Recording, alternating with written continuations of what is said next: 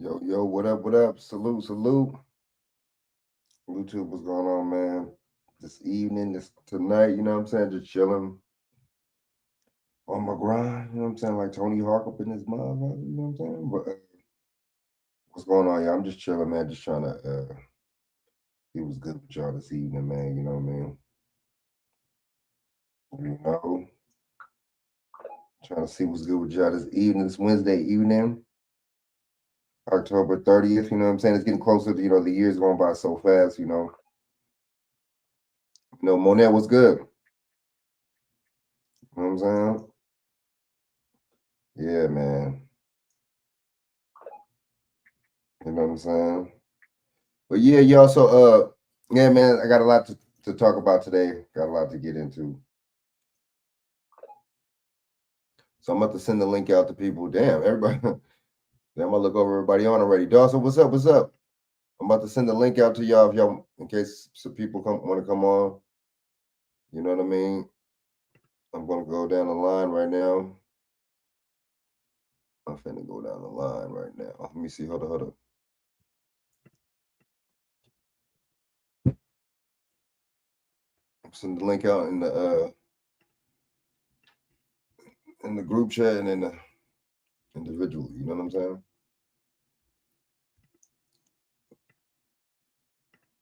So what's good with y'all tonight, man? So there's a lot going on, man. I'm gonna get into a lot of this shenanigans. You know what I mean?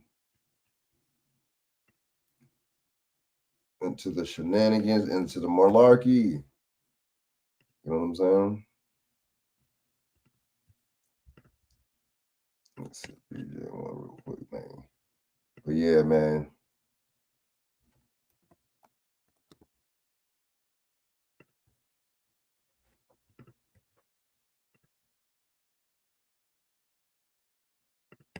Yeah, man.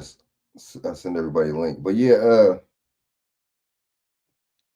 so what's good with y'all? So I got a couple things going on right now, brewing in the pot. Yo, Dawson, salute, salute. Dawson in the building. What's the word, my good brother, and everybody in the chat? Shit, just chilling, man.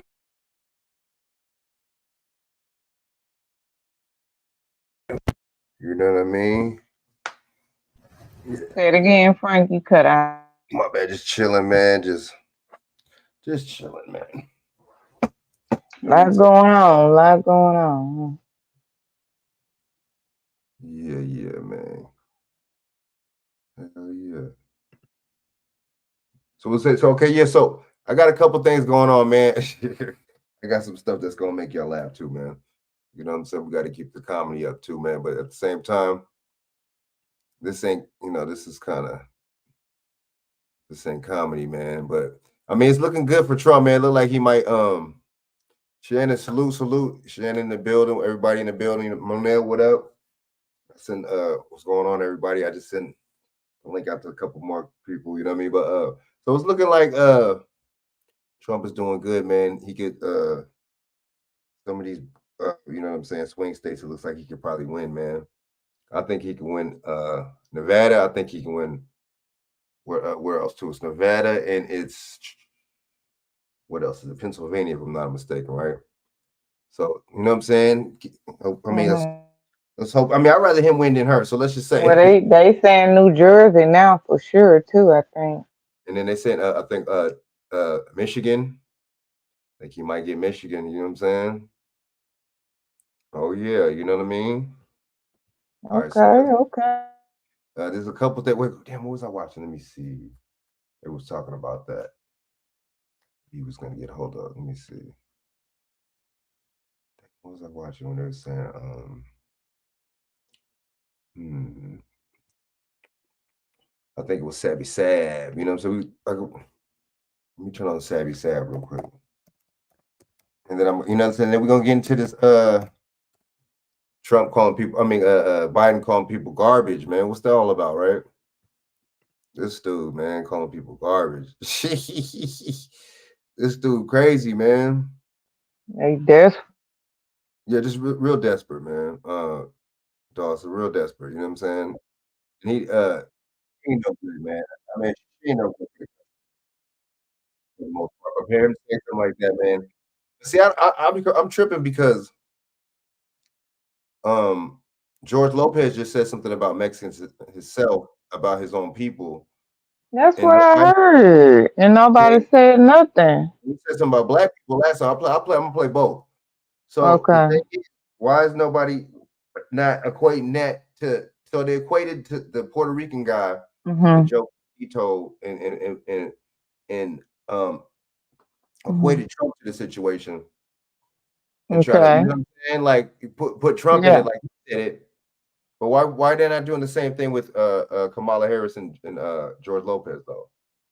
You know what I'm saying? He said that at her rally, so I don't know. So Yeah, I heard that. I heard he did. Uh-huh. That's a good point. oh yeah, y'all share this out, share this out. You know what I'm saying? But that is a good point. Also, what you think about that, man? I think that's a double standard. Yeah, they double standard. They hypocritical. They desperate at this point. You know, they can't.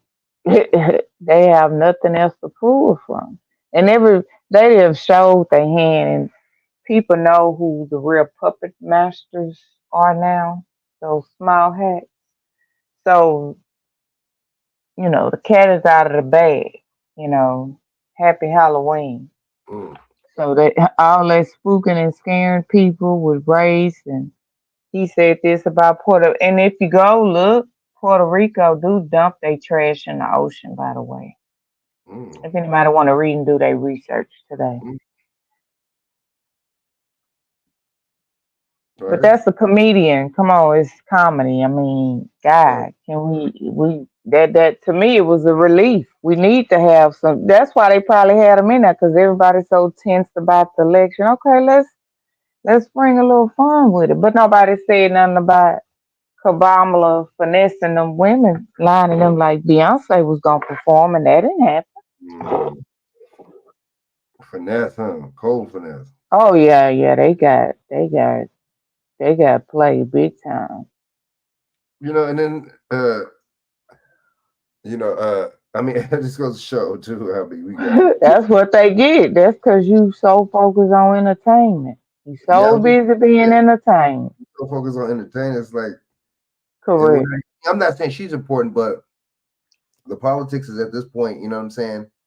Hmm. So shit got to change, man, and we got to take that little certain things a little bit more important, or just our responsibilities is shit way more important than some damn entertainment. You know what I mean? That's the last thing Absolutely. you should be focused on. That's some shit when you get home and come from work. You know what I'm saying? Done playing your bills and Hmm. doing your business, and then you watch a little bit of entertainment, but it shouldn't be 24/7 like it is like a lifestyle for a lot of our people. You see what I'm saying? Right, because if you don't have the politics and know what's going on, all that entertainment, all that's gonna go away. That's so You true. can kiss all that goodbye. So people not even thinking. Like I say, politics run your life, religion control your life, or your morals, values, or whatever. And that's just what it is. Mm. So she breaking down the chart. She got the chart. Where's this right here? She got the chart. So let's see here. Did this again? Like, I don't. Did someone play with this? He said, I have to change these again. I don't know Okay. why it keeps doing this when I had it as one way, but sometimes these things change. So we're going to bring the swing states back in and we are going to make some predictions. We're making these predictions based on the information that I just showed you. Because the reality is, folks, that's what I got to go on. That's what I have to go off of. Okay. Okay. Let's go ahead and start. We're just doing the swing states, obviously. We're going to start with the Sun Belt here, ladies and gentlemen. I think that'll be the easiest one to make a prediction of. I told you guys back during that time, right now, Democrats 226, Republicans 219. So one thing to keep in mind is that the Democratic Party has an advantage. They are already ahead with 226, right? But I just kept it real with you. When Biden was in this race, I told you I believe that Arizona was going to be red. And the reason why I said that is because of the border issue. That doesn't change for me with Kamala Harris. I am going to make Arizona a light red. I believe that Arizona will be a Republican, a red state again, simply because of the immigration issue with the border. That is something we've heard a lot from people in Arizona. So I will make that one for Donald Trump. Then we're going to pivot over here to Nevada. Nevada is interesting. Kamala Harris and Trump have kind of been going back and forth with Nevada. I feel like it could go either way. Kamala Harris just had a rally there in Las Vegas. This one's going to be a tough call, but if I had to make a guess, going back to what we just saw,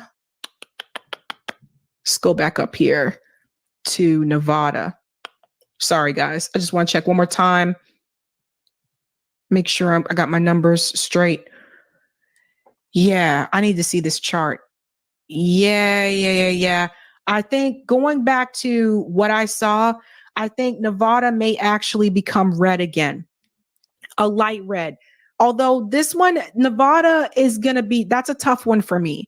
But I say that just because of the way that the polls have been trending. So because the polls have been trending favorable for Donald Trump in Nevada, I think that has a possibility of going to Donald Trump. If I were to make a prediction today, that one's going to be a tough one though, guys. So if I get that one wrong, please don't shoot me. Now we're going to move our butts over to Georgia. I said this from day one and I still stand by it. I said it when Biden was in the race and I'm saying it with Kamala in the race. Every poll that I've looked at, including some of these ones with the Muslim voter polls as well. Remember, there is a significant Muslim population in Georgia, Pennsylvania, and Michigan. I'm actually going to give Georgia to Donald Trump. I believe that Georgia is going to be red again. I did not believe that Georgia would be a blue state again. And also, when I look at the numbers between Biden and Trump for 2020, Georgia was incredibly close between both of them. So it's not like Biden won by a significant amount. When I look at how close it is between Trump and Kamala Harris, Trump is still holding that lead in Georgia. I'm going to go ahead and give Georgia to Donald Trump. We're pulling our booties up to North Carolina. North Carolina, again, based on the information that I showed you about them pulling $1.7 million of media out of North Carolina in those blue cities like Charlotte and Greensboro, that tells me that something internally is telling them that Kamala Harris is not going to be able to pull it out in North Carolina. So that one is going to be a light red as well. Then we're going to pull our little booties up here to Wisconsin. I'm sorry, I'm doing Pennsylvania last. That is probably the toughest one for me. I'm just going to keep it real. Wisconsin is interesting. Out of the blue wall states, between Wisconsin, Michigan, and Pennsylvania, you have to remember that Wisconsin is the most conservative. So with that in mind, and looking at the way that the numbers are trending, at one point I thought Kamala could probably squeak it out in Wisconsin, but if the numbers are continuing to trend the way that they are today, I would actually have to give Wisconsin to Donald Trump. I know some of you looking at this probably think this is insane. I think it's insane too. I really do. I really do. But I'm going by the data. And then we're going to move over to Michigan. This is tricky. Michigan tends to be the more liberal state between Wisconsin and Pennsylvania. This is the one that's more liberal. However, while I'm tempted to give that one to Kamala Harris, the recent endorsement of Donald Trump from the Muslim mayor of Dearborn Heights, that gives me pause. The fact that Donald Trump has now caught up to Kamala Harris in Michigan, that gives me pause. The fact that Jill Stein has the most support between Muslim voters in Michigan above Kamala Harris, and that particular demographic did help pull Joe Biden over, in 2020 with Michigan, that definitely gives me pause. So because of that, I'm going to have to say, then there's the auto workers. Some of the auto workers not feeling too keen about electric vehicles coming in because that could affect their jobs. There's that as well. There's the economy issue.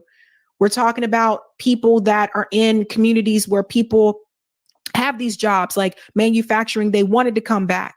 So there's a couple of things happening here with Michigan.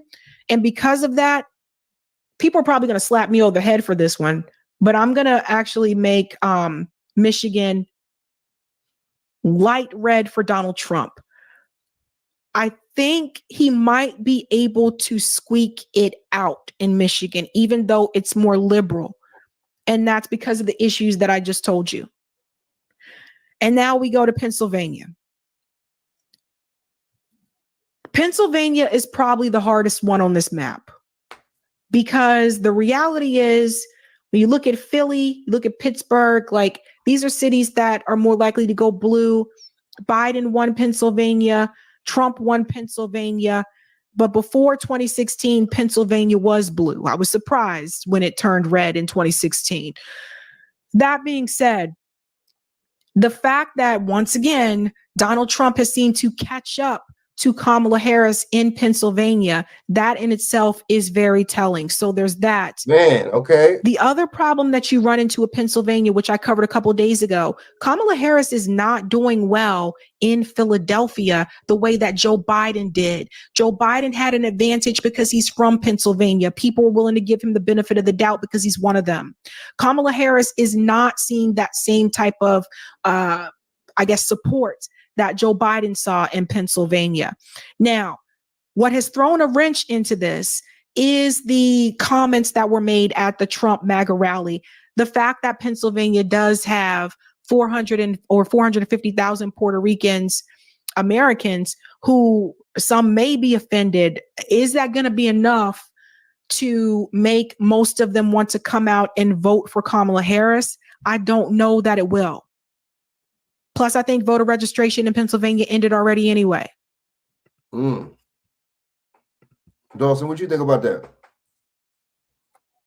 Yeah, she's making some good predictions. I mean, a lot of fraud going on, but I know it's up for is voter fraud. So if what she's saying is true without the voter fraud, yeah, I think Trump will take all those states. But I know the Supreme Court just ruled today. I know from Youngkin, the governor in Virginia, and 2 other states that illegals cannot be on the ballot. So I don't know if this going to be, even with this some discrepancy, because this is a good thing. Because first of all, it's in the Constitution. They ruled quick because it's in the Constitution. Illegals cannot vote in federal elections. Right. So of course they're going to use that. That gives leverage to Trump and them if they do try to steal it to contest the election, because they just ruled on it with Virginia and 10 other attorney generals, which I heard is 26 more actually. But we got to understand too. Remember, with the Constitution, the 10th Amendment separates the states from the federal government too. So if the state's saying no, but then these judges trying to overrule them, you still have to go with the statutes of the states, even though these probably George Soros judges, right? Facts. So they can use that as leverage if it was cheating. Hey, the Supreme Court just ruled that, elections are, people are cheating and illegals can't be on the rolls, the voter rolls and vote. Why would Democrats even be? Because they Democrats. They Democrats, man. And they can vote. No, they could persuade a vote towards them. Of course. They had these interpreters tell them, oh, well, they're the ones that made these policies for you. They're the ones that made this. They're the ones that made these dreamers for you. That's how that works. So, you know what I mean? When they get one of these. But then today, I hope they realize they being used too. I think a lot of them when they get, you know what I'm saying, into the society and they get used to it, then I think a lot of them, that's when a lot of them, they start rolling. Yeah, they change. Yeah, they start changing. Yeah, that's why they having a problem now, because all the illegals who've been over here or the ones who came over here and did it the right way and got their citizenship, they politics changed, right? Right. Mm. Yep. Quick. You know what I'm saying? But I saw a documentary on, man, these small heads did this is their whole thing. But if I put it on, they been taking my Facebook post down. I'm still blocked on Insta, bitch. Um, you know how bitch tube do, so I don't know how to even put it on because they've been taking, it's been saying content not available on Facebook. Yeah, just like when I sent you that thing the other day, they should block that down. As soon as I sent that mother, damn, how you block it? As soon as before a nigga Which sent one was that with the Israel thing? Which one was with the it? companies? Yeah, I think so. They blocked that for so fast. Yeah, I think they already then took mine down. Talking about this content isn't available. They took it down. I mean, shit. I hope he do get. Oh. I hope he does win, man. I don't want her to win. I don't want to be. I'd rather him any day than her, man. I mean, come on. I mean, you know, we might not personally like neither one of them, but at this point, it's about policy. You know, we can never get caught up in our feelings because, let's be honest, Frank, a lot of us, our parents are crazy like Trump, probably worse than him. Your grandmas, your big mom, you know how they talk to us and be trying to beat the hell out of you. So while you worried about what somebody say, I had to tell a friend, "Hey, do you see how he talking?" I say, but you just complaining you ain't got enough for retirement, man. He talking about fixing it. Right. He talking about at least saving y'all on Social Security tax. I mean, he's talking about at least letting people get all their overtime without being taxed. But you complain. Don't y'all get it? It's policy. What do you think the courts rule by? The states rule by? Don't you have a policy and procedure book at your job?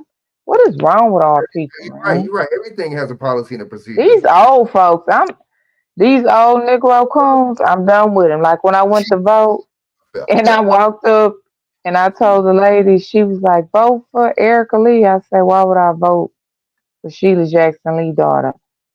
Sheila didn't do nothing. Plus, we voted Sean Theory over Sheila Jackson Lee daughter. But I tell you what, guess what? I'm going to vote, but I ain't vote for ends today.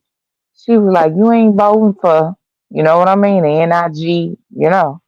I said, nope.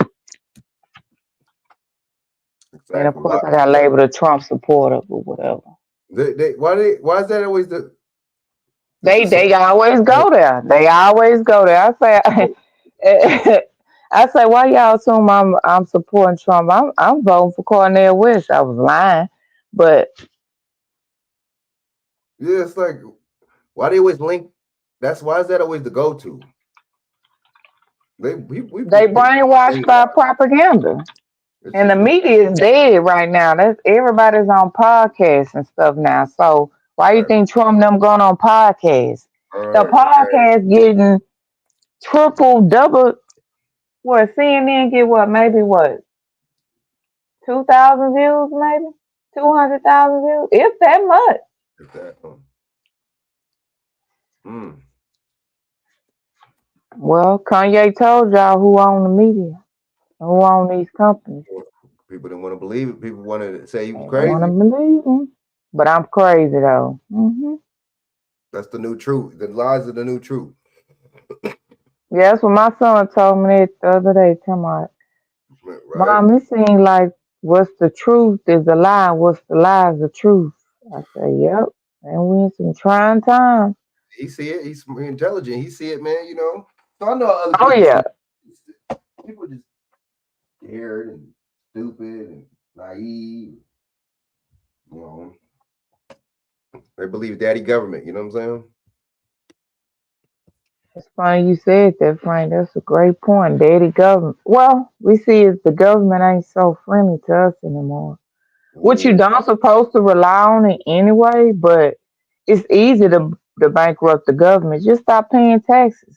It's illegal to pay taxes anyway via the 16th Amendment if people look that up.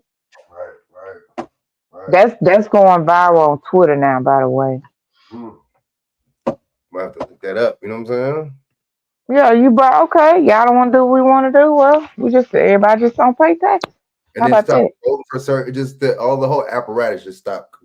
Just stop participating, period. Oh, Social Security, I'm not paying into that. Right. Medicare, no. Y'all claim it's gonna be bankrupt. I ain't getting none of why?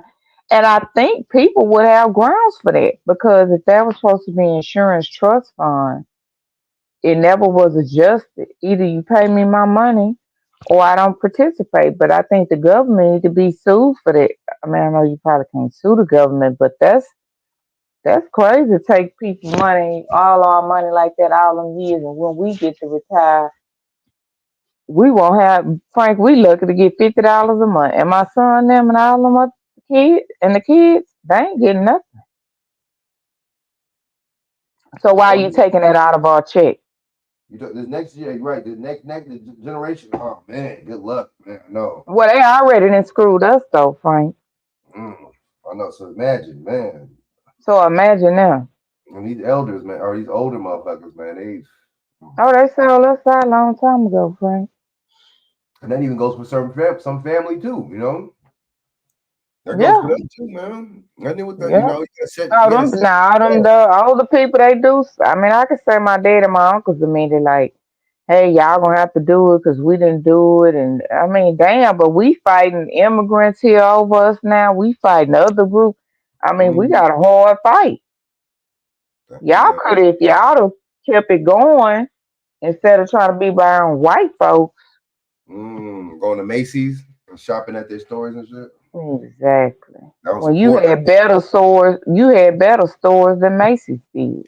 Having sex with white women. I guess that was the thing. Yeah, I heard that too.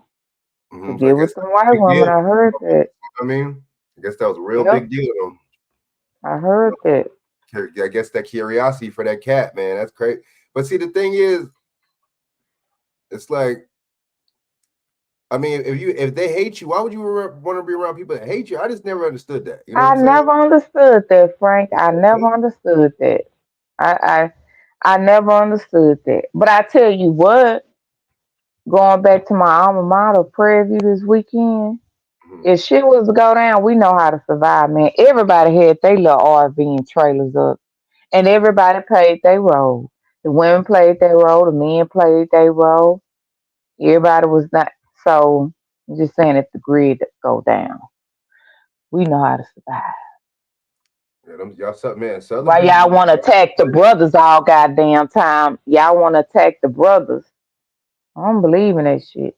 Yeah, that's crazy, man. I mean, and it's that. I mean, you playing into the gender war shit. You know, you playing into it. You playing right. Where you come from, a man? Exactly. That's what I don't get, man.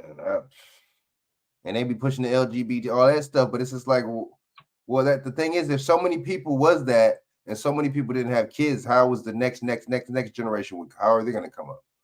Remember, the agenda is the end of procreation and the start of depopulation of American citizens.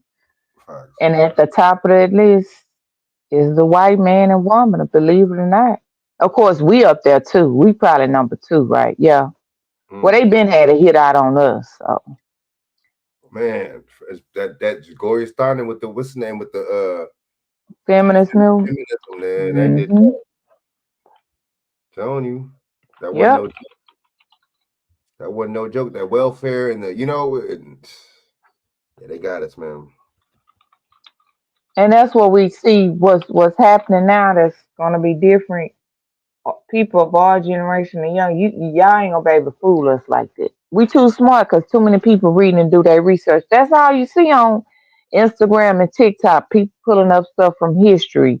People putting stories together 2 and 2. They could never beat that. The mainstream media, unless they censor us, which they've been doing. But still, then people gonna come creative to still get the information out of just don't write or don't participate. Period. Oh, y'all took me down on social media, messed my money up and all that. Okay, well, won't we participate in your system? And Kamala says she want to regulate the social media. Huh? Why would you want to do that? You know, that's correct. It's a lot of stuff. That's. I mean, I don't see how people don't see that. That's censorship. That's not censorship. Yep, and I think they screwed too, Frank, because they know them motherfuckers are puppets. They all puppets. Joe Biden, come on. Mm. Kabamala dumbass. That's why people asking now, how long? Who been running the country? Who been running this bitch? Like, And everybody go down that rabbit hole, start doing their research, and now it's that all online. That's why they keep attacking TikTok and X. facts. I heard TikTok been censoring now too. That's kind of weird. I think all of them gonna start Did you doing hear it that? more little by Yeah. little. That's what I Yeah, think. ever since they called that guy over TikTok in the Congress, and they was trying to keep saying he was from China. He's from Singapore, actually. Mm. Do they really run that TikTok? The foreigners? Singapore. Mm. The guy who created, he's from Singapore. He's not free. He said he's not from China, but Interesting. Wow. you know why they was coming after TikTok. Yeah, more and more censor, more and more, because I'm telling you, she said she wants to regulate. I don't know. People really going crazy over this woman, but every time you say things she said she's gonna do and her policy, and you call this out, people just it's weird, man. Mm-hmm. People don't stop to say, "Damn," she said that. I'm gonna look into it. Yeah, you know what? That's messed up.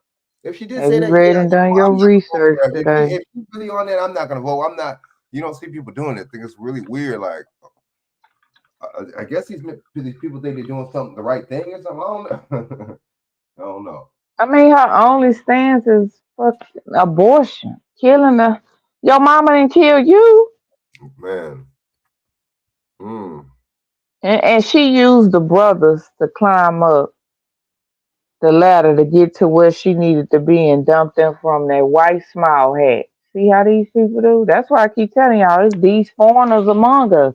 You have to get them out. You Mm. have to do a cleansing. Okay? What you think the man with capital H and lowercase r was doing with these people? Right. BJ, what Because they up? was doing the same thing over there. What's up, BJ? What's going on? How you doing? I'm good. What's good with you, man? I listen to stuff and stuff, and it's kind of interesting because I want to say something about these what they call them. She called them small hats or whatever, right? Okay. All right. Number one, yeah, you talk about the old heads. Like I told, I told one of these old heads one time, and I said, they get mad talking about Trump or whatever. And I said, personally, Well, we y'all, outnumber them anyway, BJ. It's okay. We know the well, kill shots took a lot of them out. well, that's what I told them. I said, actually, y'all should be mad with Donald Trump because Donald Trump gave Bill Gates and Pfizer that money for that. Y'all should. That's why I said y'all should get mad at that. He probably didn't catch that. No, I told him, and I said, actually, to be honest with you, because in February 2020, he gave Gavi that, and Gavi is Bill Gates, part of it, and Pfizer and all them companies got money. So I said, actually, but y'all don't get mad at that. Y'all get mad about this other bullshit. I said, hell yeah, right. Now you talking about these small hats. Now check this out. Mm-hmm. They got a bill in Congress right now that they bringing up. You say the Jews killed Jesus, they're gonna, try to criminalize you for it, right?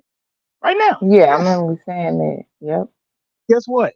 Here's the first problem. You got 70 Democrats that voted against it and only 21 Republicans. So, right? So it's kind of interesting. Mm. These Christians aren't, just where are they? They're not saying anything about this. I thought you said you love Jesus, but then again, you got people trying to. BJ, that's what I keep saying. I told you the war finna be against the small hats and the Christians, man. Well, which? Now let me ask you a question. What you want to talk about? I know you ain't talking about these ones in church on Sunday.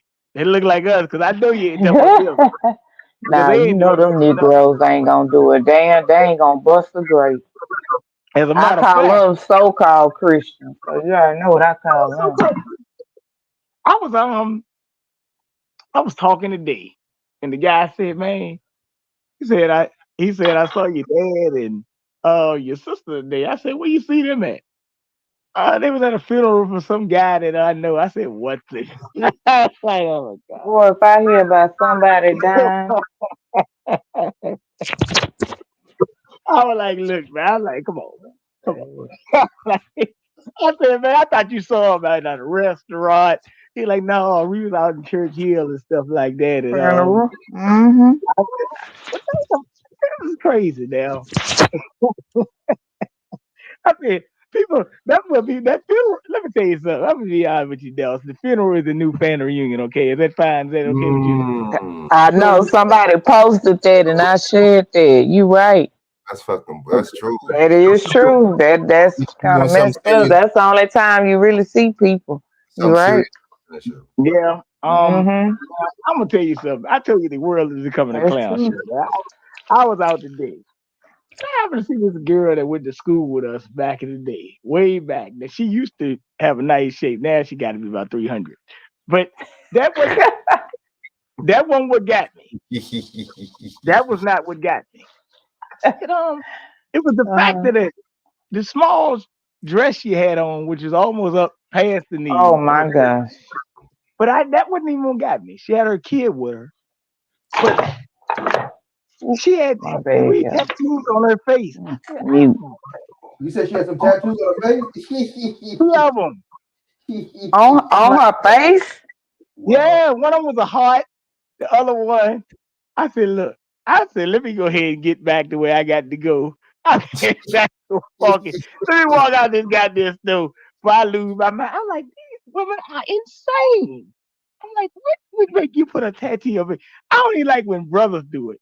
Come on, sisters. We got Yeah, to that's get this. weird. That's weird. I'm like, are we really living? I mean, it's got to be some type of performance show, right? Then then you got people posting this dumb shit online that make sure you set your clocks back on Sunday and on Tuesday. Make sure you don't let us get back set back 70 years. I'm like, oh my god, these people. Oh, Wow. Lord Wow. mercy. I People like believe look, everything. They believe anything, huh? yeah. Meanwhile, you know how it go. But I'm just telling the sisters, look. Y'all got this makeup, this hair weave, this shit got to stop. It was 80 degrees in Virginia today. It was 80. It'll be 80 degrees tomorrow. Uh, yeah. I tell you, we ain't had rain in like 2 weeks and a half, probably 3. Like I don't know which one is that, right? But I'm just letting you know that the shit is so clownish right now. And then we got one more homecoming coming up on Saturday. Out there at Virginia Union University. That's where Ben Washington went to, Charles Oakley, et cetera, et cetera. But like I said, look, y'all ain't gonna have coming no goddamn homecoming just to hear y'all talk about that no voting pitch, bro. I'm sorry. I tell you, I was at Virginia Union the other day picking up that young boy when he showed me all the parlays and stuff. Showed me everything. Oh, Well, the fuck that. parlays. And I said, y'all doing a lot of parlaying. And he said, man, we in college, man. That's what we do. I said, oh, my bad. Now you know. I said, that's what y'all do. Okay. Thanks for letting me know. let me write a report of this shit. Right. Right. Yeah, you know, but it was all right. I mean, you know, like I told him, you know, that's what you do. That's what you do. I mean, unfortunately, before he left, I couldn't tell him you're always gonna lose more than you win, but That's so couldn't tell true. him. But hey, That's the look, whole point. life is a gamble. That's true. Now, you know, as Dawson was saying earlier about this, go ahead. That's about the shot or the Oh no, I was biological. just saying, yeah, I was just saying that we outnumber them. That's what I was saying. Because they didn't Oh, got a lot of them got taken out from the shot. I was just saying that when you yeah, make that statement. yeah. You know, they coming out more and more now. They telling you, they actually coming out and telling you straight out now, like they, you know. As a matter of fact, Well, it's what you talking about, BJ? With cause you know, the Netherlands, Bill Gates got to go stand trial over there, and then Denmark is It after ain't just him him. now. It's 117 Singapore. other people. Oh well, yeah, I know Pfizer, Moderna, and all other people. Look, them government officials need to be locked up for that too. And I think Yeah. Singapore say they death rate has tripled. Did y'all see that Mm. Mhm. since the shots? New Zealand 188%. But Dang. but Frank, you See? out there in California, right? Mhm. Check this out. Wow. San Francisco 49ers player. What's his name? Ward. His daughter died of a heart condition. A To little the candy, younger. Hmm. to Yeah. the candy, yeah, Not, the candy, 49ers player. Huh? to the candy bar. Yeah. wow. I think I forgot the little girl's name. Yeah, but he played for San Francisco 49ers. I said, now wait a minute now. I Hmm. mean, I thought these football players had Jamar Hamlin treatment. I thought, come on, man. Mm. See, Man. look. Well, didn't y'all say somebody took the shot for entertainment and they ended up dead 2 years ago? Mm. Mhm. See, too busy want to be entertained. Hey, look. And I'm sitting there looking at it. And look, you know, and I remember all them beloved sister girls saying, I got to take it. I got to go on my trip to Jamaica. And I got to go on my trip to this place and that place. I'm like, Shit. Baby, Jamaica's gonna be there, okay? but I do got to talk about something since you put stuff on elections. You see, the State Department, I put that transcript out. The State Department told the government of Ghana, hey, then the government of Georgia and other countries, they told them, hey, look, we don't like the way y'all voting. They told the Georgia government over there in another country, they told them, y'all got to get this shit straight by Saturday. Oh yeah, they about to start running coups on these countries like Ghana, Mm. Jordan. They about to start running some coups now. This was the State Department that had a press briefing on this shit. I believe it. Here, So, BJ?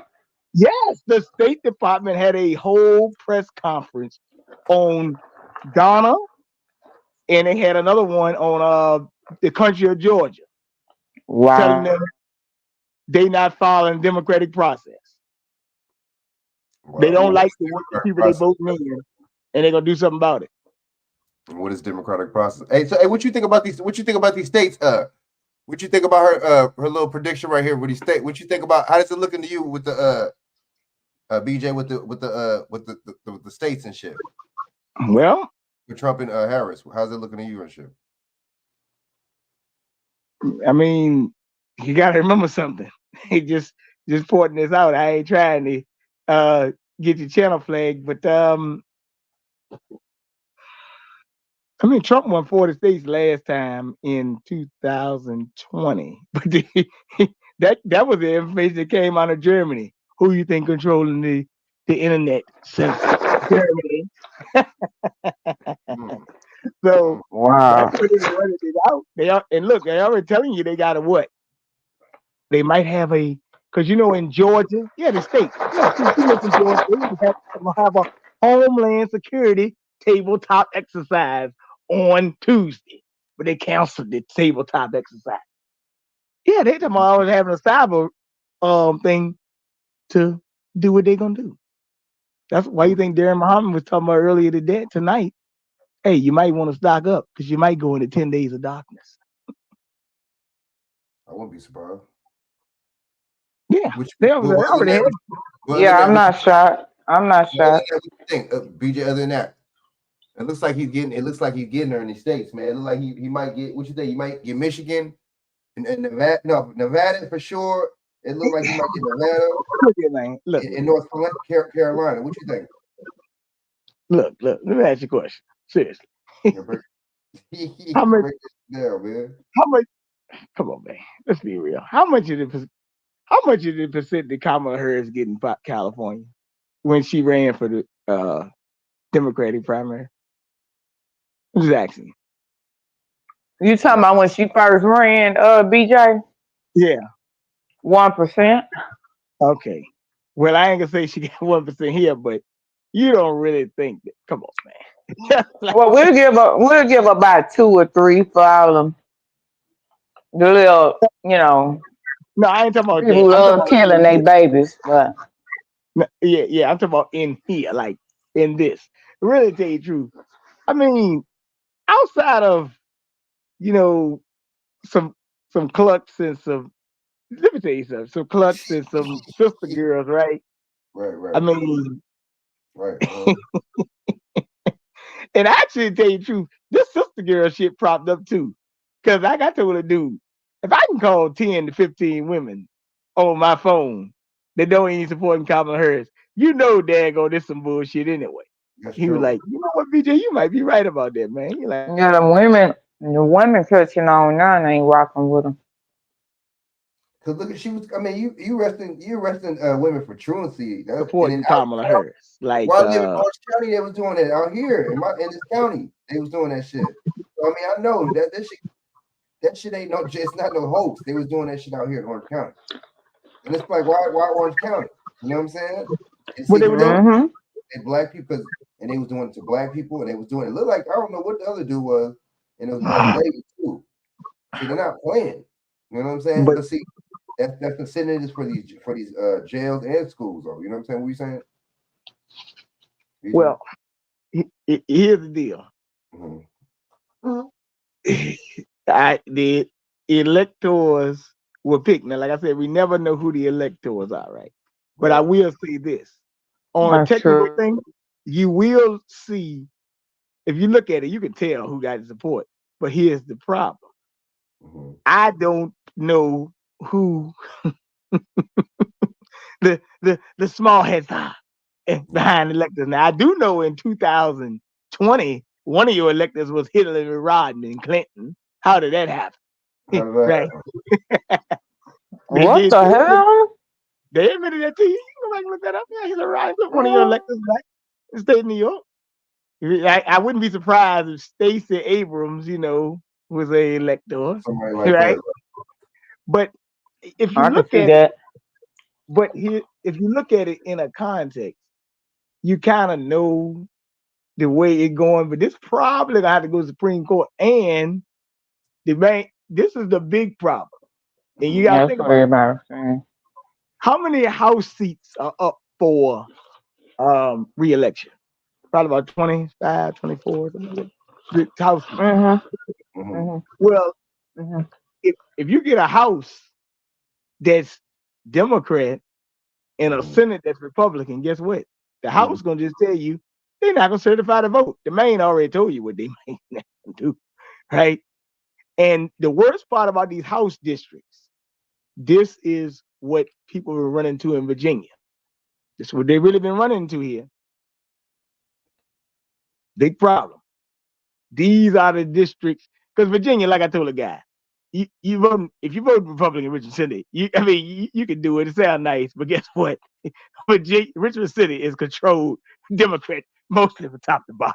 I'm just telling you, man. Like But this shit, most like 70 to 80% Democrat all the time, man. I'm just telling you what it is, right? If you're in right. Richmond, Richmond City. So, in all you got to do is either be in a clique or you got to support, abortion. Like all these women say, I want to fight for women's rights and all this stuff. Oh my God, oh my God, Glenn Youngkin is trying to take our right there to choose. Wait a minute, man. Beep, time out. Guess what they found out the other day, Frank? Mm-hmm. They've had more abortions since Roe versus Wade was overturned. Can you believe that? Mm. See? I can. I'm So telling you. think about it, right? Now I'm trying to give you the dynamics of this now. The economy, right, ain't been up to snuff, right? So women gonna have, it's fucked up, but women is gonna have more abortions. I hate to tell you what it is. Yep. So that's just how it is. That's And matter of fact, crazy. Kamala Harris actually kind of let the cat out the bag one day when she said that, if you can't, if you're having trouble financially, you should you can have an abortion. You know, She said that on the debate with Trump. If a mother was struggling and having financial problems or working 2, 3 jobs, they should have the right to make a choice about their body. You have what this bitch About their said. Instead of body, making the economy good for people to survive, which a lot of people that had kids, even whether the economy good or bad, still struggling, but they had their kids. You should kill your child, your offspring. damn, that's fucked up. That's fucked up, man. Seriously, well, here's the that's foul. you You know. Why nobody asked her this question though? I'm curious. My question would be to her: why are you so gun ho on women unaliving their babies? Now, I understand you don't have children yourself, but from a mother's standpoint, okay. Uh-huh. I mean, your mother did have you and your sister, right? Why are you so gun? Because we know Planned Parenthood, they use taxpayer dollars, and that ain't nothing but a big money laundering scheme going on. Now go look that up back into the Democrat Party pocket. Mm, hey, mm, mm. Remember, she prosecuted the whistleblowers in California when she was DA. I'm When gonna they, tell you of who they got mm-hmm. running the crash good. It was a sister one time. It might be somebody else now, but I know they had a sister that was running. They say with the head of Planned Parenthood. I'm like, oh, she just a face. She ain't the head of Planned Parenthood. That's a game. She ain't no goddamn body but a fucking proxy. You know she ain't nothing but a goddamn proxy. Who's that? Come on, Yeah, pull this Wizards of Oz game off, man. Stop playing with me. Like, yeah, and this is like honestly for them to you know, I agree with you. You know, what's the real reason behind her my wanting to do it? recommendations, right? You know what I'm You saying? know, What's the Dawson. right You know, behind that? Dawson. No, what is her reason? Like, why are you gun ho? Do you see how passionate she get when she talks about that? But then you ask her a real question. She Try. well, Action and shop, Good please. point. Good Action point. and you shop. know that link Shat sent us when the lady was asking her that was on CBS that was on her campaign with her, following her around, She was getting and how pissed. she got she got pissed because that lady kept saying, "Okay, we saying abortion," and she asked good question, "What restrictions though? What restrictions?" She could never answer the question. See what they tell you. Like Trump asked her, okay, she wants abortions up to 9 months. That ain't even that's just murder. Well, You know. we had Governor Northam here in Virginia, and Governor Northam was basically saying you can make the decision to abort the baby after the baby out the damn womb. Correct. Correct. Now here on the radio station saying and you know what? Let me say something about Governor Northam, by the way, because Governor Northam was the one that dressed up in that blackface down here and then talk about, oh, I was dressing up like Michael Jackson. And then all the fucking goddamn clown shows came out. Al Sharpton came here. Everybody was coming here and basically saying, Ralph, no, you demand an apology. And then one of the first things he said to apologize was talking about voting for some fucking legalized marijuana. Man, get the fuck out of here with that bullshit. What they got to do? I know, right? Yeah. Yeah, Ralph Northam, man. And Ralph Northam was behind taking down all them goddamn statues, too. Around here, too. you know, Matter of fact. Because on the rest of American history. But they started that bullshit in 2020 where they were talking about, oh yeah, you can have a gun rally protest, but you can't have a gun 150 feet of the Capitol. If you're having a gun protest, you can't bring your gun to that and demonstrate in front of the Capitol. I said, now what kind of crazy shit is that? My thing is why they got more statues of a fentanyl crackhead male prostitute, George Floyd, than they do Martin Luther King or Malcolm X. Well, y'all ain't player. The only thing they did was they renamed Arthur Ashe Boulevard. Oh my God, I gotta tell you this one, though. Oh, you gonna love this one. Oh, this could be the one. So they had a place called Monument Avenue, and they didn't rename it. Used to be called the Boulevard. They renamed it Arthur Ashe Boulevard. But guess what? They done changed the Osborne Boulevard. That's where all the gentrification going on. That's where they got rid of the Greyhound bus station I told you about. That's where they put the Raising Cane's, the Chipotle, and all the other bullshit over there, but they got rid of the Greyhound bus station. So they done changed the damn name of the boulevard and put all this new building a whole new baseball diamond. I said, now what the fuck kind of shit is this? This is shit y'all motherfuckers protesting about. Building apartments over that bitch every day. They just built some new apartments. Big sign on the building. Now leasing. I like, wait a minute, man. Who the fuck is moving all this shit, man? all under control of demon crack. I'm telling you. And then, now check this out. I'm Look. You go in suburban communities, like I'm right here in Pearland. They only have a certain amount of area where they build apartments. The rest is what? Guess what? Houses, right? Yeah. Makes sense. All this shit that BLM came down here and destroyed. They had a fucking gas station. They built a 20-story high-rise apartment building right in that same spot. Then they put all that shit over there. And I'm like, yo, you go down this motherfucker downtown, Richard, you be like, what the hell going on? Look, the Washington Commanders don't even fucking wear Redskins, actually. They don't even have training camp down there. They still got the field over there. You might have some football practice over there, so they may have an event. But they ain't got that. Look, they flew the lease in that stadium or that thing, and guess who was owned by Dawson? You're going to laugh at this. Bond Secures, one of the biggest hospital networks in Virginia. They own the fucking goddamn facility. Now, how the fuck that? telling you. Okay, Frank, you want to play your video? Look. Yeah, real quick. Look, now look. This is funny as She's hell. what? What if I say she's what? She's so stupid. She what? Okay. Yeah, play it, Frank. I can't even see it. Oh yeah.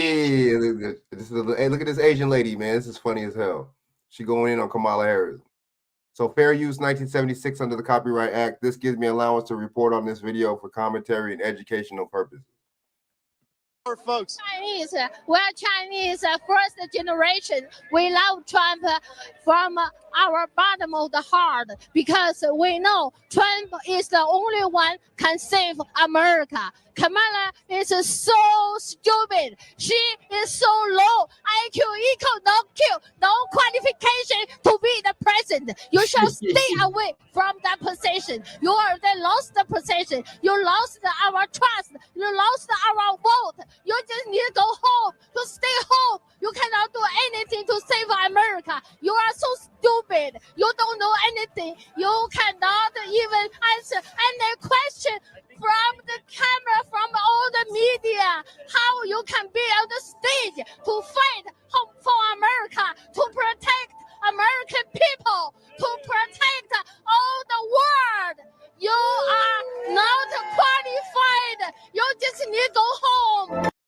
Safety Even is the more immigrants. than the absence. I love it.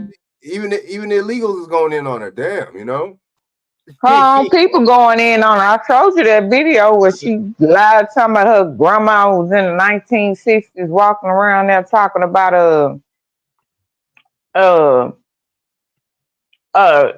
preaching on the bullhorn about women's rights.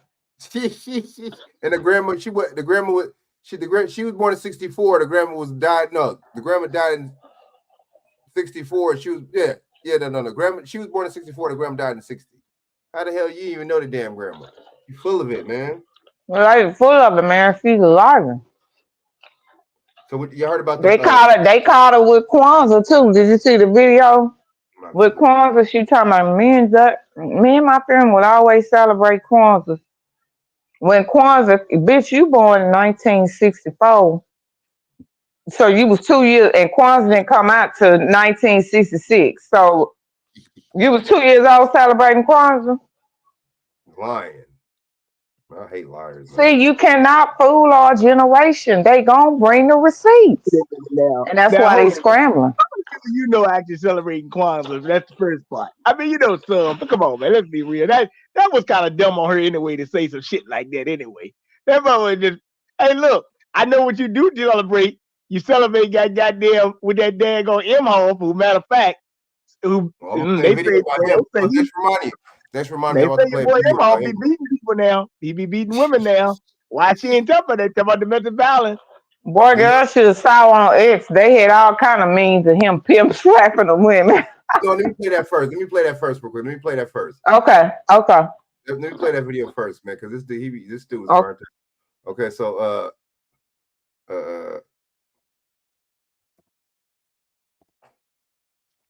yeah, that shit's funny as hell. Imhoff. Why don't you got his name though? That's my name. That's my question. Why don't you got? How come she don't? I've been saying that. What's up? Why she don't have his last name? Weird, man. Oh, them people don't be married, man. I'm telling So you. you won't know.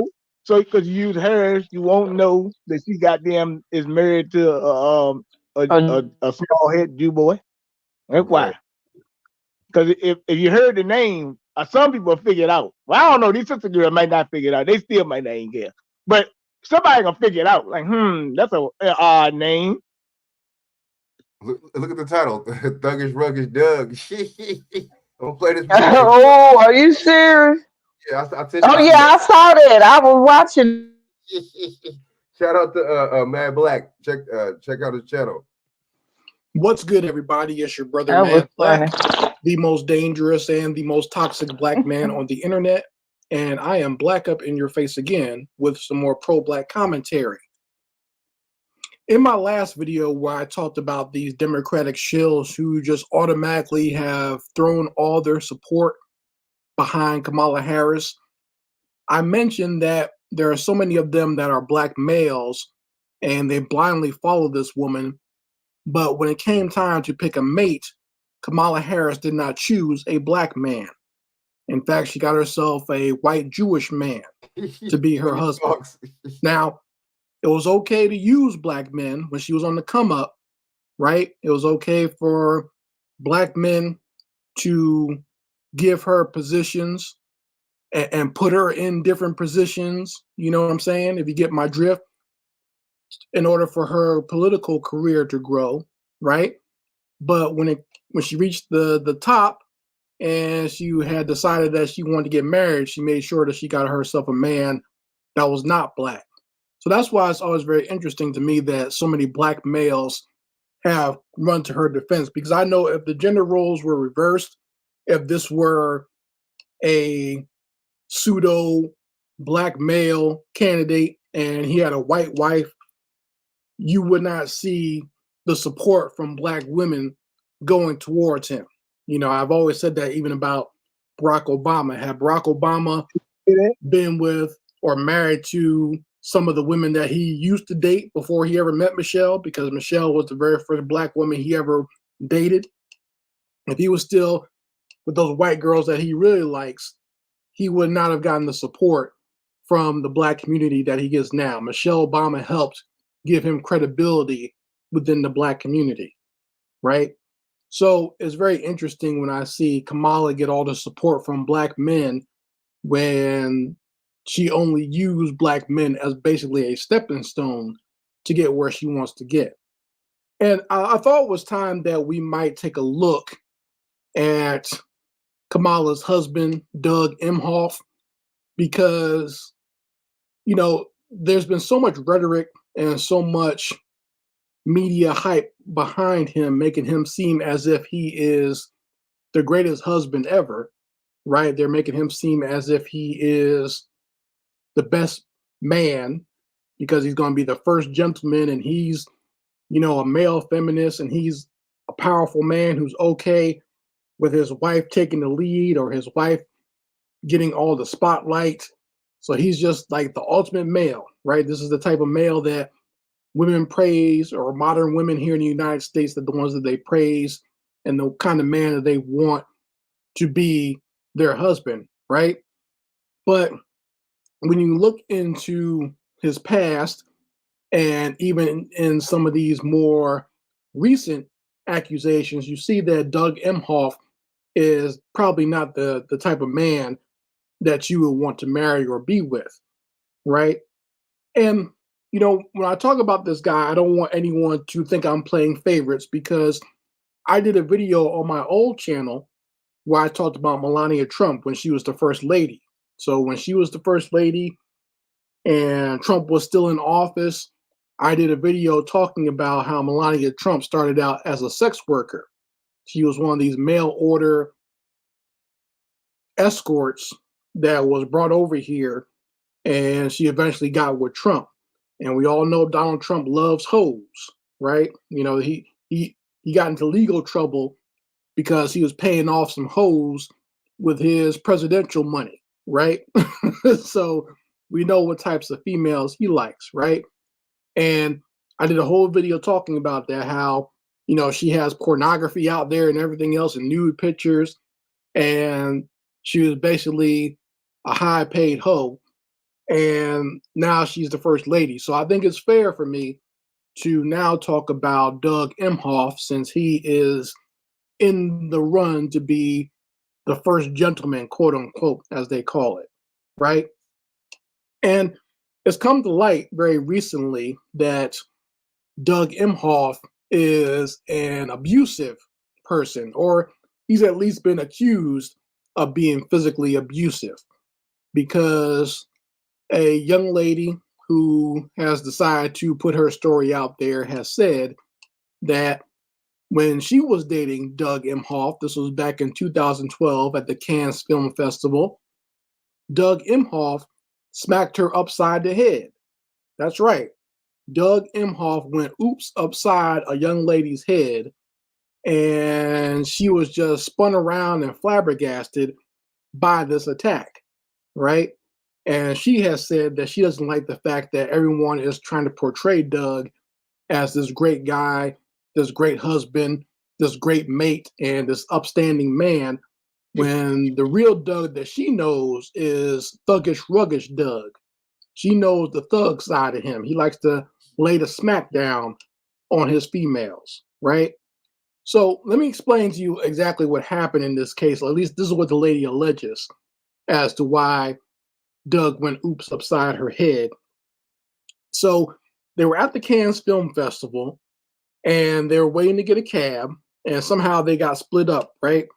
So she was, you know, taking some money out of her purse, and she was trying to talk to the valet there and trying to get him to, you know, put her in the front of the taxi line. So they're waiting for a taxi or in a cab, and she was giving some extra money to the valet to help her maybe get a cab sooner than everybody else, right? You know, typical rich bitch type behavior. And, you know, when she's doing this, you know, she's trying to hand this guy some money, and then all of a sudden she hears boom, boom, boom, boom, boom, boom. It's the thuggish, ruggish Doug. And before she could even start rapping the first verse, Doug Emhoff slapped all the taste out of her mouth, right? So she says that apparently he thought that she was flirting with the valet, and that she was, I guess, trying to give him her number. So instead of asking what's going on, or hey, what you doing here, or hey, why are you talking to my lady, or even fighting the man, Doug runs up and slaps the female, right? And apparently they got into the cab and they were arguing and fighting and fussing in the cab, kind of like that scene out of What's Love Got to Do with It. And then, you know, I guess everything calmed down, but she decided that she didn't want to see Doug anymore because she saw his violent side, right? And she still contends. And, you know, I'm surprised that this was at the Cannes Film Festival and there's no footage of this. There should be. I mean, 2012 Cannes Film Festival, there's cameras everywhere, both video and still images everywhere. So I'm wondering how in the hell this never came up. But apparently there are witnesses who saw this amazing smack from Pimp Daddy Doug Emhoff, right? So, you know, that's what she is saying, is that's the kind of man that Doug Emhoff is. And, you know, he hasn't really so much, well, I guess he's somewhat denied it now, but at first he wasn't really denying it. He was just saying that this is all a distraction to distract you from electing my new wife, Kamala Harris. So he was basically trying to dodge that question about the smack and making it seem as if, this is all just some elaborate plot to distract away from what Kamala Harris has going on. So that's the type of man that Doug is. And if that's not bad enough for you, just know, for especially you divestors out there that think white males take their relationships more seriously, or white males are more mature about their relationships, Doug Emhoff got his nanny pregnant. Yeah. So when he was married the first time, the reason that he got divorced from his first wife is because he was messing around with the kid's nanny and he got the nanny pregnant.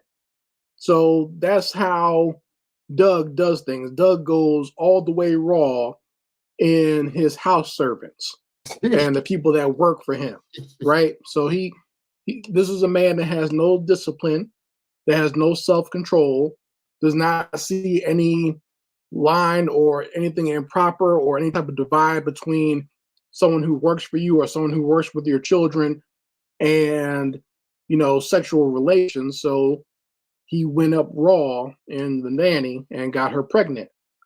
And he's admitted to this at the very least. He hasn't tried to hide this. After pictures. I mean, you really can't.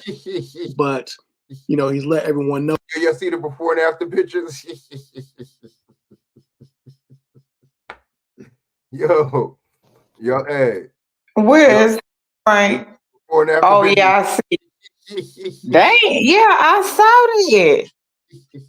I said, damn, he did. John Lithgow, the actor John Lithgow. Wow. Right. And I know he ain't fooling with Kamala like that, smelling like all that curry and shit. Man, No, that shit stink. I mean, how you get the nanny pregnant? What are you doing? Like, this dude, man. Wow. He just said can't control himself. What you mean? He looked like a drunk too. I know he do. Yeah, man. He look kind of fruity to his damn self though. Keep it 100. You know what I'm saying? You know how them small heads get down. They like them. Yeah. Man, right? I'm telling you. Know that he's a changed man now, that he's sorry and he regrets his behavior from back then. And I guess he would never, ever, ever cheat on Kamala Harris. I guess she was putting it on him that good. You see how well she moves in all those dancing videos she does. So I guess she's giving him some of that hot curry backside, and he just can't resist that, I guess. I don't know. I think it's their relationship is a relationship of convenience, and it's more of a business relationship. He's going to give her, he's basically giving her a family since she never had any children of her own. It's funny how she always talks about families and children, and everyone talks about how she's like our mamas, but she's never had any children of her own, right? But Doug Emhoff provides her with a family because he had a ready-made family, basically, and she came to be with that family, even though the kids are all older now. And he helps her to create this family type image for her, right? And so he gives her the family image, and she helps him get into these higher places and knock off some more young hoes. Probably that's my conjecture. That's my opinion of what's probably going on there. I'm thinking Doug is helping out her image and making her seem more human by having a family, and he gets to have as many young hoes as he can grab in these different social circles that he gets to be in with Kamala Harris. That's my opinion, right? So, I mean, you folks can let me know what you think about Doug Emhoff and how, you have a person out here who is being portrayed once again as this is the type of man you should be. I talked about this in my video about P. Diddy, where everyone kind of pushed him as the type of black man you should be. But now they're pushing Doug Emhoff as this is the type of man that every man should be, right? And this is a man who abuses women when he is simping and just can't can't fathom the idea that his girl might be talking to somebody else. And this is also a man who has no self-control and is having affairs and sleeping with his hired help.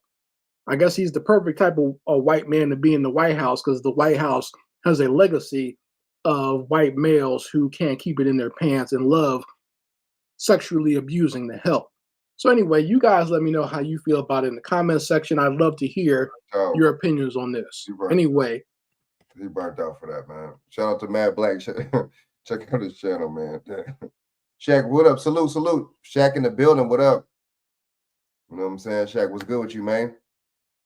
BJ, you still on there? Yeah, look, I sent you the thing with the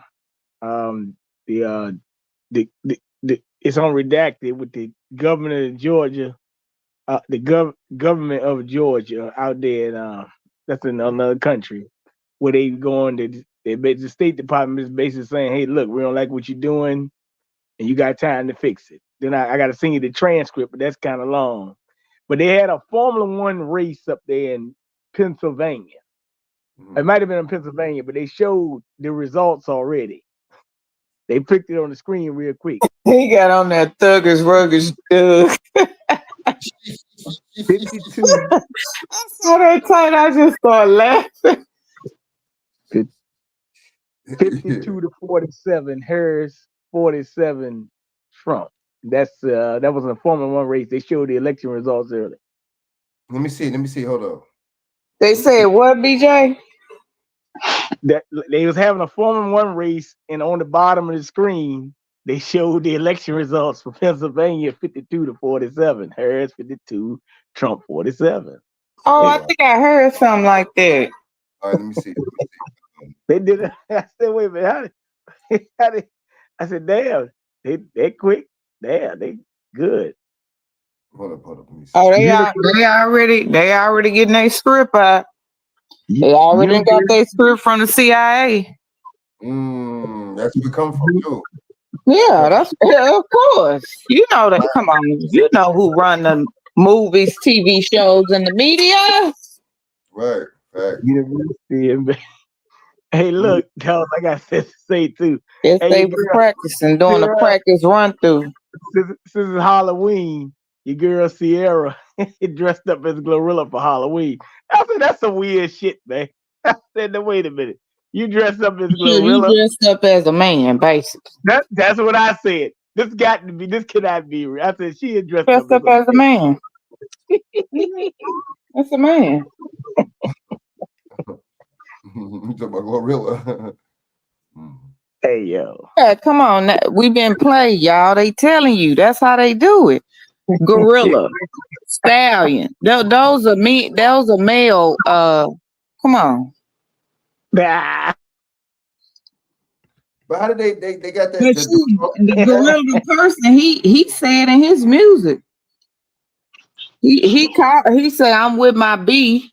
He telling you right there. My B. He ain't say I'm with my end. Why you keep saying that? And dumb. Ooh, these kids dumb. Trump got to close that Department of Education down ASAP. Get rid of them teachers unions. Don't. Let's start back homeschooling. Shoot, give me the money. I open my nonprofit back up. I bet you some kids could come out there educated and with some sense. Oh, you know they would. Oh, yeah. So, hey, check this out. Y'all heard about the story, though? Check this out. Play like 5 minutes of this. Go ahead, Frank. Safely because police consider the neighbor, John Zolchak, armed and dangerous. The chief said what happened to the victim shouldn't have happened. He tried to kill me, and if it worked for a few inches, I would have been dead. This is the moment Davis Monteri says his neighbor, John Zolchak, shot him while he was trimming a tree. Monteri just got out of the hospital Sunday. He can't go home and recover because Zolchak is still in his home right now. Essentially, I'm homeless until the cops decide to go and somehow capture John. Zolchak has been civilly committed in the past. Court documents show Solchak has an extreme risk protection order. It shows he threatened to kill a neighbor multiple times, made threats to shoot his sister, and slashed an off-duty police officer's tire. The threats and acts of violence date back to 2016. Currently, Solchak faces second-degree attempted murder, assault, and harassment charges after investigators say he shot Motiri. In this particular instance, we failed this victim 100% because that should not have happened to him. Sunday, Minneapolis Police Chief Brian O'Hara apologized for his officers' response to the situation. The Minneapolis police somehow did not act urgently enough to prevent that individual from being shot. Motiri's wife, Caroline, has been back to their home 2 times with a police escort. She tells us a lieutenant asked her to be patient with the police department. I said, patience is what has gotten my husband shot. We've been patient for over a year. Chief O'Hara is letting everyone know they're working on arresting Solchak. I'm sure most of the residents there know we have been there 24/7 the last few days. We have been trying to get this person into custody safely. Chief O'Hara also said they used their behavioral threat assessment team, a psychiatrist, and talked to Solchak's family. He says that hasn't worked. He mentioned they're running out of options before they have to escalate. We know why he got shot. Come to that. Live in the newsroom, Leon Purvis, Fox 9. They keep telling us about two things. It's going to bring back stop and frisk, and the police won't do nothing, and whoop-de-whoop. They keep using these scare tactics, but we're living under these scare tactics now. Family, did y'all hear about the story out there in Minnesota and Minneapolis? Frank, Bussy Reed, please. Tim Walz, who's running for vice president, outright in his We already know this is a pull for the election. where a white Tim Walz, Minnesota, with George Floyd. Come on, y'all. You can't make this shit up. Neighbor, and I think the neighbor is a black immigrant. He's an immigrant. His last name, and he with a fucking Becky. You enemy of the state number one. I know, huh? And you out there with them white folk. I don't feel sorry for him, Frank. I'm sorry. I know you out there in Minnesota. You out there. What you doing? You out there with them white folks. And of course it would happen in, like George Floyd. I'm gonna say acting scenario happened in Minnesota. Man, please.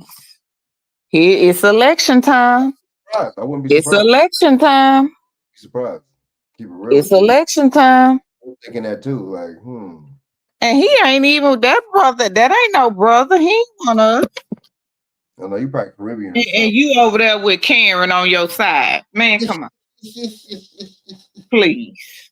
You know something? I have been realizing though? I ain't telling a lie. A lot of these foreign guys is coming over here marrying these Beckys. I've been realizing this thing for the last couple of years, yo. I mean, they've been doing it all the time, but they really been up in the ante, yo. You see this shit everywhere. I like, wait a minute. That's true. I'm starting to see that a lot. Why they don't play the videos of how the Karens been taking out the brothers? Or the the Zaddies taking out the sisters. Man, come on. Let me tell you something, yo.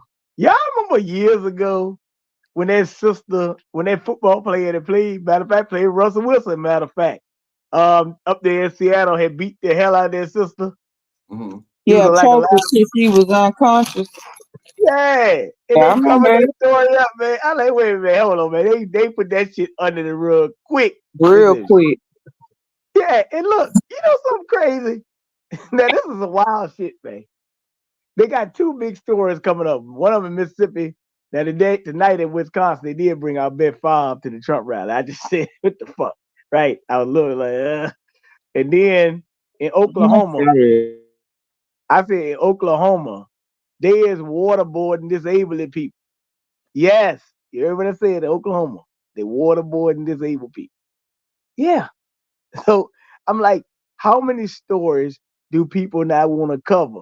Like I told people, like you talk about in Minnesota, you talk about what's his name, George Floyd. Now, did anybody ever realize Minnesota got a huge Somali population? I mean, Oh yeah. right? Like, what they do? So I'm gonna be dead on with you. The chance of him running.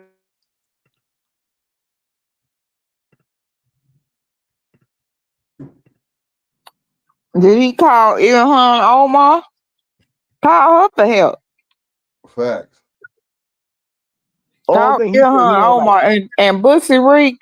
I can see him playing something like this. See, him, all of them on the payroll. They all on the payroll.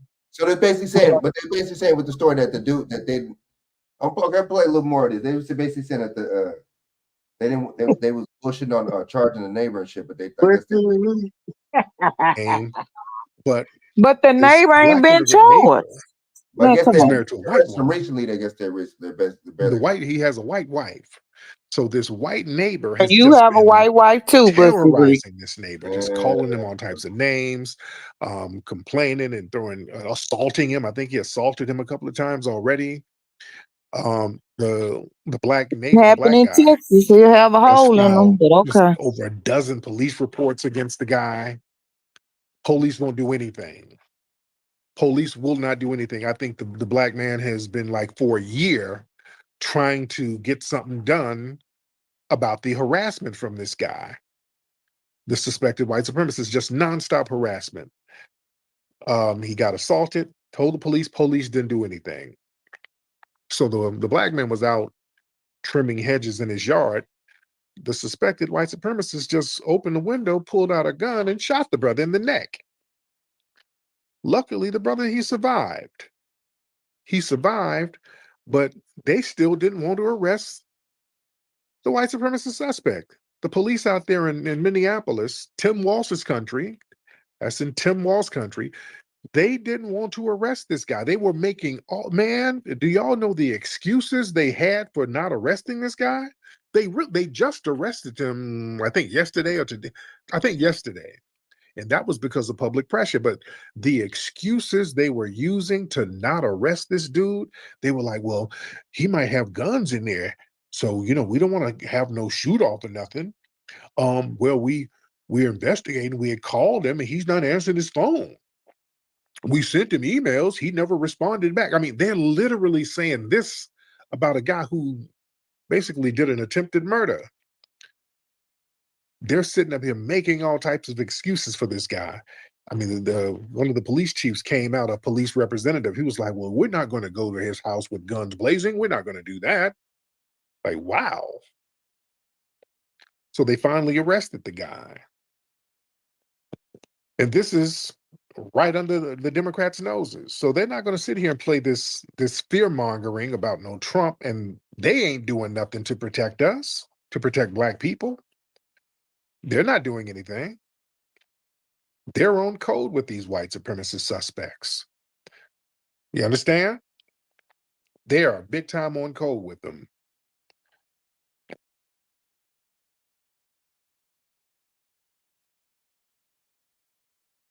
So Michelle, okay, you heard about Michelle Obama scolding?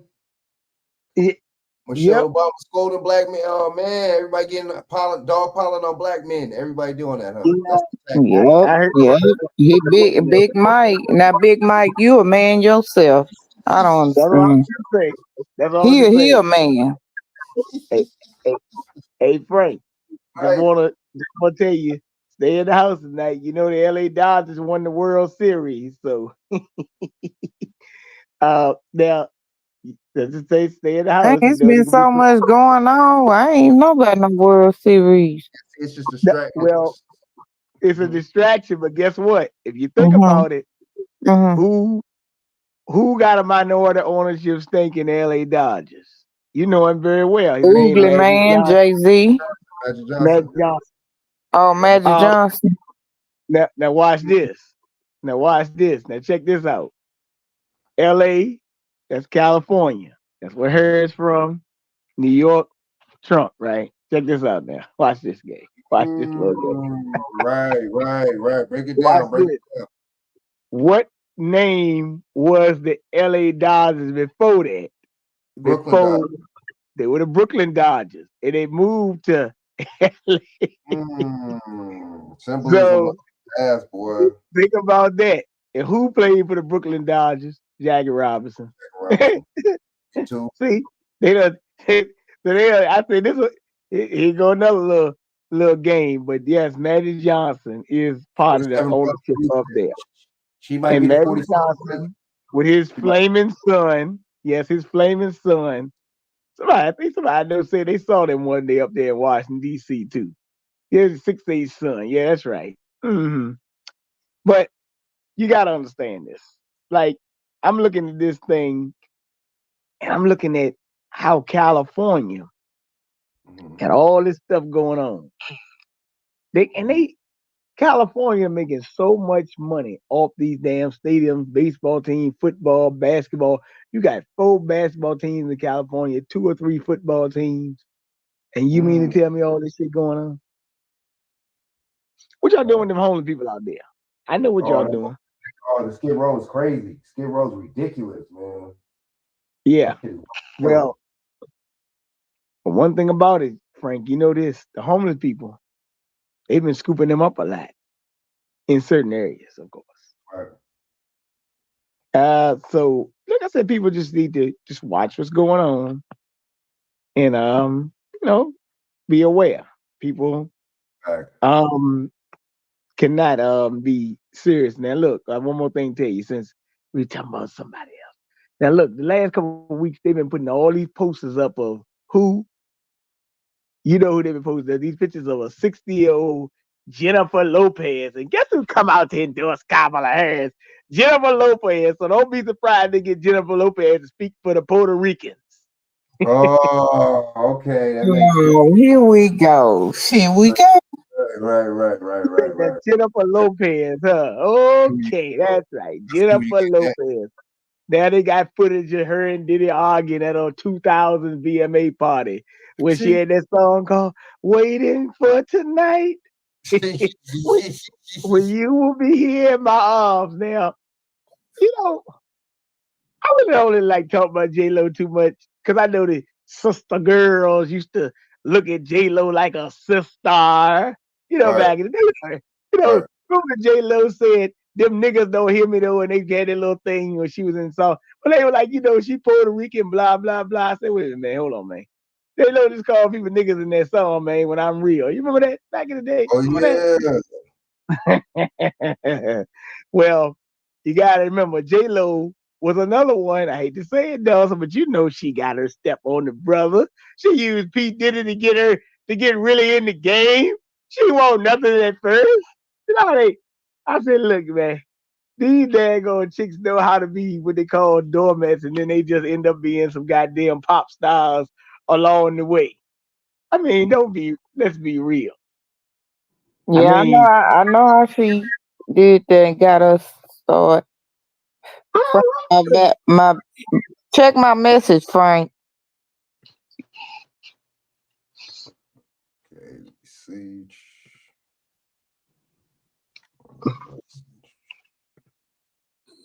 Damn. My battery about to die. Oh. It's all right. Well, look, just get some rest and yeah. Look, put a why it always do this? Put an imaginary force field on to fight the sister girls. Well, I'll listen with my other phone. Just listen, cause my battery. It's all right. Well, shit, we're good looking up. For coming off. So okay, wait. So would you send me real quick though, Dawson? What you said? Nah, that was it. That my battery's about to die. It's about to die again.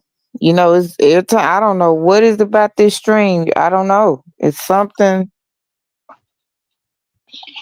Hey, and Frank. I only have it connected on this phone. I don't have it on my other phone, but I can listen on the YouTube on my other phone. Yeah, man, it's all good. You know what I'm saying? I was gonna play a couple more videos and shit. Anyway, BJ, what you saying? Shaq, what's Okay, up? I'll switch off, y'all. So the phone gets super hot. You gotta watch it. Yeah, you told me that. Yeah, laptop. Okay. Yep.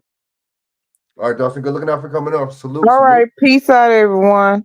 Take your time. Keep your head on the swivel, because these Democrats. If this election don't go their way, they already said we a target. Oh yeah, hey, BJ, what you said about the Department of Defense? They was gonna issue military. 5240.1. Pull it up. Pull it up. You know what, Frank? I'll send you a good video on it. Yeah. Let me see. Let me see if I could put it in here for it. You said 52. What'd you say? Let me send you a video. It's short too. Okay, cool. Ooh, my battery about to hold on. Let me hurry up. Hold on. It ain't but 22 pages long. I'm pretty sure people can read and do their research on this. Ain't no damn whole book. So I don't know what the hell wrong with these clowns. It ain't that long. So okay, what do you say? 52. What would you say, BJ? 5240.1 DOD directive.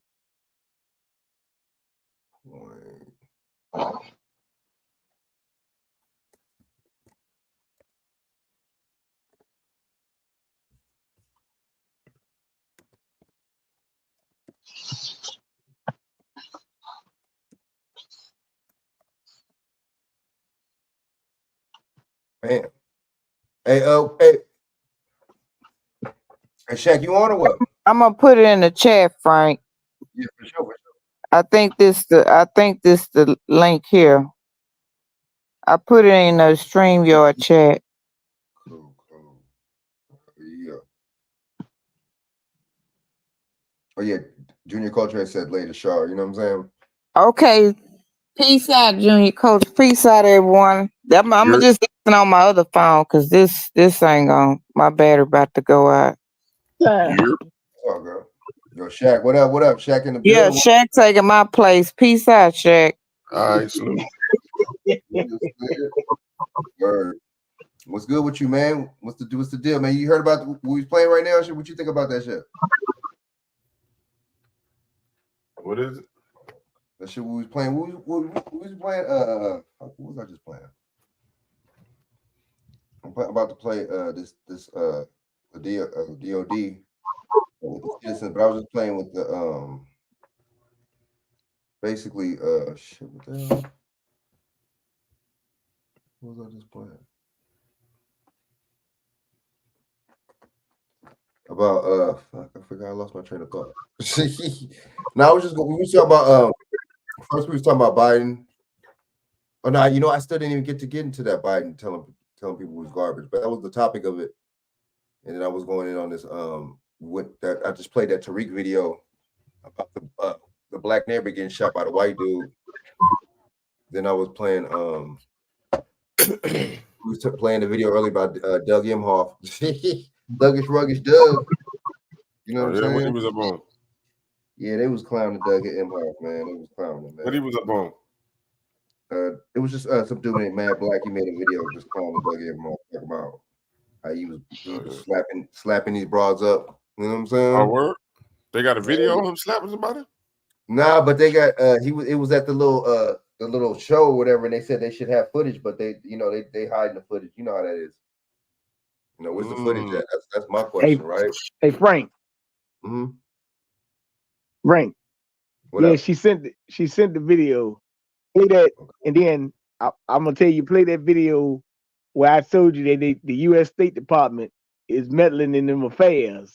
They try to tell them other countries you don't vote the way we want you to. Basically, they're gonna do something about it. Okay, well, she sent the video with. It's in your chat. Okay, wait. Let me play this.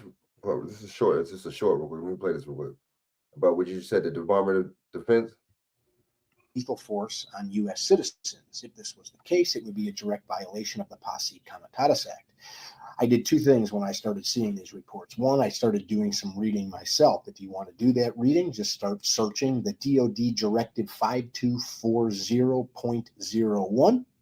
The second thing I did was I contacted some high-ranking military officers that I know, colonel level and above. I shared some of the videos, popular videos that I've seen, and I said, what's the deal? They said that some of these people, while well-intentioned, were providing misinformation based on the totality of all the information in this 20-something page document. They did tell me that there is some concerning changes out there, but there are some serious guardrails in place. So my suggestion, do your own reading and research. If any of you guys, Yeah, that's real. That's real spit right there. Do your own research, man. All right, so okay, so you said pull that one up. All right, so I'm gonna pull what she gave me up real quick.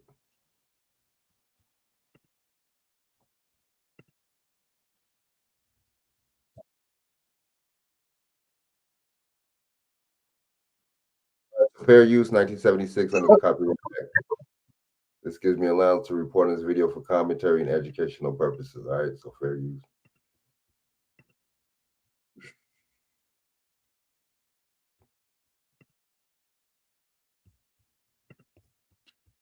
New platform. So the Biden and Harris administration just authorized for the military to use lethal force against civilians if there is unrest.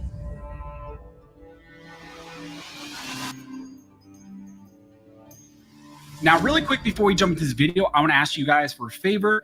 Right now, we're sitting at about 740,000 subscribers, and I cannot thank you guys enough for all of your support. It would be kind of cool to try to reach 800,000 subscribers before the end of the year. So if you're not currently subscribed to the channel, please consider subscribing. Just also double check to make sure YouTube has not unsubscribed you. And then also just send this around to other people that maybe you think would find value in this video. Now, as I mentioned in the intro, in this video, we're going to be talking about a new order that came out, a new DoD directive, which was issued by the Biden and Harris administration, essentially authorizing for law enforcement agencies to request assistance from DoD and military, units. And also through this DoD directive, there is an authorization for those agencies, for those units to use lethal force against civilians that maybe are engaging in what is conceived to be civil unrest or other types of activity, to where then the military units would be called in. What we're going to be talking about is DoD Directive 5240.01, and it's titled as the DoD Intelligence and Intelligence-Related Activities and Defense Intelligence Component Assistance to Law Enforcement Agencies and Other Civil Authorities. This was a directive issued on September 27th and has now made its rounds, and everybody's talking about what implications does this have, especially leading into a very uncertain time right now in our nation. As many of you are aware, we are now heading into an election. In just a few weeks now, we're going to have probably a very controversial election. And so it's going to be very interesting, and a lot of people have uncertainties about maybe how some things will play out going into the next few months. And so this is also concerning because then you have this directive coming out and in some ways authorizing for military units to engage in lethal force if they're called in to maybe stop some sort of civil unrest and maybe use lethal force against civilians. So in the general application, it talks about this issuance applies to OSD, the military department, the Office of the Chairman of the Joint Chiefs of Staff and the Joint Chiefs Staff, the combatant commands, the Office of Inspector General of the Department of Defense, the DoD field activities, and all other organizational entities within the DoD. So essentially that is just talking about all of the different aspects and all the different components of the DoD that this would apply to. It states that this issuance, this directive, does not apply to activities conducted by the National Geospatial Intelligence Agency. It does not apply to things like humanitarian assistance, disaster readiness, response, and recovery. So there are some carve-outs. It talks about how this doesn't apply to certain units in certain circumstances like humanitarian assistance. But then it goes on to say that it is for the support of civil authorities or civilian law enforcement agencies conducted in accordance with the DoD directive, including when such support is provided by the Defense Intelligence Components units, personnel, or assets. So like I said, that is kind of the general principles aspect of the directive, saying what units this applies to and what circumstances this could apply to, and maybe who is required to operate under this directive. And now we're going to move to the 3.2 section, which talks about the permissible assistance. And I explained this kind of as the general what assistance can be provided under this directive. And it states that in accordance with the section 2.6 of the Executive Order 12333, as amended, the following defense intelligence component intelligence assistance to any federal department or agency, including the federal law enforcement agency, or to a state or local law enforcement agency when lives are in danger, are authorized: 1, cooperating with the appropriate law enforcement agencies to protect the IC's employees, information, property, and facilities of any element, unless otherwise precluded by the law or the executive order, participating in law enforcement activities to investigate or prevent clandestine intelligence activities. And 3, providing specialized equipment, technical knowledge, or assistance of expert personnel for use by any federal department or agency, or when lives are in danger, to support state or local law enforcement agencies who are requesting it. So again, this is talking about the type of authorization that is granted, what type of assistance can be provided, the DoD giving, certain units, the military giving certain units to potentially state or local law enforcement who are needing assistance for certain activities. This can be provided to them upon request. And then there seems to be kind of this catch-all provision in 3.2 in the, I believe, subsection. But didn't they already kind of do this, BJ? Didn't they already kind of do this with the with the blue alert? Didn't they already give the police military style weapons with that law? What's the deal with that? Yeah. But the only problem is the military ain't supposed to work on no local police department to be quelling no arrest or no protest. Right. They're not supposed to do that. Shaq, what do you think about this? How does it sound to you, Shaq?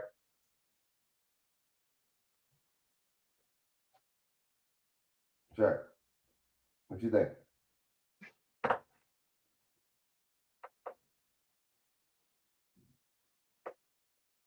Yeah, I agree, BJ. This is something don't sound right with this, man.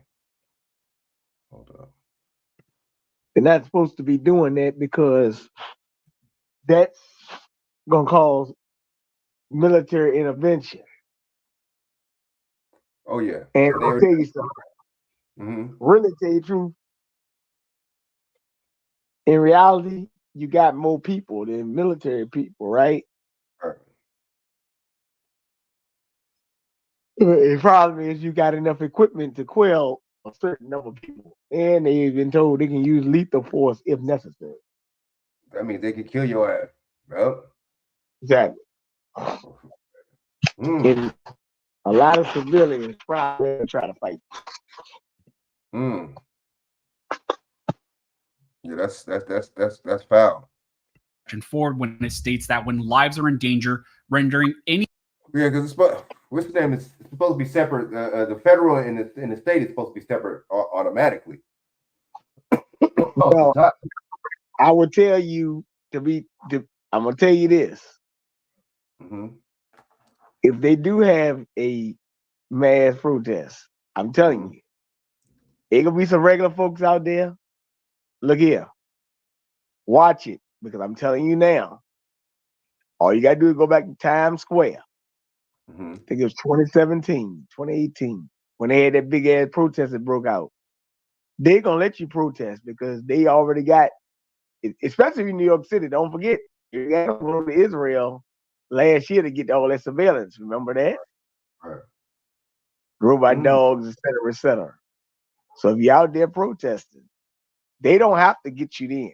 They got facial recognition, and they can always come and get you later. Facts. So sometimes these protests is set up. They already got protests like cells set up already in the street or out in places to get you in them little areas. So you never can forget their element of trying to cause unrest through protests. But what they're gonna do is, like they did with BLM, get you out there protesting, right? But you gonna be the ones they're gonna get, and the other ones already got the wristbands and paraphernalia. Let the police know and the law enforcement know. No, I'm with y'all. I'm just out here stirring up stuff. That's how they run in the game. Doc Boss in the building. What up, Doc Boss? Dave-O. King That's David, what they everybody did. in the building. What's up? That's what they did. That's what they did. Yeah. Right, BJ. That's exactly what they're doing in our face, BJ. They're doing it right in our face. Matter of fact, your girl, Miss Uhura, to tell you that because that's how they got down on them. Yeah, Girl St. Louis will be on here, or be talking to you. What's her name, Neota? Yeah, she brought it up a couple times. That's how they got down on them. They already got the look. Let me tell you something, man. Barack Obama came down there to Ferguson, Maine, or whatever. Eric Holder actually came down there And when they gave the boys the orders, hey, look, this is what we want y'all to do. We can set up the Mike Brown thing. They already set it up. They knew how they were gonna handle this thing. Facts. Right.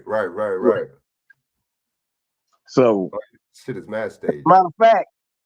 as a matter of fact, when Obama, when the church shooting happened down there in South Carolina, right? Mhm. Within 3 days, he had already gave the families like $29 million to go along with the story. Oh, you talking about with the white dude, right? Dylan Roof. Yeah. And then look, and then the white sniper was supposed to be shot Trump on the roof, right? You know what I'm saying? This shit is all staged, dude. But right. Yeah, that's why he came in and sung Amazing Grace. He had already paid the people off the money. He gave them and they fed up. They offered to feed him and all that. Yeah, man. I mean, you know, hey, remember, man, my being Crump now, he working on Depo Rivera now, man. I'm like, yo, come on, man. Oh yeah, and then the minute they bringing the Menendez trial back up, like, come on, dude. Yeah, they go a little overboard. But look, you got that thing I sent you on redacted? You talking about? Okay, let me play that real quick. Let me see. That you sent that on the messenger, right? Yeah, on messenger. Yeah. See, you talking about the threat in the color revolution? You talking about that, Georgia? Yeah.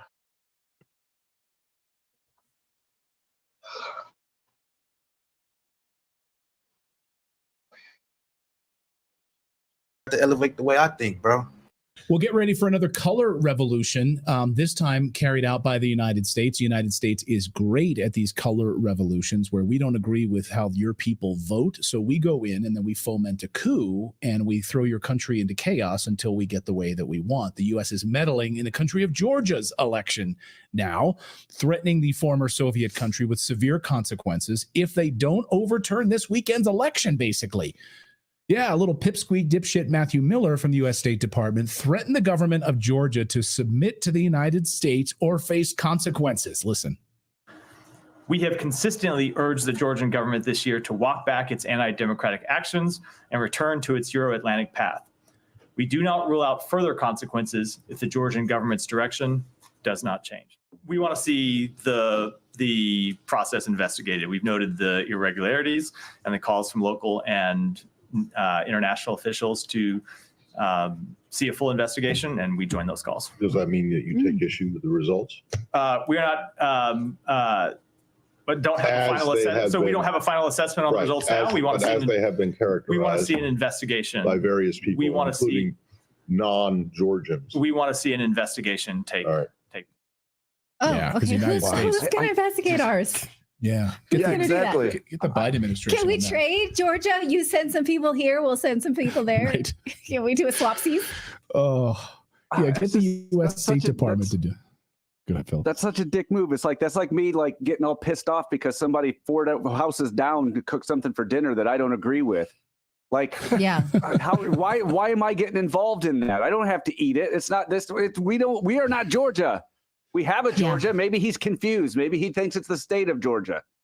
Well, because that house that's 4 houses down from you is right next door neighbors to Russia, which can be used as a proxy in order to carry out further provocations from NATO against its neighbor. Yes. That's why that house 4 houses down is a concern to the United States. So how dare you vote for your own self-interest? We will come in and we want to do our own investigation. You don't want to hate Russia and attack Russia? Oh, you need to vote differently then, you people of Georgia. How dare you? Dragonfire says it great on X. He says, what right does the U.S. have to dictate to other countries? Georgia had a fair election, but the U.S. is trying to overturn it. Why?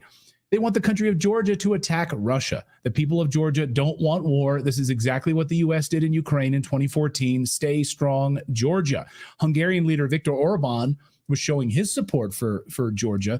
He flew into Georgia and people are pissed. I mean, the EU is pissed. NATO is pissed. How dare you go show your support for Georgia? And he did. And he basically told the United States to go pound sand, did the Hungarian leader, Viktor Orban. So the EU, the US got really angry. At Georgia earlier this year also, when their parliament outlawed LGBTQ plus propaganda aimed at children. This was a specific thing that the Georgian government did to protect minors in Georgia. How dare you defend children from dangerous transgender sex change agenda, said the United States government. We're pissed about that. The Biden State Department. Georgia also approved laws that allowed NGOs to be labeled foreign agents. Imagine that. You mean non-governmental organizations that peddle influence should be labeled as foreign agents? What a novel idea. Imagine if AIPAC, the Israel lobby in the United States, was labeled that way, as a foreign agent, right? And that would keep Israel out of the pockets of every American politician except for Congressman Thomas Massie. So that's how this works. They didn't like that. Oh, you mean we can't peddle influence and throw money into your election cycle? United States can't throw money, illegal money, through non-governmental organizations, like through U.S. aid? Yes, Samantha Power, sorry. You're a foreign agent and you can't influence our elections. So that's why the United States is pissed off. David Hockley says this is insane. The people of Georgia have a right to self-determination, and they decided they didn't want the EU or NATO. Georgia should consider a defense pact with BRICS and Russia to ensure they can defend themselves against any external pressure and aggression. Now, a lot of international investors enjoy investing in Georgia because it's a strong economy right now, right? Because it's a sovereign nation right now, because it's a country at peace. So, once the United States sets its sights on you, you got to make sure that they don't get a country type Epstein. So Georgia did not implode. Georgia did not kill itself. We're going to have to keep an eye on Georgia because they could be the next Lebanon once the United States decides, right? Exactly. You get a Hillary Clinton with an eye on you. Or Victoria Nuland with an eye on you. Exactly. You better watch out. We've seen this before. And if it ain't you, we gonna know. Yeah, we gonna know.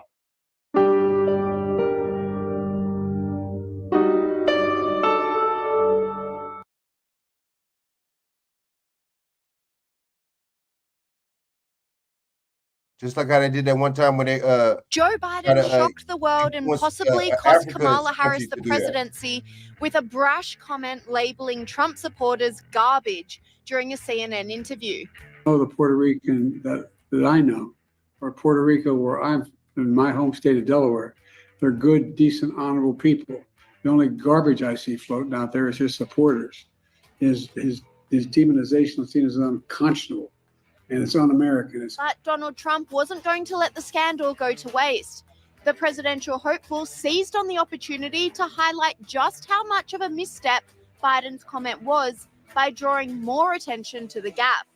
A garbage truck with Trump signage and American flags all over it pulled up to meet Donald Trump on the tarmac in Wisconsin. Hello, everybody. This is Donald Trump, and 250 million people are not garbage.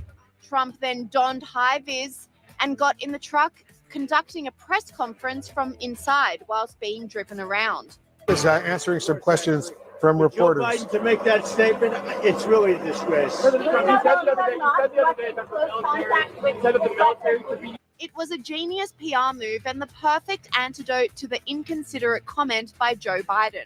And it seems the garbage theme has taken over the whole of the Republican Party, with Vivek Ramaswamy hopping on the bandwagon and also trying his hand at sanitation work.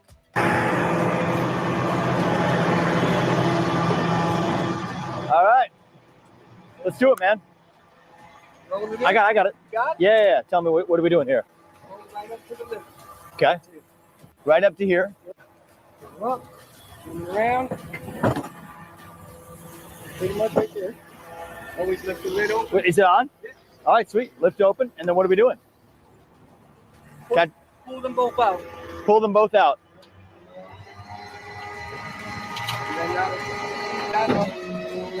You doing it right?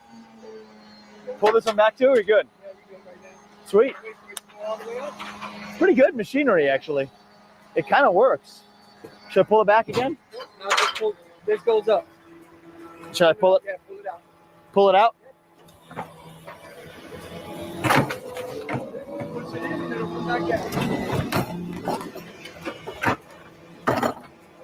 All right, man. Let's do it. Thank you. Looks pretty good. Yes, the machinery's good. It's good machinery. I mean, it's like didn't even have to use the bat once. no, I know exactly. Well, sometimes you might need to actually. It's a the machine works really well, man. All right, let's get some more.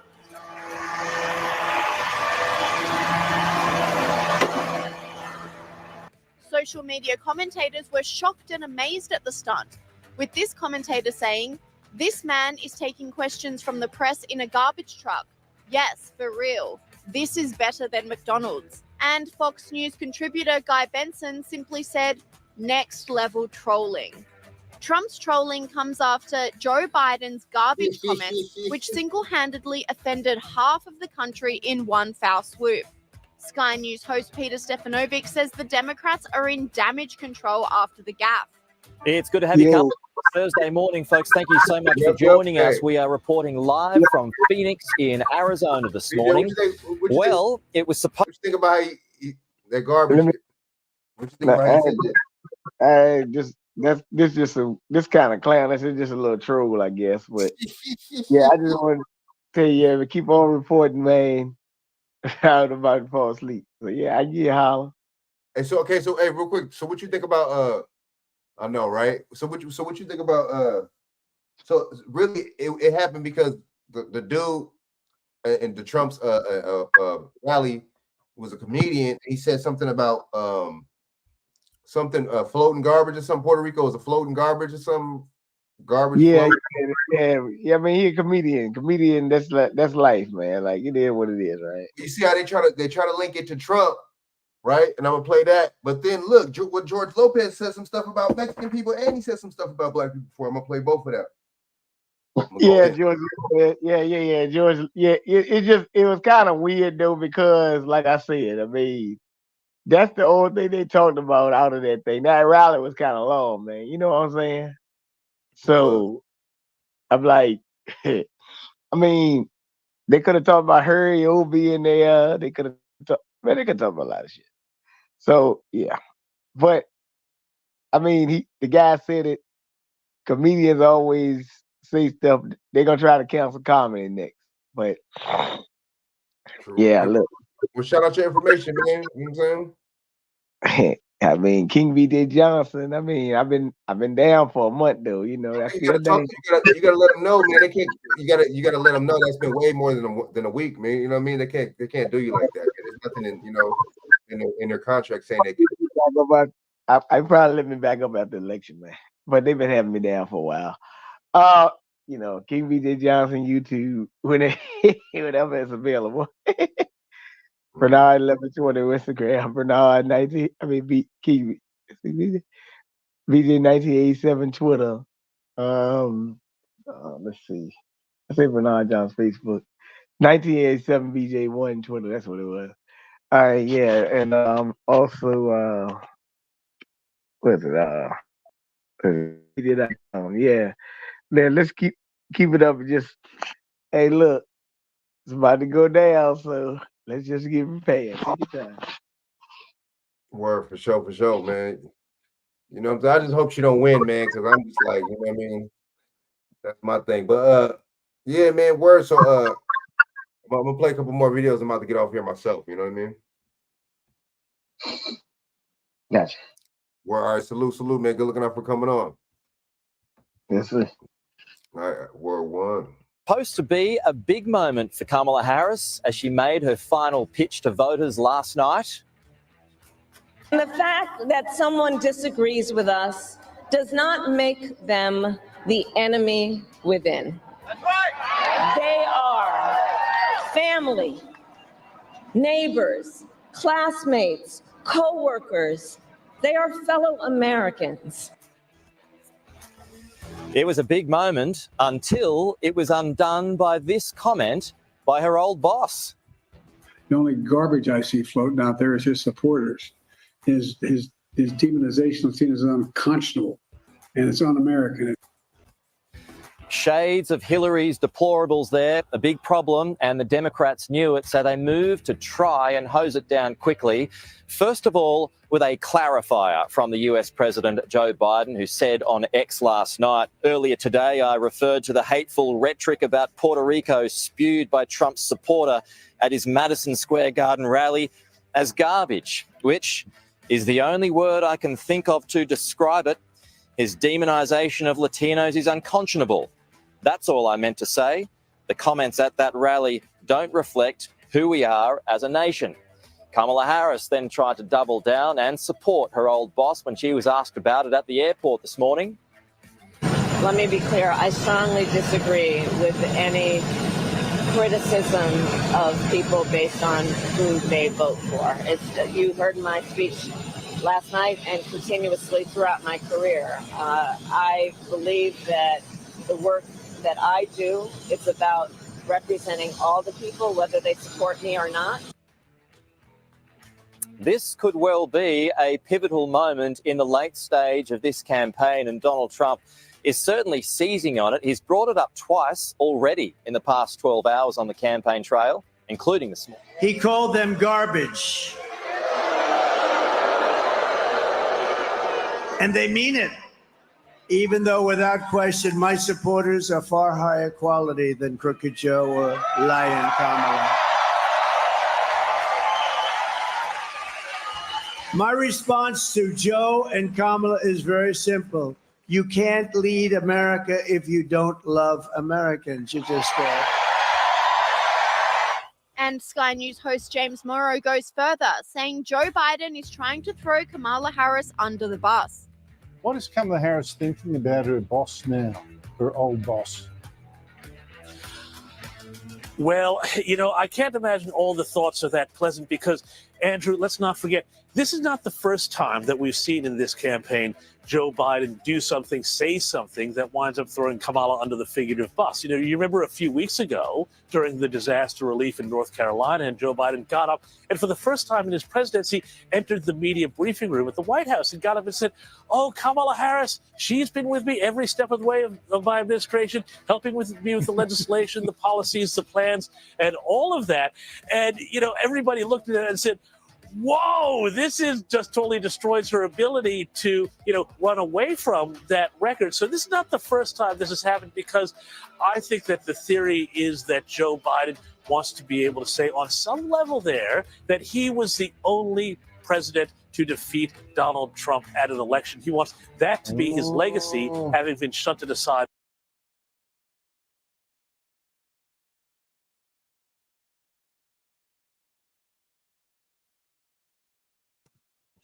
Shaq, was that a good point or what? Maybe he might want to be the only one to say he beat Donald Trump. All right, so let me get on this other video real quick. A couple more videos, man. Fair use at the Copyright Act 1976. This gives me commentary. Fair use commentary purposes, or fair use Copyright Act 1976. This gives me commentary allowance to report on this video for commentary and educational purposes. All right, so I'm gonna play this video real quick. Another video.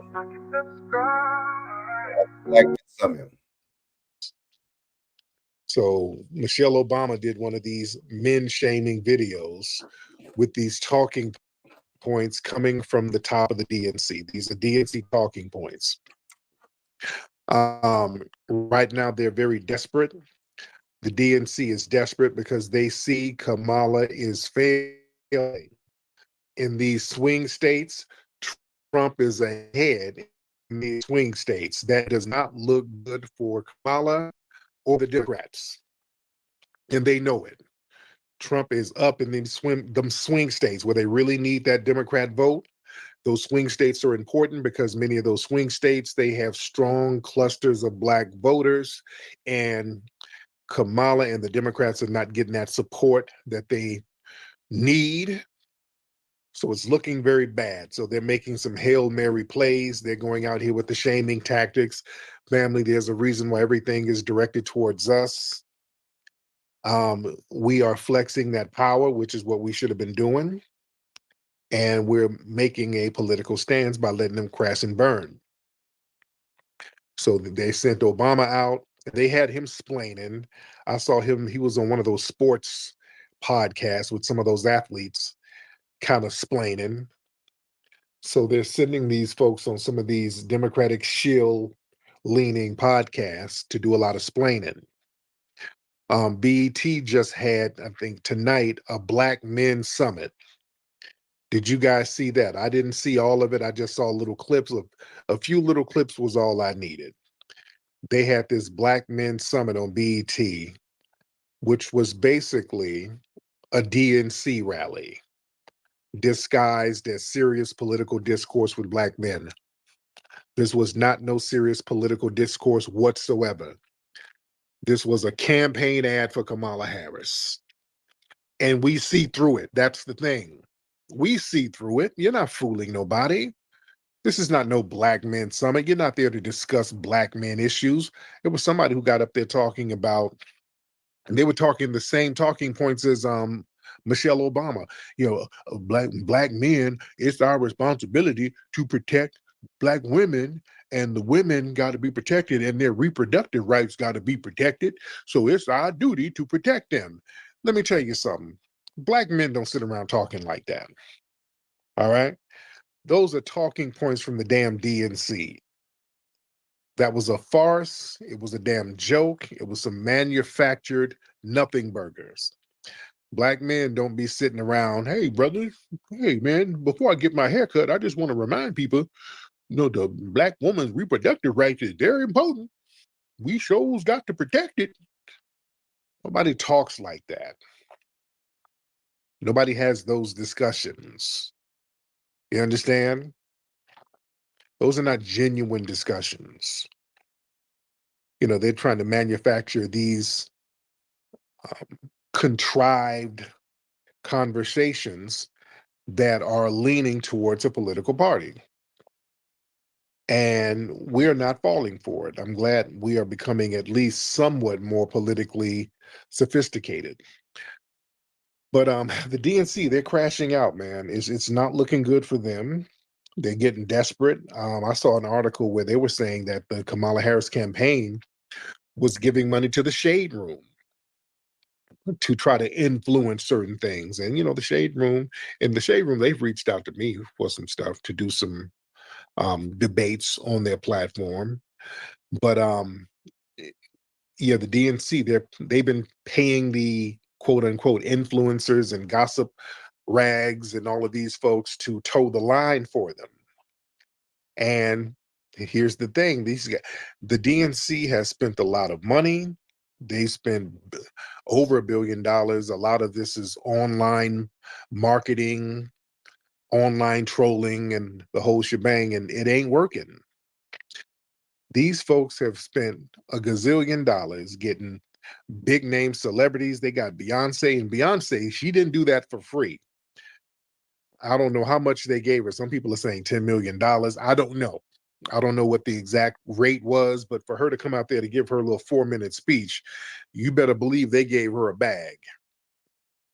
And here's the thing, it still wasn't really effective. Kamala Harris, she's not really doing any better in the polling. They're doing all of that, and Kamala is still not faring any better in the polling. So what does that tell you? The grassroots just ain't rocking with her. So I'm glad we're sending a message to the political establishment that we're standing on lineage business and we're standing on reparations business. And I don't want to hear how serious this election is. All of that talk about, oh, this is the most serious election of our lifetime. Oh, we got to take this seriously. Oh, we got to take it serious. Oh, this is so important. Oh, how dare y'all Negroes say you going to vote for the couch. Oh, this is too important for the couch. No, it's not. No, it's not. It's not that important. I want the Black family to understand it ain't that important. This election is not that important to them. You know why? Because if it was so important, if it's so important to save democracy, if it's so important to save women, if it's so important to save children, if it's so important to save the Constitution, if it was that important, they would have given us our damn reparations. All right? If it was that important, you would have said, hey, this is so important, we're going to give you guys your reparations. Now, that would have let me know, okay, this is serious. Let me get out here and vote. But they didn't do that. So it's not that damn serious now, is it? Right? Since it wasn't serious enough for you to give us our damn reparations, and don't say you didn't have it, you're giving our money to illegal immigrants. You gave our money to the Stop Asian Hate movement. And by the way, they gave that money to the Asian community. And I saw some of these Asian folks at the Trump rally talking crap about Kamala. Kamala Harris is stupid. She is stupid. I'm not voting her. I'm not voting her. She is stupid. So the Asians out here talking shit. You heard it right here, folks. 2024, folks. Chinese, we're Chinese first generation. We love Trump from our bottom of the heart because we know Trump is the only one can save America. Kamala is so stupid. She is so low. IQ equal no Q, no qualification to be the president. You shall stay away from that position. You already lost the position. You lost our trust. You lost our vote. About Kamala Harris. They out there at the Trump rallies. You did with y'all dumbass at the DNC. How'd that work out? You thought you were going to get you a little minority, a new minority voting block? These other groups, listen, and we pointed this out several times. We're the only voting block that you guys have. That's why they have to pander to us, but they don't want to give us nothing. They don't have no other voting block. These other groups, man, when they get over here, they're going to start voting Republican. They come over here and try to acquiesce to whiteness. They come over here and try to get on the white side of the chessboard, man. You understand? They get over here and immediately start identifying with white and white supremacy. So yeah, that whole minority coalition, they ain't with that. Eh? And these are Kamala's. Listen, and what's interesting, notice all of the real vitriol Kamala's getting is from Asians. Have y'all noticed that? There's several videos of East Indians, people directly from Kamala's lineage. Those East Indians are talking mad trash about Kamala. We're not voting for her. She is a funny and she's fraudulent. I'm not voting for her. I'm not voting. I don't like her policies. She is not authentic. She is a phony. So the East Indians are the main ones going in on her, but they never reprimand them. They never talk about how important it is for them to respect the women, because you know over there in East India, you know how they get out on women. If a woman burn up some chicken marsala, they whoop her ass all through the streets. So yeah, there ain't no women's rights. So they're not gonna woman right shame those East Indian dudes. They don't know what that is. They whoops down on a broad over there with no remorse. Yeah. They don't do all that shaming to them, but they try to pull that game on us. No, we're not coming through with the capes. She's not from our lineage, even though she says she's black by love. You know, she did that interview with Shannon Sharp talking about, well, you know, I got relatives by blood and relatives by love, because now it's been exposed that some of these relatives she's posing with ain't her real relatives.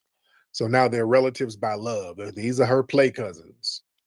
So it's all over the place. It is all over the place. Let's get, let me see, we get a few people in here. Let's get Marm. Let's get Marm in the building.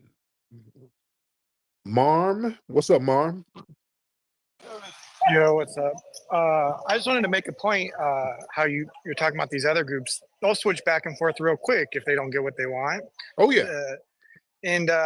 So I wanted to say to you guys, yeah, you guys have been loyal and haven't got shit. So instead of just choosing the couch, just choose Trump just to double your power of your protest. Because if you don't vote, it's worth half as much as voting for Trump. It doubles the power of showing her, hey, we ain't going for you this time. Yeah, there's some people taking that option. I say just vote for anybody except. I just mean the math of it. Right. It's double the power. Yeah, I say vote for anybody except Kamala. I mean, people can vote independent.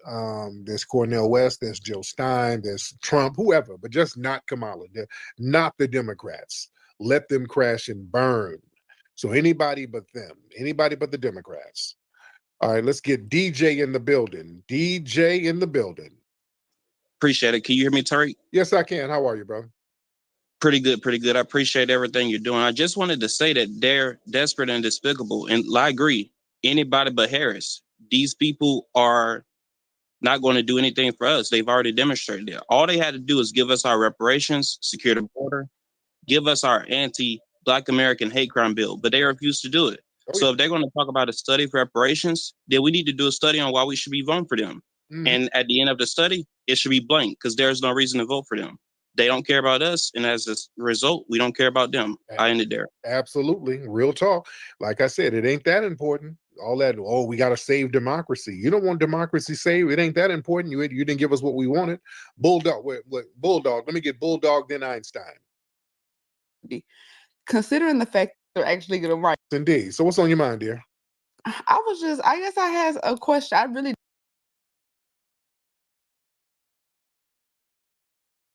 And look how goofy this female is right here. Look how goofy this caller is. Didn't expect they're actually going to write. So I'm a little, I don't know. Okay. So just out of curiosity, and I've been sitting here listening to your thought process, but just out of curiosity, considering the fact that from what I've seen, Donald Trump haven't promised us anything either. Right. Why are you so inclined to campaign for him? When have I campaigned for Donald Trump? Now you lying. It's just kind of given that. It's kind of given like you didn't know. When did I ever tell anybody to vote for Trump? And when did I say I was going to vote for him? Well, you did say that you not voted for Kamala Harris, and that is the other option. No, there's Cornel West. There's Jill Stein. No, don't lie, ma'am. Now you know voting for them third parties is not gonna get that ain't gonna neither one of them gonna win at all. But it sends a message. Yeah. Not voting for Kamala doesn't mean that I'm going to vote for Trump. No. Don't say something that's untrue. I have not campaigned for Trump. I have not supported Trump. I have not told people to vote for Trump. No, I haven't, and I'm not voting for Trump. See, that's a shaming tactic coming from the DNC. Now, ma'am, are you voting for Kamala? Personally, yeah, ma'am. No, come on now. If I was voting, I would vote for Kamala Harris personally. So I'm not voting this year because I forgot to register, if I'm being completely honest. Okay, then you like me. So what are you talking about? I'm supporting Trump and you doing what I'm doing. Well, I'm not going to be anti-Kamala Harris, though. But shit, I am, because her policies are horrible for us. I'm 100. How so? Yeah, the immigration, how's that working? Flooding the country with these damn illegals, especially in Texas where you are. How is that working for the Black people there? Well, I don't feel that I've necessarily been affected by that to a point where I'm gonna lean into racism, some of the things that I've heard the other side say. Lean into what racism? What are you talking about? Some of the things that I've heard the other side say were just rooted in racist ignorance. What are you talking about? Like they're eating the dogs and the cats. That's ridiculous. That's them. I'm not supporting them. So that has nothing to do with this conversation. Well, I don't think that Kamala Harris's policies are necessarily what's creating the immigration crisis, though. Yeah. She hasn't created any policies. She's the vice president. Oh, Lord. Yeah, she's not some kind of powerless deacon board member or something. She has a say-so in her position. She's the second highest in command there. She's not powerless. Her and the Democrats, and she's been speaking up for immigration. That woman said with her whole chest what she's not going to do just for Black people. That's why I'm not rocking with her, because that's an anti-Black disposition to take. When you get out here and say what you're not going to do for the damn voting bloc, the people who put you in office, that was a major insult. We don't owe her no respect. I'm giving her the same respect she gave us, none. That woman told us what she's not going to do for Black people. She would never fix her mouth to say that for any other damn group. So I'm giving them the same energy she's giving us. I ain't gonna vote for no Kamala Harris. I just don't know that sabotaging her candidacy is the way to send the message that you want to send, as far as, and don't get me wrong, everything you're saying is valid. I agree with you. And I wish that we would have a candidate that is fully for us and as one of the actual primary candidates, not a third party, so that, it just makes sense. But because we know Cornel West, it would be great for him to be the president of the United States, but come on now, like, being realistic, they're not taking him serious as a candidate, and wouldn't want Jill Stein to be my president. So why not? Why would not? you want Kamala? I don't want her to be the president for many. I would love it, actually. I Why would be so would here you want Kamala Harris over Jill Stein? She don't even know, and she haven't even looked at Jill Stein's policies. Jill Stein and her policy, she got way more policy for Black people than Kamala Harris, and this is a white lady. You see, these people be selling us out, man. It's our own people, man. for that. Okay. I would. Okay, then you sound like you. I think she could. Yeah, I think she could get the job done. I think she could at least hold everything together. How? While we in this crisis right now, because we are very much in the middle of a recession. Okay, how's she gonna hold it together? That woman can't even hold a conversation together without reading a teleprompter. What is she gonna do? How is she gonna hold something together, ma'am? No, I've been watching some of her interviews. They seem well put together. No, they don't. No, they don't. Now her opponent, not so much. I don't know. No, stop it. Don't just sit here saying anything. Have you heard interviews? The minute they push back on that woman, she crashes and burns.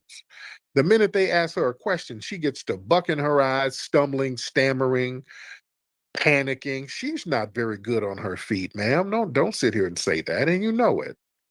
What's her policies, Chunky? What's Kamala's policies? What's she running on? She seems, just in my opinion, she seems well-spoken, pretty articulate, eloquent. From my understanding, I really like some of the policies that she's talked about, especially the trying to reform the Social Security for the elderly and making sure that there's more resources available for families that are taking care of senior citizens. And I appreciate her privacy protections policies that she's been talking about, as far as, making it to where we're less susceptible to our data being sold to these corporations.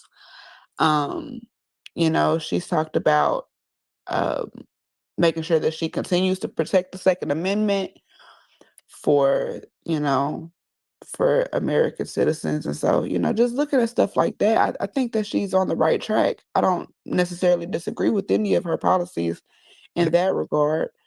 That's all. Okay, that's all cap. That's all cap. They're not going to do anything to hinder or help Social Security. Social Security is going to be what it is.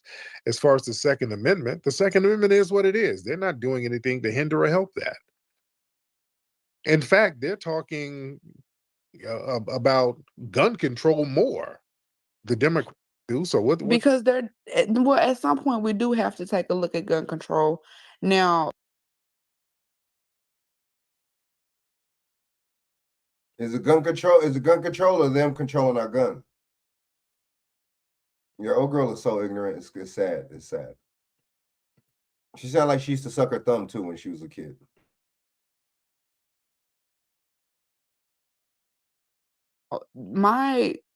I guess what I want in a president is somebody who can look at the issue and then not throw out the baby with the baby water. And so, yes, a president who comes in and is very much realistic in saying we do need to take a look at what's happening, because school shootings and all of these other things are very much huge issues in America and not issues in other countries. I would think that, yes, we do need to take a look at what's going on without impeding upon my Second Amendment rights. And so her making it a point to stand on that in her campaign has been refreshing for me. No, it's not, ma'am. You're just saying stuff. Oh, girl, trolling. She trolling. She's trolling, man. Oh, girl is trolling, dude. She just got to be really ignorant, stupid. Kamala Harris is not strong on the Second Amendment or anything at all. You're grasping for straws, beloved. She's not strong on that. And Kamala Harris is not strong on really any policy. You just kind of named a bunch of catchphrases. But yeah, do you think I don't want Kamala Harris up in a room with Putin and some of those talking about soaking greens in a tub and doing all that damn cackling? You want Donald Trump in a room with Putin? Just anybody who can handle some damn business. Anybody who can handle some business, except her. What you think would happen if Cornel West was in a room with Putin? I think Cornel West would actually do great because a lot of black people, like a dig we get a lot of respect overseas. Was that supposed to be like some shade towards Cornel West or something? Now you want to talk bad about the black man? You see that? You want to throw the black man under the bus? What did Cornel West got? Wow. But you want to this Indian woman, you want to cape for her. In fact, it was black people who were campaigning to get Brittany Griner up out of jail over there in Russia, because a lot of black people, a lot of black entertainers have relationships with the diplomats over there. But the U.S. government, they were trying to impede Biden and those guys. They were trying to stop black folks from going over there to get that sister. Roy Jones offered to go over there, and several other people offered to go, which they would have done it. But they don't want us to have that kind of international diplomatic power, so they hindered us from doing that. So I think Cornel West would actually do good if he were corresponding with the Putins of the world, because he's an intelligent brother who can give a straight answer. He's not going to get the babbling and cackling and talking in circles like Kamala. Yeah? I don't disagree. Now, where I would say that there might be a challenge is a big part of, in my opinion, a big part of what it takes to become the president is the ability to gather the masses of America behind you. And if, as a third party candidate, that person isn't necessarily able to do that, then it kind of speaks to their ability to lead a country that they were not able to get elected in, you know? All right. Well, the thing is, Kamala can't really do that. Kamala cannot galvanize large crowds. In fact, the public, we didn't choose her as a Democratic nominee. She just did a 30,000 person crowd in Houston. Yeah, no. Beyonce did a 30,000 crowd in Houston. Oh, wow. Beyonce. Dance party with Beyonce. They came to see Beyonce. It was a free Beyonce show. Beyonce tickets are like $1,000 and $2,000. So people who are Beyonce fans got to save $2,000 to go see her for free. That's why they were up there booing, because they wanted a damn performance. When Kamala started talking, they started booing her ass. They were like, shut the fuck up. We want to hear Survivor, bitch. We don't want to hear that. So, yeah. So all of these rallies, Kamala can't draw a crowd unless she has Usher, Beyonce, Gladys Knight, Tevin Campbell. She got to have somebody up there with her to help draw a crowd. Megan Thee Stallion, there got to be some coochie popping before a crowd can come through. That's not a good look. You understand? You got to go to her rally to see some coochie popping. Get a crowd. She's a weak candidate. Not Tevin Campbell. Hey. Tevin Campbell, he votes for that one. Yeah, he's fucked up. Shaq, what you think? Hey, he burnt out. That nigga bogus for that one, bro. Tevin Campbell, nigga. Hey, dude, I was laughing the whole day. Hey, look. But he right, though, man. It's some shit. I mean, it's some desperate measures that these motherfuckers are doing. But at the same time, I think they already know who's going to win, too. But I think it's all show, too. This is definitely show, bro. The show must go on, right? You know what I'm saying? Right? Literally, the show must go on. Am I right? You know what I'm saying? Yeah, but old girl, what you think about old girl? Shaq, she's an idiot. I'm like, is this bro serious? Shaq, I'm thinking, is this bro serious? He said, tell me stupid. You out there in you in Houston, by the way? No, I'm in Dallas. What'd you do out there in Dallas? I am in technology and communications. Oh, okay. That means you work at the drive-through at Burger King. How long you been working over there, ma'am? And is your job threatened by illegal immigrants coming over there to take your wages? You a troll, No. but I'll identify as a drive-through member for today. That's fine. I don't feel like my job is affected necessarily. You're always gonna need somebody at the drive-through who speaks English. Well, that's And correct. so That's correct. Mhm. and so yeah, I got some job security. I'm the best patty flipper they got back there. Hey, yes, indeed. I love it. I love it. All right, Chunky, let me get some more of these calls. But thank you so much, beloved. I appreciate you. That nigga They burnt troll. out. Yeah, she was trolling like a motherfucker. I'm talking about big patty flipper. Right, people wild. I don't, but see, I don't like that. I don't like when they do that and they troll and they talk. Hello? Yeah. There we go. Yeah, I don't like when they troll and they do that, man, because yeah, that may be a low paying job, but bro, we all go to these restaurants to eat, man. And I don't like trashing people that the everyday working people, man. Just, you know what I mean? I don't like doing it because, you know, somebody got to do it. You know what I mean? And I don't like to belittle people like that, though. I think that's bogus. They be trying to belittle the people that work at the restaurant and stuff like that. If that ain't something you want to do, cool. But don't belittle the people that's doing it. And it's got to fix your food and shit. You know what I mean? That's corny. What? I know, huh? That's corny, man. People essential workers, man. Shit. They the type that won't tip you. Those are the type that, you know what I'm saying? No, I feel you though. Yeah, he always be doing that. He do that type of shit, man. He be like trying to do over that shit. Man, that shit is whack.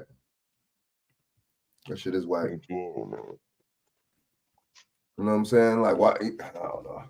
That shit is whack. I feel you. Kamala Harris has added a new character to her playbook. The Democratic candidate debuted a Fair use 1976 under the Copyright Act. This gives me allowance under Section 107. This gives me allowance to report on this video for commentary and educational purposes only. bizarre new accent during an appearance at the Church of Christian Compassion in Philadelphia. Weeping may endure for a night. This woman up. Cometh in the morning. The path may seem hard, the work may seem heavy, but joy cometh in the morning, and church morning is on its way. New accent sent social media into a meltdown, with commentator Guy Benson saying, "New panda accent just dropped." This commentator agreed, saying, "Kamala Harris unveils new preacher accent in church this morning.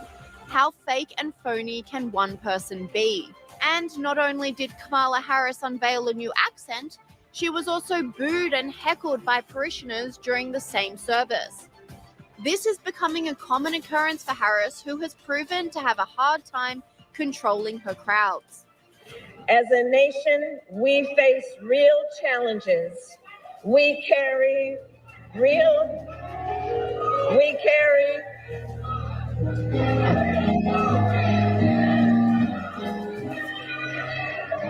Unruly crowds have become a fixture of Kamala Harris's appearance, says this commentator on X.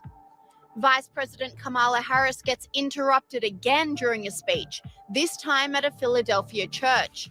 This comes after the VP put Christians offside when she told two young men they were at the wrong rally after they shouted "Christ is King" from the crowd. Well, while we're talking about the war on Christianity, have a look at this exchange over the weekend. While Kamala Harris was promoting abortion without limits, the entire crowd erupted into loud cheers, but then a lone student in the crowd, who is a Christian and so pro-life, called out, "Jesus is Lord." Now, instinctively and without pause, Kamala mocked him, telling him he was at the wrong rally. Take a look at what happened. Oh, you guys are at the wrong rally.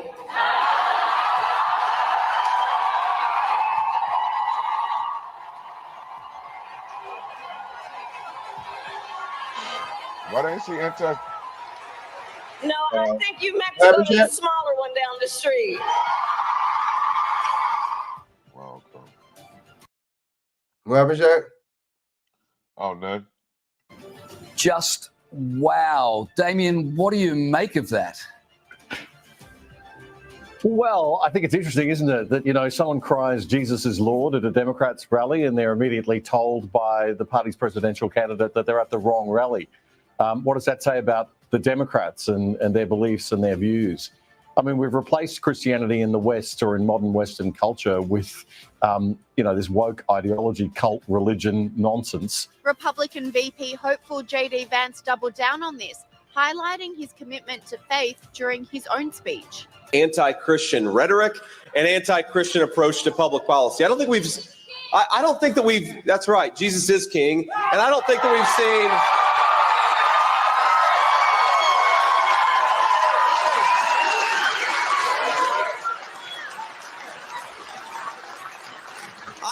I don't think that we've seen anything like this in modern American politics. And after Kamala's offensive anti-Christian gaffe, she undertook Operation Cleanup, appearing at churches to desperately get back on side with Christian voters.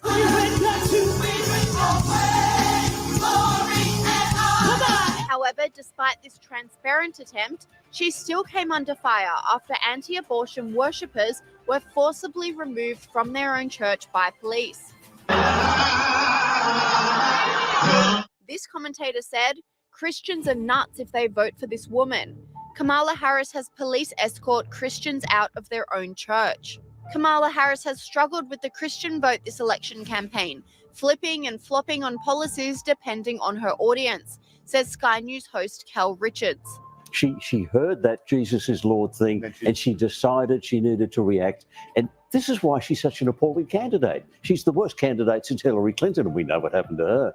So she's just she cannot very quickly off the top of her head think of a clever way or an appropriate way or a tactically good way to react. So she did this really stupid thing of go to the rally down the street. You don't belong in my rally if you want to say Jesus. I mean, that's as you say, America is a far more religious country than Australia. It is. The vast majority of them are Baptists. They don't want to hear a candidate saying that. She's done herself a lot of damage. And then the idea that you can repair it by going to church tells you that Kamala may be Christian on a Tuesday, but not on a Wednesday. Or maybe she's Christian at 3 o'clock, but not at 4 o'clock. And that's exactly the problem. She's this changeable, could be anything, chameleon, don't know what she believes, don't know who she is candidate.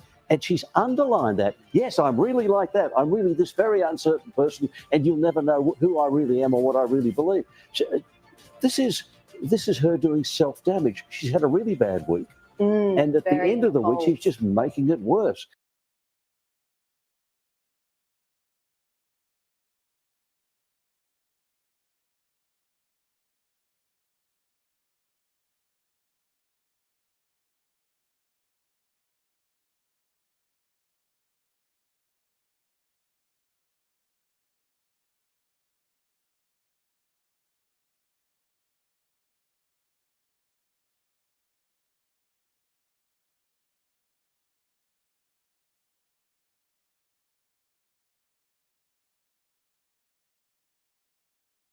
Use an ad blocker. Very mindful, very demure. I'm not watching ads like the rest of you. But when I do, And let's say 加油董王. Okay. This on them. Look at this. So say she's a part Fight hard. You lost them, but guess what's happening? They're not supporting to do anything for Black people, but they gave her people over $26 billion in just 1 year in 2023 and about $20 billion the year before that. Record numbers for the AAPI community. She gave all that money to them, but guess what's happening? They're not supporting her. Don't believe me? Check this out. Chinese first generation, we love Trump from our bottom of the heart because we know Trump is the only one can save America. Kamala is so stupid. She is so low. IQ equal no Q, no qualification to be the president. You shall stay away from that position. You already lost the position. You lost our trust. You lost our vote. You just need to go home to to stay home. You cannot do anything to save America. You are so stupid. You don't know anything. You cannot even answer any question from the camera, from all the media. How you can be on the stage to fight for America, to protect American people, to protect all the world. You are not qualified. You just need to go home. Let Trump to save America, to save the world, to put America first. If America to be strong, to be saved, and then America can save the whole world. Trump, we love you. We love you forever. Never ever surrender. Fight, fight, fight. Fight for Trump. Fight, fight, fight. Fight, fight, fight. Trump, we love you so much, Trump. You are the best president. Lily sound like she fresh off the boat, and she called Kamala stupid and told her to go home. Now, this is supposed to be one of Kamala's top supporters. They got them that crime bill and billions of dollars. You can also say she's a part of the immigrant class that they've been trying to replace Americans with. But guess what? It's backfiring on them, and that's what they get. All these years, the Democrats, they've been using us, ignoring us, disrespecting us. They even told us to fall back and get in line with the immigrants.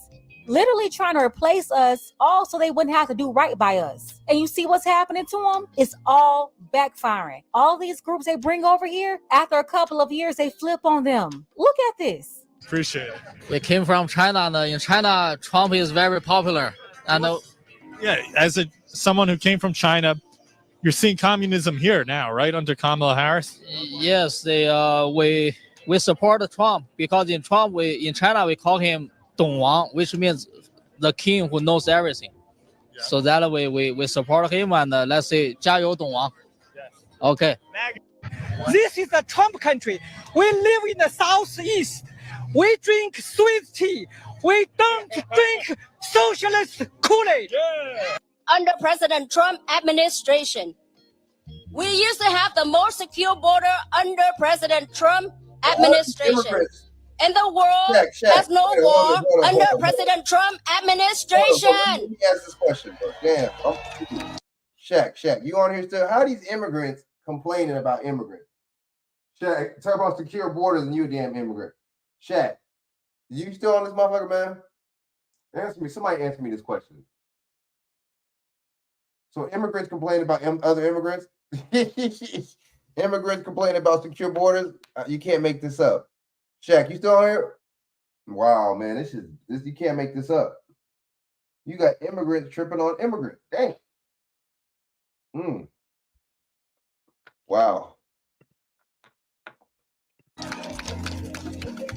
Only President Trump has enough love for our children to make education good again. Only President Trump has enough love for our business owner and working class to make economy strong again. I mean, not trying to be funny now, but they can't even speak English, dude. Come on, man. Like, really? What kind of test did they pass? You know what I mean? To get over here, dude. Cause you can't even speak English, dude. I know you didn't pass the test. You know what I'm saying? Only President Trump has enough love for our Americans to make our border safe again. And only President Trump has enough love for this country to make America great again. Listen, Obama and Michelle, why y'all not out here wagging y'all finger at them? That's all I want to know. Why are y'all not bothering them? Why are y'all not yelling at them? Why are y'all not shaming them? Why? Why y'all bothering us? These are people right here. Would you prefer Trump or Harris to win? I guess Trump has to win. Okay, tell me that. Tell me why. I don't know. I mean, he takes these crazy decisions, what the inflation that's going on. Yeah. I think it can be controlled only by him, I guess, Right now, we don't need any more wars. Yeah. First of all. So one of the major reasons why the inflation is rising up is because of the wars going on. And Kamala, I don't know. I'm not sure if she's going to take any action to prevent these. But Trump, I think I'm sure. People criticize Trump for being crazy, that he's going to be a threat to democracy. How do you feel about that? I don't think. I mean, he may have some kind of personal issues, but I think it's just his personal. You know, there's nothing that has proven till now that has been any threat. Okay. So if something it's been proven, then probably yeah. Okay. Yeah, but otherwise, I haven't heard anything that he's really a big threat to the democracy. Do you want Trump or Harris to win? Trump. Okay. Tell me why Trump.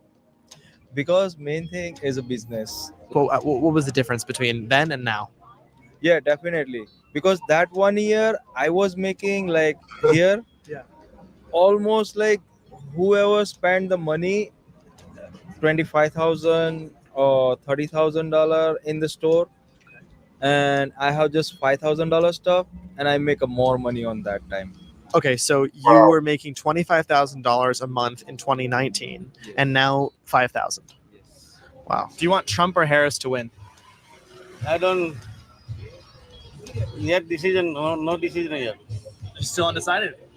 No. You're not undecided. Okay, so then you want Trump or Harris? Good So, question. do you want Trump or Harris? Trump. Trump? Okay, why Trump? I like it. That's why. Okay, why do you like him? What about him? Good, strong position. Fitness guy. They bring the more business. Somebody please tell me, where are the Obamas? All of them are Indians. All three of them. All three of y'all. And none of them are supporting current Queen Kamala. Why are they not lecturing them? Why Chinese Americans support Trump? All right.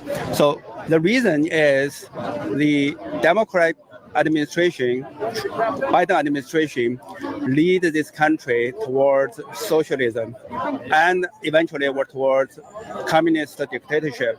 We came from China. We know this is the way. This is not like people here don't understand what is a communist is. We know communist is, what communist is. That's why we support Trump. This is really interesting because I'm also Chinese American myself. So You haven't lived in China, I guess. I did. I grew up in China. I grew up in China till I was 17. I'm from Shanghai, but yeah, I don't want to talk about my opinions because I'm a journalist. So I just want to hear more about your opinions. You know, as immigrants, a lot of people might say that Trump is anti-immigrant, or Trump is not anti-immigrant. It's just against illegal immigrant. It must be lawfully, orderly. That's how the immigrant should be. After much self-reflection, I have come to the realization that there is one thing very Indian about you, and that is that you became the Democratic nominee without a single vote. You pulled the biggest scam of all time. No Indian I know, from the call centers to email phishing, no Indian I know has scammed 250 million people. Not bad, Kamala. That's pretty good numbers. If you manage to actually win the election, you will have pulled off the biggest Indian scam of all time. From here on out, your new name is not Kamalto actually. It is now Scamala. Scamala Harris. Don't act like us. Don't act like us. Don't act like us. Because how could I not? And another scam the City Girl president tried to pull off was making City everyone Girl. believe she was a Black American woman. Kamala the cosplay chameleon, she's not fooling anybody at this point. Not Black people and not even her own people. But all I want to know is all the people that have smoke for us, where's the smoke for the Asians not supporting her? Right. Barack Obama, Michelle Obama, where's the smoke for them? Let's go ahead and get the conversation started. Let me know what you think about this below. Shout out to Allison, support the channel. One time for damn, no smoke. Damn. Exactly. Damn. Skamala. Scam. Hold up. And fellow soldiers, I'm the professor, and this is the moment of truth.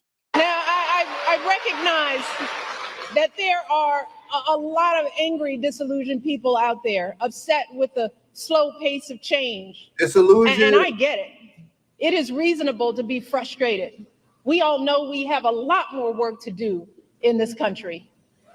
But to anyone out there thinking about sitting out this election or voting for Donald Trump or a third-party candidate in protest because you're fed up, let me warn you, your rage does not exist in a vacuum. If we don't get this election right, your wife, your daughter, your mother, we as women will become collateral damage to your rage. That's the biggest scare tactic. Scare tactics. People believe it. It's scare tactics. Your mother, your daughter, you're putting women in it. Oh, the scare. Come on, man. Oh my God. Propaganda, man. This is legal.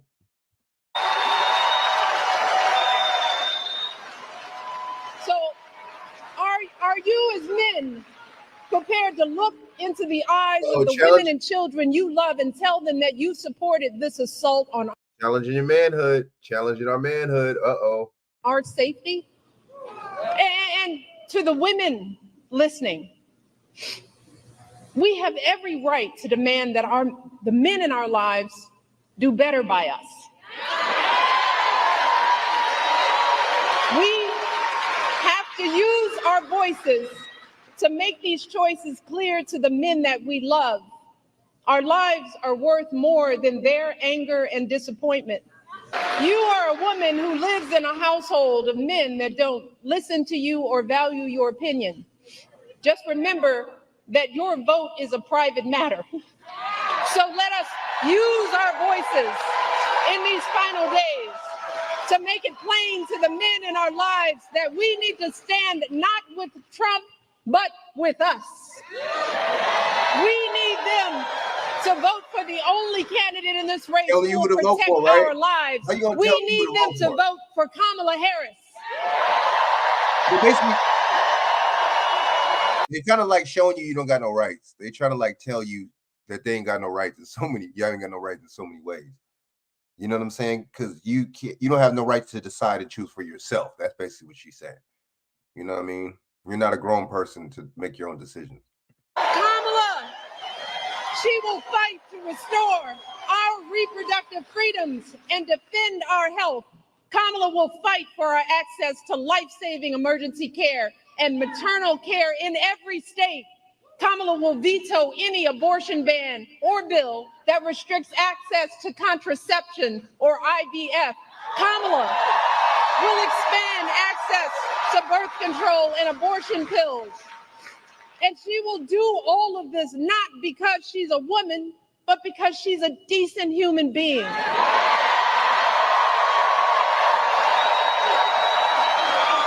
She will do this decent because she cares about the lives of people other than herself.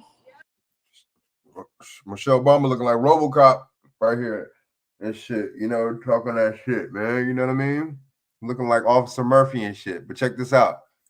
Look, man, I ain't gonna get tricked and duped and all this, getting punked into telling me, And that's really what this election is about, Michigan.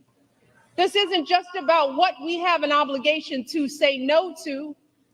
It's about what we have the opportunity to say yes to. And we can elect someone who has the experience, the character, and the strength to look at all these challenges and still see a brighter day on the other side. Kamala Harris will see us, all of us. Kamala Harris will listen to us, all of us. She will protect our freedom. She'll stand up for all of our lives. She will have our backs for the folks trying to get ahead and those just trying to get by. And in doing so, she will usher in a new generation of American leadership and send the ugliness of Donald Trump and his politics back where it belongs, the past.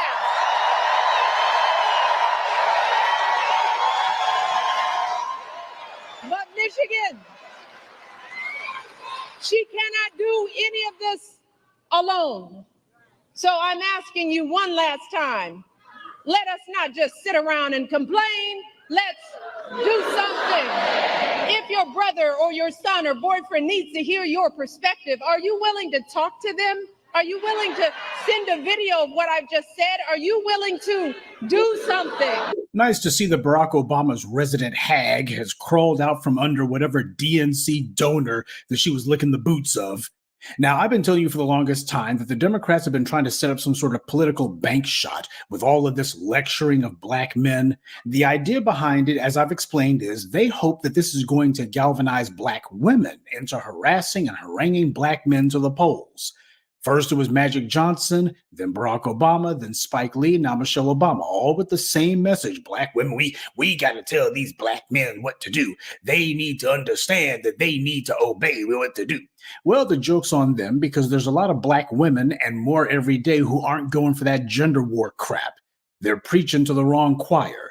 All of these little pretend shea butter bootlicks that they stand in front of, they got the same old gang of Democratic Party volunteers and operatives and shills that they stand in front of, and like trained seals, they clap on command.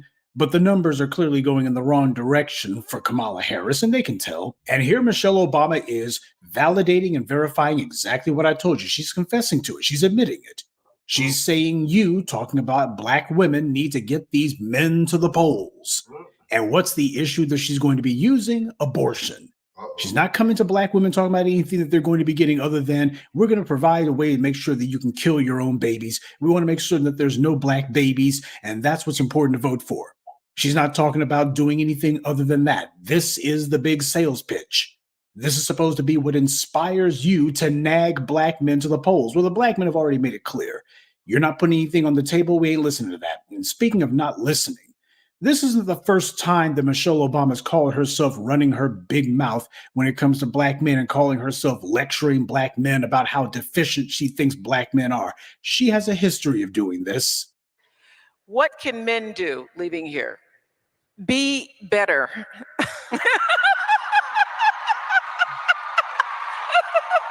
Be better at everything. Wow. Now, that little snippet was from a paid engagement that Michelle Obama had with Oprah Winfrey. You saw how Oprah Winfrey was cackling and laughing like that. This is what these clowns do behind closed doors most of the time. They usually have better sense than to do this mess in public, but they just couldn't help themselves. Michelle Obama has absolutely no business telling anyone, especially not black men, to do better. She in particular needs to do better at everything, like having common sense. Now, all of you DNC shills and plants and operatives who lurk around here, I've been trying to find you so you can defend this garbage and explain this nonsense. And you're in hiding because you're not even trying to defend it. But talk about failing to read the room. If it comes to a situation of asking about black men, all of this, you need to make it easier for the black women in your lives to kill their babies. You should be ushering them to the abortion mills. Go ahead and drive them to the local Planned Parenthood. That's the only thing she didn't say. We got all of these issues, existential crises going on here, and she's talking about expediting the end of black people in America. That's what it really is. But then again, you got to consider the fact that most black men in America are not married and have no children. So when she starts talking about your wives, most black men aren't married. She starts talking about your children. Most black men don't have any children at all, male or female. And a large part of that is because of people like Oprah Winfrey who've been running around pushing this garbage, all of this gender war crap. And Michelle Obama, she's showing who wears the pants in that particular family. All of this heinous disrespect. This is what accelerates the dissolution of the black family. Because for the last 3 generations, you've had these bought and paid for bootlicks, these shea butter feminists who've been running around spouting this kind of garbage, sowing the seeds of enmity and disdain between black men and black women. Why? For their own political gain. Because as long as black men and black women are at each other's throats, as long as we're sitting here arguing with each other, we're not putting our heads together. And that means we're not presenting a united front and united opposition to the forces of anti-black racism. Divide and conquer. That's what it's about. And now they're not even making any bones about it. As far as this election goes, this is not about anything substantive. This is about abortion, don't you know? Because that's the number one issue affecting Black people in general and Black women in specific, right? That's supposed to be their big pitch to get Black women to the polls. Of course, they know exactly what they're really doing. The pitch isn't so much about abortion. That's window dressing. The real pitch is you're going to have Michelle Obama wagging her finger at Black men and telling Black men how deficient they are, and Black women, that makes you want to go vote, doesn't it? Well, for the handful of idiots who may be at these little rallies, that might be good enough for them. But for more and more Black women, it's not good enough at all. See, this is the reason why Barack Obama failed to help Hillary Clinton capture the White House in 2016. Elections are about pocketbook issues. They're about bank account issues. Black people, not just Black women or Black men, but Black people need tangibles. And what is it the Democrats are offering? Abortions and legalized weed. That's it.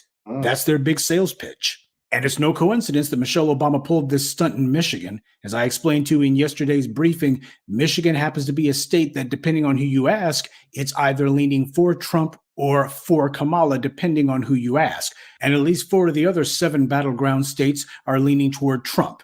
So that being the case, as far as the Democrats are concerned, okay, Black men, they're not on board with this and they've made the most noise. We're going to see if we can go ahead and pat Black women on the heads and see whether or not they're going to go for it. And in the meanwhile, why don't you go ahead and tell those useless, worthless Black men that you're shacking up with, tell them that they need to go to the polls, tell them they need to be better, because finger wagging and lecturing and insults, that's how you get people to the polls, right? But what it goes to show is they've already decided in their minds they're writing off Black men as a group for the most part. As far as they're concerned, that trend has already started. That snowball has gone down the hill, has become an avalanche. They can already tell where the trend is heading as far as they're concerned. Okay, fine then. We're going to be running against Black men. And she's got nerve telling Black men to be better at anything. She needs to be a better mother. It's her kids running around smoking weed on camera like a couple of idiots. Yeah, these are the Obama family values. This is how Michelle Obama raises her children. She needs to be better at everything. And far as I can see, she's off to a slow start. So this is the Democrats' big strategy a week out from the election. A week out from the election, this is what the Democrats come up with. This is going to be their voter outreach program. They're reaching out and slapping Black voters in the face. So the question is, does Kamala Harris think this is doing her campaign any good? Because there's no way Michelle Obama, high profile as she is, would be saying any of this if Kamala Harris had not said, hey, you can't do what Barack Obama did a couple of weeks ago. You can't do that. We're not trying to alienate Black male voters. We've already caught a lot of flack and backlash over it. We're not trying to do that. Instead, you see Michelle Obama doubling down on it. And what does that tell you about Kamala Harris? Clearly, this is a DNC strategy, and she's fully clued in on it. In fact, she's most likely endorsed it. So does she think that all of this Black male bashing is helping her campaign? Does she have any idea where her standing is with Black male voters today? So a hot mic moment at a campaign stop in Michigan appears to have caught Vice President Harris admitting to Governor Gretchen Whitmer that her campaign has an issue that they're working on with male voters. Listen. Yeah. Oh, we have microphones and I was listening to everything. I didn't realize that. So my thing is we need to move ground. Just happen to be at the bar, huh? Alcoholic, man. Among men. Well, now she could just go to men and actually say, you know what, let me go ahead and hear what it is you got to say, and then I'm going to make those into the planks of my political platform. She could go to Black men to do that. But instead, what she's decided to do is the same old Democrat strategy of sticking to these little bought and paid for scumbag bootlicks, some of these sexually suspect shea butter bootlicks. That's what she's doing. These are the Black males that she prefers to talk to, the ones who are already on the take, the ones who are not going to say, well, here's what you have to do, because this is not about actually doing anything for Black people. This is about getting votes without having to do anything for Black people at all. Right. And that's the reason why she's constantly spouting this gibberish and talking points and pre-memorized gobbledygook. You know, Hillary Clinton also thought that she could word salad her way into the White House too. How'd that work out? So this is going to be the Democrat strategy, not just for this election, but going forward. No carrots, just sticks, and being blatant about it, just being bold about it. If you think you're going to be staying at home, your rage and all the... At no point does she say, you know what, there have been so many mistakes made. We screwed up 5 ways from Sunday. Man, it's understandable that you're put out with this because we didn't do anything and that was by design. No, instead it's you're wrong because you just don't understand. Same thing Barack Obama was saying. There are people who don't like us. They don't understand how government works. No, we understand exactly how the government works. That's the problem. Now, I think the most obvious question, of course, is who the hell made the Obamas think that they could stand in front of black people, black men in particular, and lecture us and finger wag and insult us and talk down to us? Just who on earth made them think that they could insult us, lecture us, talk down to us, and then believe that we would immediately get up and go and vote their way afterward? Just who the hell told them that they could get away with something like this? Well, actually, black voters did. Obama and his crew, they didn't just start insulting us this election cycle. Obama was doing it back in 2008. The insulting, the lecturing, the finger wagging, the condescending to black people, playing to stereotypes, especially with black men. Obama was doing that mess back in 2008.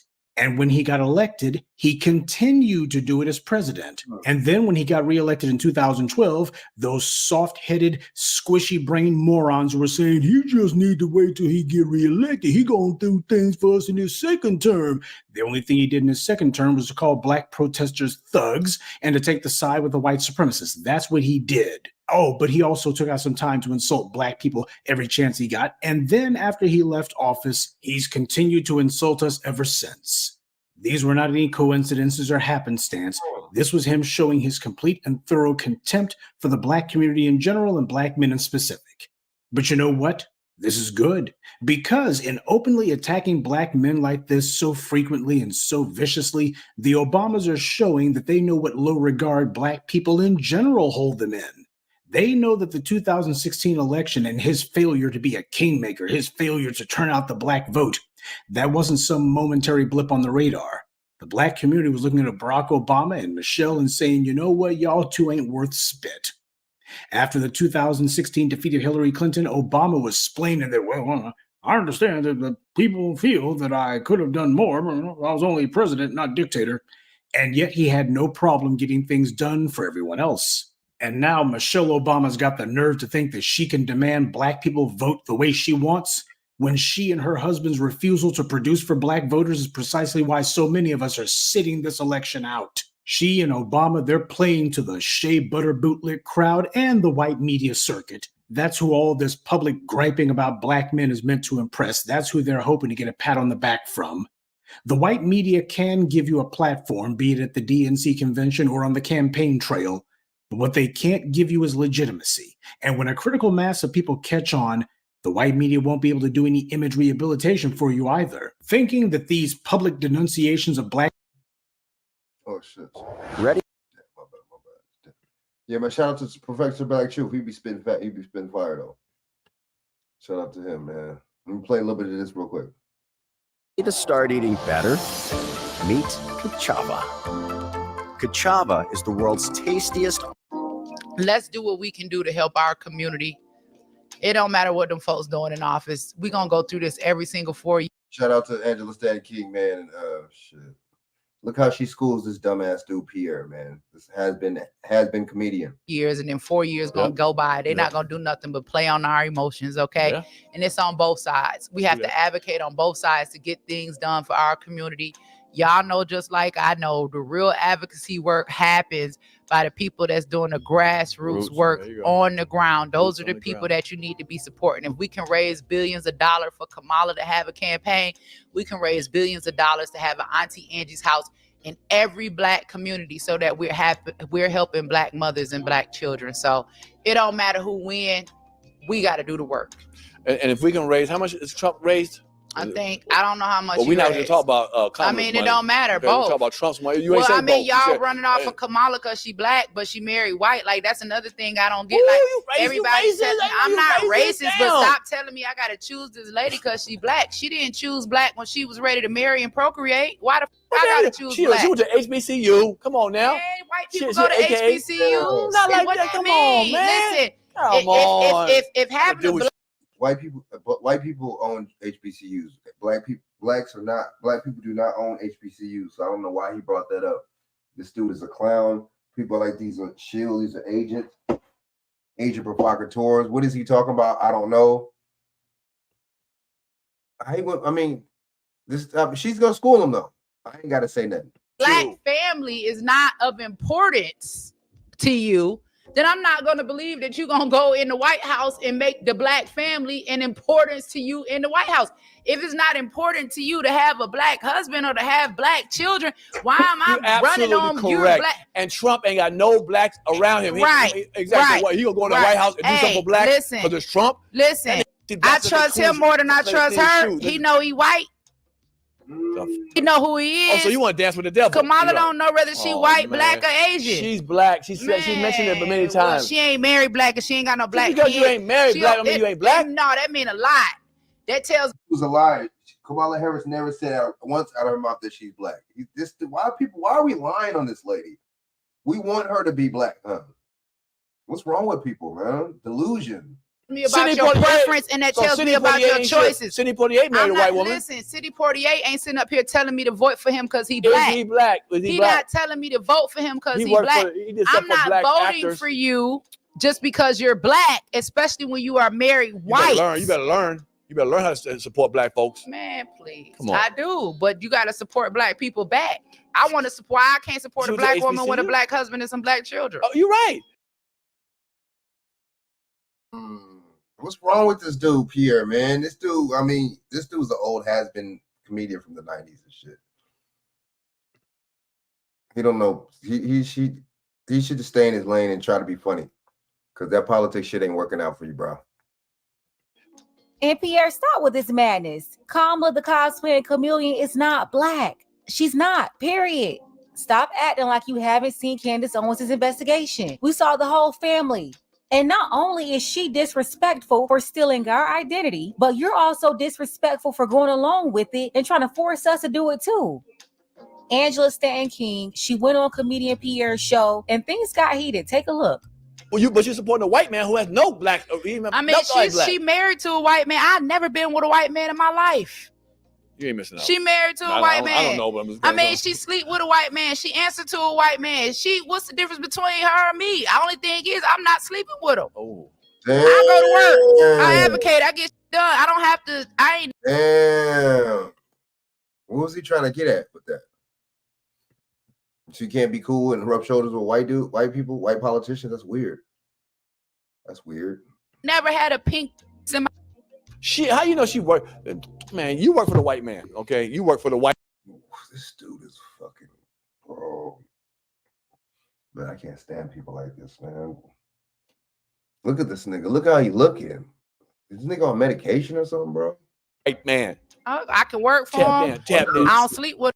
Nervous and scratching and itching and doing all types of weird shit with his eyes and shit. That nigga weird. If she getting you, she getting you, man. Shit, it's okay. You know what I'm saying? The sister's intelligent. Just because you an idiot don't mean she got to be a fucking ignorant idiot. No. Oh, okay. I'm gonna turn this off. We so happy. I'm sure you probably work for him Thank you too. for stopping. Ooh. No, I've been a self-made man since '93. Well, I'm self-made too. I'm a consultant. Okay. I advise those white men on what they should do for our community. That's what I do. And that's what she gonna do when she becomes the president. She gonna advise. No, them white men advise her. Damn. But let's talk about. You just mentioned Ukraine. Do you understand how this works with allies? I don't give a about no allies. I don't give a damn. Let me tell you something. If we don't have allies, Russia.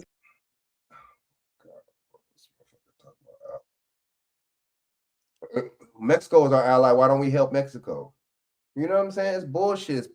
We just getting shit out of Ukraine and Israel. That's all it is. We figure that's in our best interest. Motherfuckers want to pick and choose who they want to help. That's all it is. That's all. It's just that simple. This dude doesn't know what the fuck he's talking about. Did you see the video of the Ukraine president with the black leotards on and the high heels swirling around and dancing with his attitude up in the air? And you sitting up here telling me about some allies, and we don't send all of these people billions and billions of dollars. And here Auntie Angie is on your show, still begging for help and support. Let the allies go away. Women, I get that part of it. They're telling to but they're choosing back to on that keep again. their baby. I get that. But why can't we get support Back for the to that. American people? Like we can. It's the American You tax see the dollars. PPP loan? We You don't, see the PPP what loan? do we You got see to the do gave with Ukraine? Right? You just said why we get money over there. There's reasons why. Because Well, why the they don't send no oligarchs. money over here? Because they're small enough. They ain't got it right Let me now. ask you a Russia question. want to take over there. Then what's going to happen? They're going to creep What over. they got to do with us? One day it's going to be us. Let me ask you a question. Military It's going to be us when Kamala Harris go in. Because let me tell you something about the Think so? leaders in Russia Okay, and we'll go China. see. All right. First of all, women ain't never been respected. And black women definitely ain't going to be respected. You think Kim Jong and what's his name? Putin going to respect Kamala because Harris? a woman is not respected, she can't get a job? Get Do out of you here with think that. when it comes to foreign wars, I don't give a. Do you really think Change has to that happen. Kim Jong-un and don't give Putin are going to respect or even acknowledge anything that Kamala Harris has said? I bet you they will. He said, I bet they will. This is the privilege that we have as Americans on American soil to be able to shut the rest of the world out to the point where we can't even imagine or even see the writing on the wall clearly that these folks with Biden, they've been making moves to try to put us in World War III. It's not a joke at all what's been going on. But see, they keep black people distracted with Beyonce, Diddy, all this other foolishness that most of us don't even know what's going on in Russia, don't even know what's going on in China, don't even know what's going on with BRICS. And believe me, all of this will impact us. Let's just be for real. It doesn't matter. Okay, you just talking now. You know what I'm saying? Why Okay, do you we? just Why, talking why do you say because you're a woman they ain't gonna respect her so she can't have the job? Yeah, We- don't ever well, do that. why we Don't got ever do women's that. rights? You always will be in Well, a why we situation got where you're women's not here. rights? You'll always Why do be we down have here. DEI? You'll always 'Cause be you down know here. that You'll you always can't- be down here if you Listen, believe women ain't got no. We're not the talking power. about a belief. We're talking about facts. Things change all the time. Not over there. Things change. No, you know what? That ain't I get America, it. baby. All right. It doesn't matter. It ain't America. They don't go so by we should have a what we female go president by. because we scared about how they feel. We should. Really? I don't want a female president. Period. Look what feminism has done to this country. I don't get. Ooh. Why would I want a female president? Why not? Look at what feminism has done to our families. I'm gonna turn some. You of this stuff just off. talking about men no longer in the family. Yeah, because women are all strong and manly, feeling like they don't need a man no more. And women are handling their business too. How they They're handling their There's a business? lot of women. Ooh, that she broke it down. But that was the whole plan and design to make them masculine and make them feel like they don't need a man and to really not have a man to separate the families. But still have sex with dudes and get pregnant by dudes. Don't get that twisted. But just not have that stable mindset of having a man in place and getting married and, you know what I'm saying, having that foundation. This dude talking about women, but they still doing their thing. Shut your dumb ass up. Nigga, doing your thing ain't that's not stability, bro. That's not fucking, that doesn't mean that it's not, you know what I'm saying, you're not gonna be dysfunctional. That's still not functional, man. That's still not the fucking nature's way. Like, this nigga's an idiot, man. Run companies. How? BET, When they done broke down their sons and got their sons around here talking about they want to be women, the man need to be back in the home. But why did the men leave? Because they spineless. Well, Oh, maybe because of Joe Biden's 94 crime not bill. about George Why Biden. did men leave? Who said the men left? Who said the men left? This dude sounds, bro. You wouldn't even think this is a guy saying this shit. Nigga, what about Vietnam, nigga? You don't think fucking black men went off to war? There was plenty of, what the fuck? You don't think black men were working? You don't think the government literally told them they couldn't have a man, so the black men fucking left? A lot of these women chose welfare over the fucking kids. A lot of them left the kids. I mean, left their kid's father and left with the kids. Nobody want to talk about that though. People need to cut. This dude is the biggest simp. I'm just saying, we want to talk about Trump all the time, not apologizing for the Central Park 5. Let's talk about Joe Biden not apologizing for the 94 crime bill. He did apologize. He never Yes, he did. did. How Yes, much he you did. want to bet? Yes, he did. In fact, Google he it. said, I'm not going to he didn't. apologize. Yes, he Google did. it. Google it. Right. I heard him say Okay, he did super apologize. predator. All right. All That's right. good. Let's keep going. Yeah. Yeah. So you plead it. I'm voting for She Trump believes and that women RFK. can't run the country. Or No, women they can't. Do can't. what? And women can barely run their house. Ooh, you hear that? Yeah. In the Get comments. mad about it. In the I don't comments. care. It's Yeah, the honest in the to God comments. truth. And No. I have been a woman and I have You have? raised 5 children. Well, I'm still a woman. Oh, I've okay. raised 5 children, right? And I'm saying that there is if it takes a man and a woman to make a baby, Right. right? Because Okay. women don't get pregnant on their own. Okay. Then obviously something should tell us that it should take a man and a woman to balance that child out, to raise that child. Right. That child needs half, 50-50, right? Right, sure. So we've messed up Right. somewhere along the line. Many men have And left. and Many men hold have on, left. Hold on. Let's talk about it for a minute, right? Wow, dude. Are we blaming men for leaving? Well, listen, I mean, if some reasons there hold are. on, but some if I'm which a they do. woman, I'm liberated by freedom of choice, right? If I don't want the baby, I get the baby, right? And I get praised for it. But if a man don't want a baby and he walk away, then all of a sudden he a dead. Ain't nobody praising nobody. All of us. Wait a minute, hold on. No, they are. No, they are. Where? They're advocating for. They shouting out their. Damn. You see the hypocrisy? Y'all see the hypocrisy? When the dad don't want the baby, he a deadbeat. But when she don't want the baby, she could go to the fire station. She could drop it off. She could abort it. Look up Oprah Winfrey. No, they give Shout you a out right your. They give you a choice. Shout out your like, choice to girl, do you got what? abortion, girl. You got abortion. They Go ahead, are. girl. You got They abortion. are, and they paying for it. But if a man doesn't want the baby, right? Then he a deadbeat, or you get to go lock him up, put him in jail, drag him every month with a child abandonment warrant. The government makes a man be responsible for the life that he creates.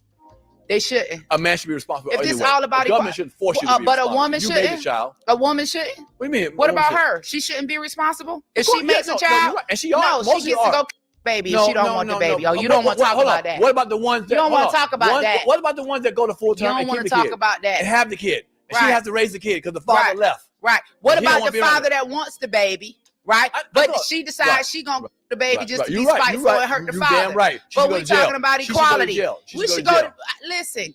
The baby is the baby. You can't pick and choose You when it's can't- yes, you okay can. to kill a baby. Hold on. It's no different than picking and choosing somebody. If you're trying to kill me, I'm gonna kill you. But if you're not trying to kill me, I just kill you. Who you the can pick baby and trying to- choose. You can pick and choose a lot of stuff. You know, feminism is definitely a problem that's infected the minds and destroyed the community, including the simps that sympathize with them. One thing about Angela Stanton King versus Kamala, Angela, she's going to stand 10 toes down and tell you exactly where she stands. On the other hand, Kamala, the cosmic chameleon, she's going to flip-flop depending on who she's in front of. Let's go ahead and get the conversation started. Let me know what you think about this below. Special thank you to Anise. I appreciate you for your Yo, shout out to Pink Book Lessons. Salute. Yeah, that dude's an idiot, man. This dude. Wow. Wow. Just, you know what I'm saying?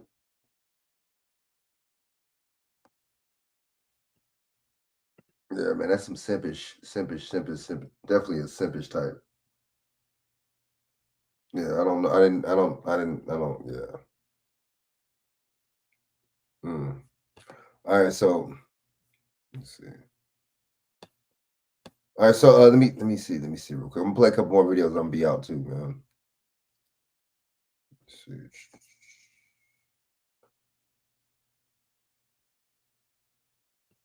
Let me get into Zach Hubbard real quick. Get to Zach Hubbard real quick. Fair use. Go 49er Charvarius Ward has lost his 1-year-old daughter, Amani Joy. And consider, we've been showing how the 49ers have been synced with Kamala Harris since week 1. Again, every year they sync up the sports and politics because the same cabal runs it all. American football is credited to Freemasonry. DC is known as the Masonic City. But of course, the 49ers are in San Francisco, Kamala's city, and Kamala's been running on joy. So think about a little girl named Amani Joy passing away. And to eliminate any possibility of coincidence, again, gematria, the Kabbalistic practice of coding numbers into words. Masonry is based in Kabbalah. The name Charvarius Ward equates to Kamala Harris. They both equate to 212, 212. How do you get those values? Again, there's 4 base ciphers of the English language, the alphabetic order forwards, the alphabetic order in reverse. Both those values are when you run the alphabetic order in reverse. Z is worth 1, all the way back to A is worth 26. And also those 2 orders with numerology applied. But of course, Kamala's running to be number 47. And look at the value of the little girl's name, Amani Joy, 47. Remember, Kamala just spoke at the DNC in Chicago, where Fred Hampton, the Black Panther, was assassinated on the anniversary of the death of Huey P. Newton at 47. That was August 22nd of this year. Again, he founded the Black Panther Party. Kamala's father, Donald J., not Trump, but Harris, Donald J. Harris, was an associate of Huey P. Newton and was in the startup group that eventually led to the Black Panthers. And this news story broke on Tuesday, October 29th. The little girl died Monday, the day before, but the story broke Tuesday, October 29th. That was a date with 47 numerology, 10 plus 29 plus 2 plus 0 plus 2 plus 4. That's how you get the life lesson number for a date. So the news broke on 47 date numerology about Amani Joy. And the date of the passing was the day prior, Monday, October 28th. That was a date with 46 numerology. Of course, sacrifice equals 46, like Genesis 46 is about sacrifice. But Shavarius Ward went to Middle Tennessee, the state where MLK was killed by the code in a very Jesuit ritual. But isn't it strange that Middle Tennessee, where he went to school, was established on September 11th of 1911? And from that day to the daughter's death was also 47 days later. You might recall the Club of Rome was established 3 days after MLK's assassination on April 7th. It was established 4/7. Also, from Shavarius Ward's birthday, May 16th, to the daughter's death was his 166th day of his age, which means the news was 166 days after his birthday. And when you run the alphabetic order forward, Shavarius Ward equates to 166 like Secret Society. Again, when you run his name in reverse, it equates to 212 like Kamala Harris. And when you apply numerology to his name, it has those fateful numbers. 67. We see it all the time in ritual sacrifice, blood sacrifice, and human sacrifice equate to 67. Consider the word satanic is 67, like soul. Like a satanic cabal is collecting people's souls. And this happened in San Francisco, where the Church of Satan was established. Also strange, his former college is on 149 wins as a football franchise. That's a big number with Skull and Bones, the powerful order out of Yale. American football is credited to the Skull and Bones member and Freemason Walter Camp. DC is known as the Masonic City, where the Jesuits set up camp, where Skull and Bones has a huge footprint. And again, remember, modern Freemasonry is a Jesuit creation. The Illuminati was founded by the Jesuit Adam Weishaupt. George Washington penned letters about his concerns about the Illuminati infiltrating Freemasonry. So you think about how DC's the Masonic City. The capital was moved there where the Jesuits set up camp. You think about how all of these things intersect. Again, the Jesuits gave us the language and the calendar in modern Freemasonry. Freemasonry is based in Kabbalah. This practice of coding numbers into words comes from Kabbalah. The Masons study the 47th problem of Euclid. If you're new here, 47 is a really special number to the presidency because the word president itself equals 47. So does White House, so does government, so does authority, so does Republican, so does Democrat. When you run the alphabetic order in reverse, even the letters DC are 47. Yep. Think about this nation's birthday, the 4th day of the 7th month. The first Super Bowl was the season the Black Panthers were established by Huey P. Newton, and that was the 47th season of the NFL, only for Huey P. Newton to die at 47, only for all these years later them to be syncing up the Niners with Kamala from the Bay. R.I.P. Amani Joy. Again, for all the fans who go to the game, realize your money is connected to these rituals and the cover-up of these ongoing rituals. Again, R.I.P. Shavarius Ward, I wish you'd speak out so we can put this nasty little thing to an end. And I'm not going to blame Shavarius Ward for this. Again, this is part of a long line, and sometimes it's hard to say, like, how much of this is sorcery. And do they, does a guy like Shavarius Ward get picked out because he got the old 67 connection because they only encode the number in like every single one of these rituals? So Yeah, man, I'm telling you, them numbers, man.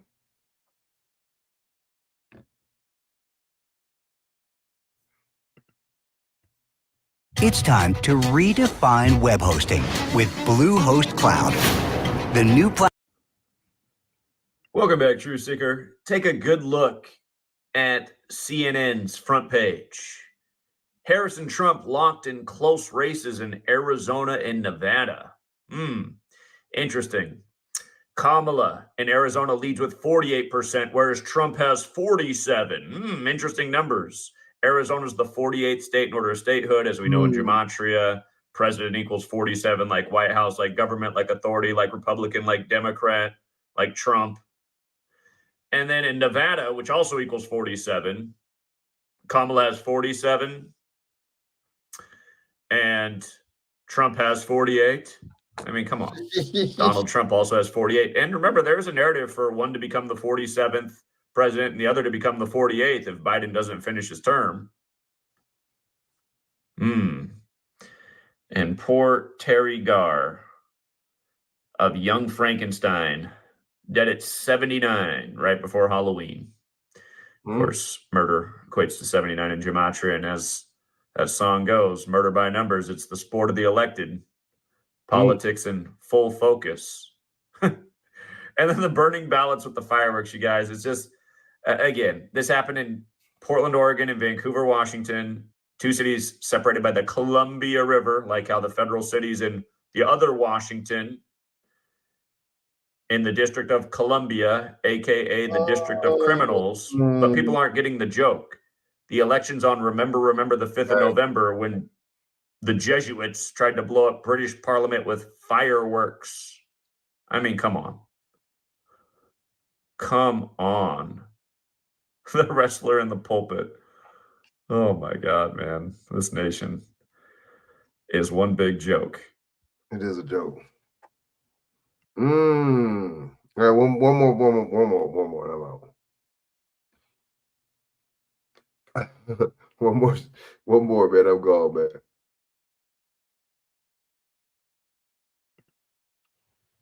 Welcome back, True Seeker. One of the top stories today is the ballot drop box fires in Portland, Oregon, and suburban Vancouver, Washington, just across the river. Again, a lot of people like to live in Vancouver and shop in Portland. That way you don't have income tax and you don't got to pay sales tax. But notice what time it happened at, 3:30 in the morning. Of course, Oregon's the 33rd state. And this is about the upcoming federal selection. Of course, in gematria, federal equates to 33, as does masonry, as does secrecy, as does order. And then Vancouver and Washington across the Columbia River, District of Columbia, right? Somebody crossed the Columbia to burn up all these ballots. But Washington State is the 42nd state in order of statehood, whereas Oregon's the 33rd. Masonry equals 33. Freemason equals 42. DC's known as the Masonic City. Is this a sign of things to come? The Oregon Ducks just whooped up on Illinois with 38 points. Remember, in gematria, Oregon equals 38, like election, like fire, ballot box fires. I don't know. I think the 3:30 a.m. tells you about the PSYOP here. So I just remember Bill Maher, he said right after January 6th, the insurrection, he said that was the 93 World Trade Center bombing. And the 2024 election would be 9/11.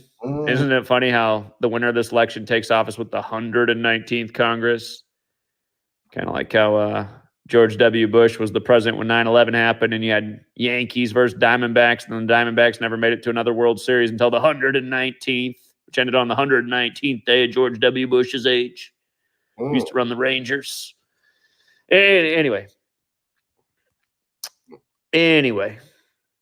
You know what else is interesting, actually, this Vancouver thing? Because I grew up in Portland and Vancouver. I know this one off the top of my head. Donald Trump running on MAGA like Ronald Reagan. Reagan won re-election in 84. Vancouver, Washington was voted City of the Year in 1984. There's a big sign up in that town, so could be something to that as well. Might be something to that. 84, 48. 3:30 a.m. in the 33rd state. You can't make this stuff up. So repetitive. Reverse is 48. 47. Until next time, True Seeker. You know what I'm saying? If you're thinking we could go with that one too. With them numbers. You know what I'm saying? He's burnt out though. He's pretty funny. All right, so look, one more. One more, man. Hold up. And then they tell. Hold up.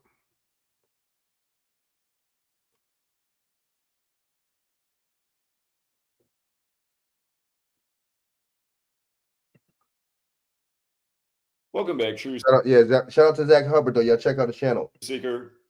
Addressing this video to Nick Shirley, his mother, his cameraman, his audience, and everyone else who's planning to vote, if they haven't done so already in the 2024 selection. I don't use the word election because that's not what these are. These are selections.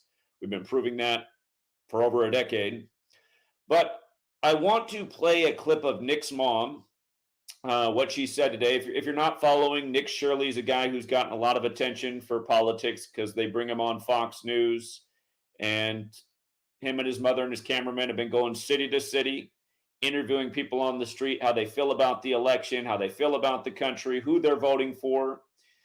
And again, it's nothing surprising if you're an intellectual and know what's been going on in this nation for pretty much all your lifetime. You're just hearing nothing but people who are in the dark, who don't have a clue, who are caught up in the mainstream propaganda, believing all the lies.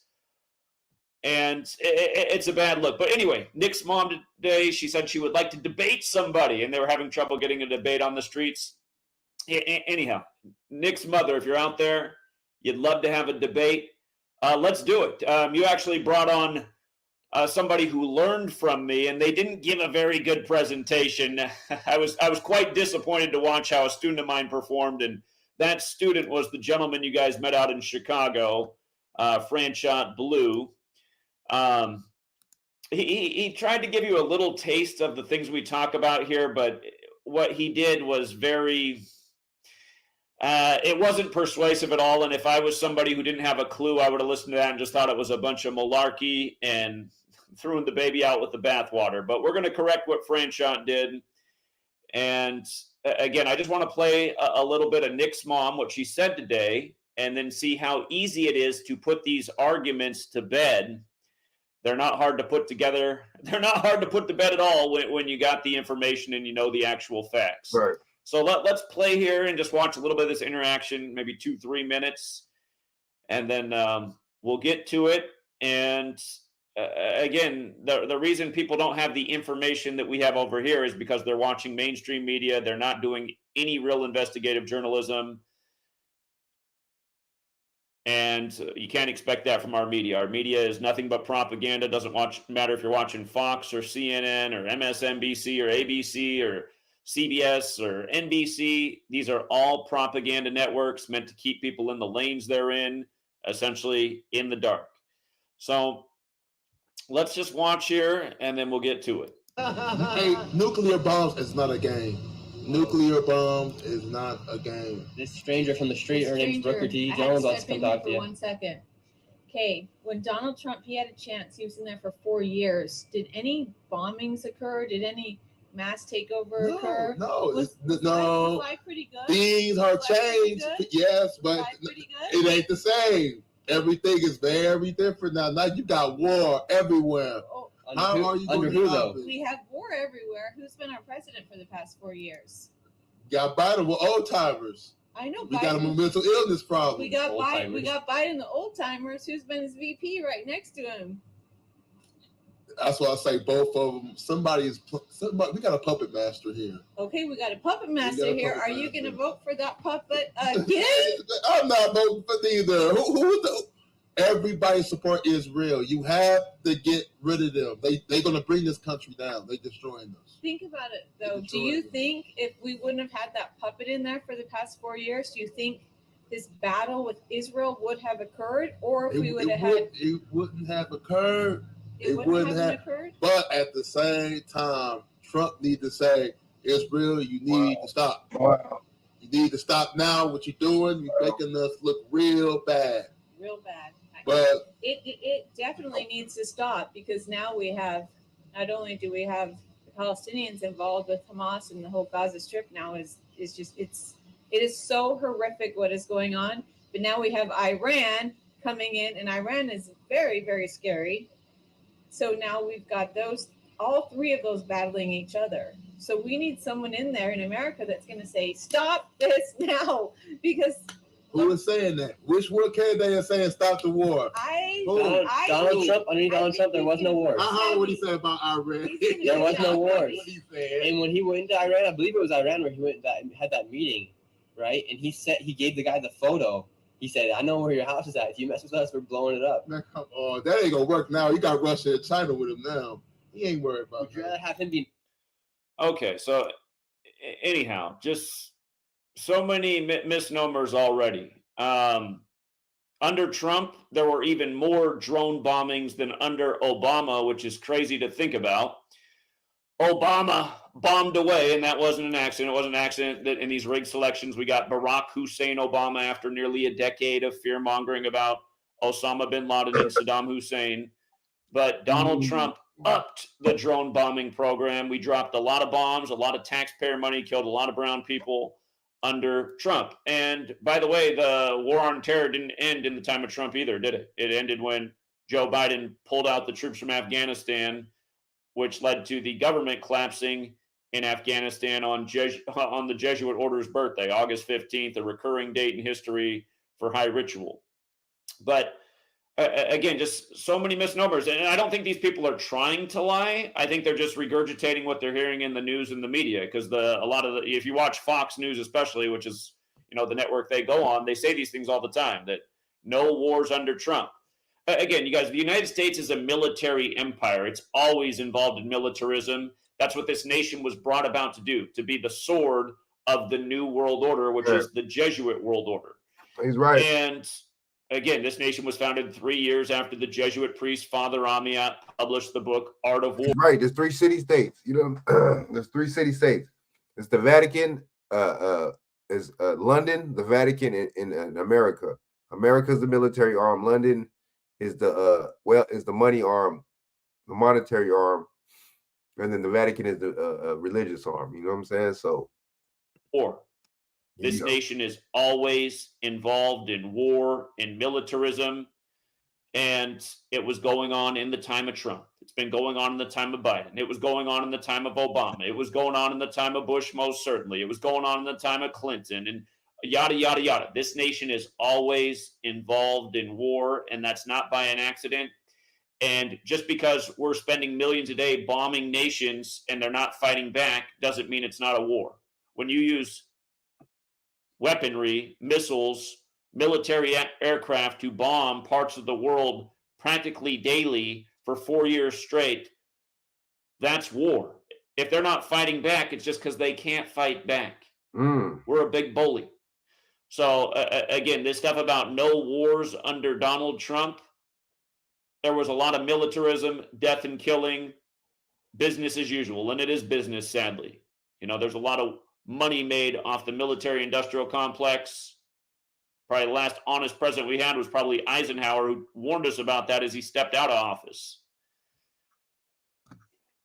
And then this whole thing about would the wars have broke out if Trump was in there? Again, all of this stuff is misnomer, because all of these puppets have been installed by the code, just like how all of these wars have broken out by the code.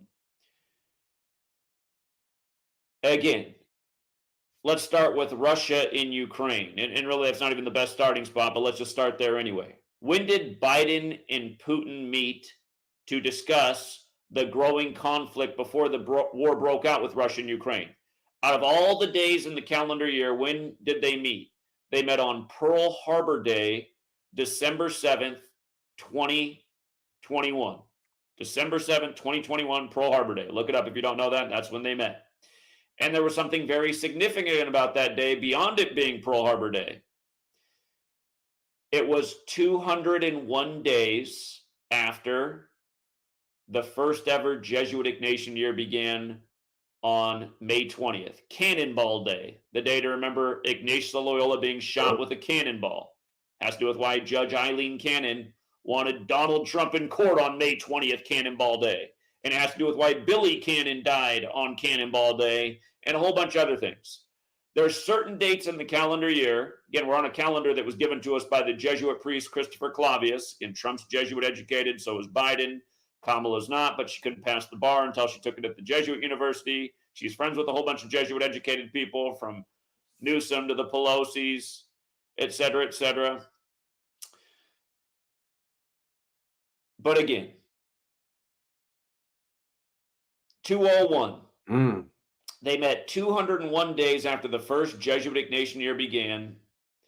Fast forward to Biden signing off on $95 billion for Ukraine and Israel. When did he do that? He did it on the 201st day of the war in Israel. Again, what is 201? Why was that the name of the pandemic simulation that took place the exact same day the military world games began in Wuhan, China? Again, October 18, 2019, Event 201, put on by the World Economic Forum, led by Klaus Schwab, Jesuit educated. Again, simulating a coronavirus pandemic that would last a year and a half. Again, if you haven't watched that simulation, which is still on the Johns Hopkins website, everything in the simulation is very similar to how it played out in the world. And again, 201, not an arbitrary number. It has to do with why, again, Donald Trump, his ex-wife fell down the stairs and died July 14th, 2022, exactly 60 weeks into the first ever Jesuit Ignatian year, which went more than a typical calendar year. And then he buried his ex-wife a few days later on the 201st day of the year. And that has to do with why Beau Biden died at age 46, 201 days before the first Jesuit Pope's birthday. And then he was elected number 46, exactly 46 weeks after the Pope's birthday. And that number has a lot to do with why JFK, the only other Catholic president, was killed at age 46.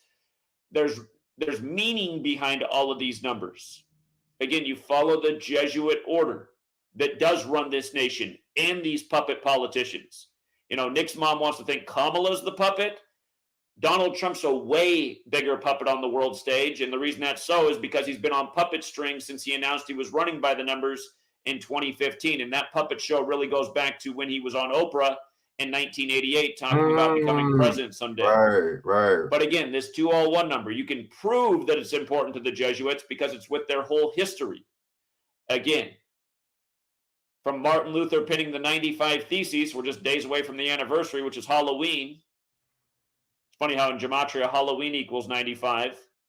But from penning the 95 Theses, again, to the creation of the Jesuits, August 15th, 1534, that was 201 months later. 201.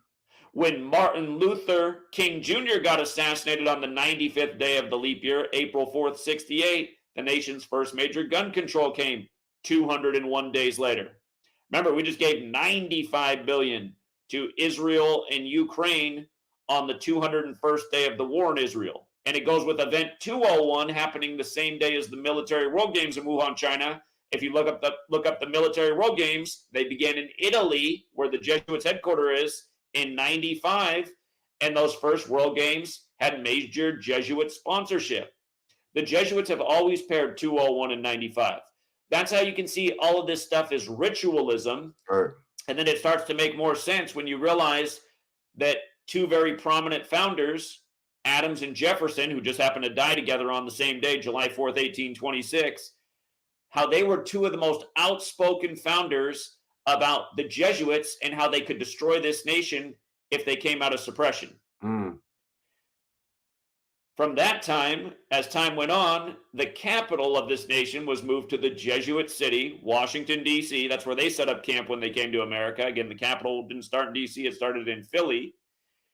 And then they moved Inauguration Day eventually to the 20th day of the first month, 20/1, which is also the 201st day of the nation's age. And that's why you start to realize, oh, Beau Biden, he died at 46, 201 days before the first Jesuit Pope's birthday, Pope Francis, who's also the first Pope to live in Suite 201. And then Francis, the Jesuits are from France. The last French Pope was the 201st. Again, if you look into the history of the Jesuits, they were saved by Catherine the Great in the time of their suppression. The suppression happened after the first 201 days of the year passed. Go figure. But their order was preserved by Catherine the Great, and in their history book, the Jesuits' own history, their order was preserved by 201 Jesuit priests who were able to remain their works in Russia under Catherine the Great. What are the odds of these things? And then again, it comes back to Russia and the US, these red, white, and blue flags, these big militaristic nations, space programs, nuclear, programs, so much shared history. Their history has generated a lot of money for the bankers and the warmongers. But then you got Biden and Putin just happening to meet 201 days into the first Jesuit nation year. Remember when Tucker Carlson just went over and interviewed Putin, and Putin said, "Can I begin with some history?" And then he said the whole history of the conflict dates back to the Russian Orthodox Church and the Catholic Church. He went on for 30 minutes about this, and nobody focused on that at all.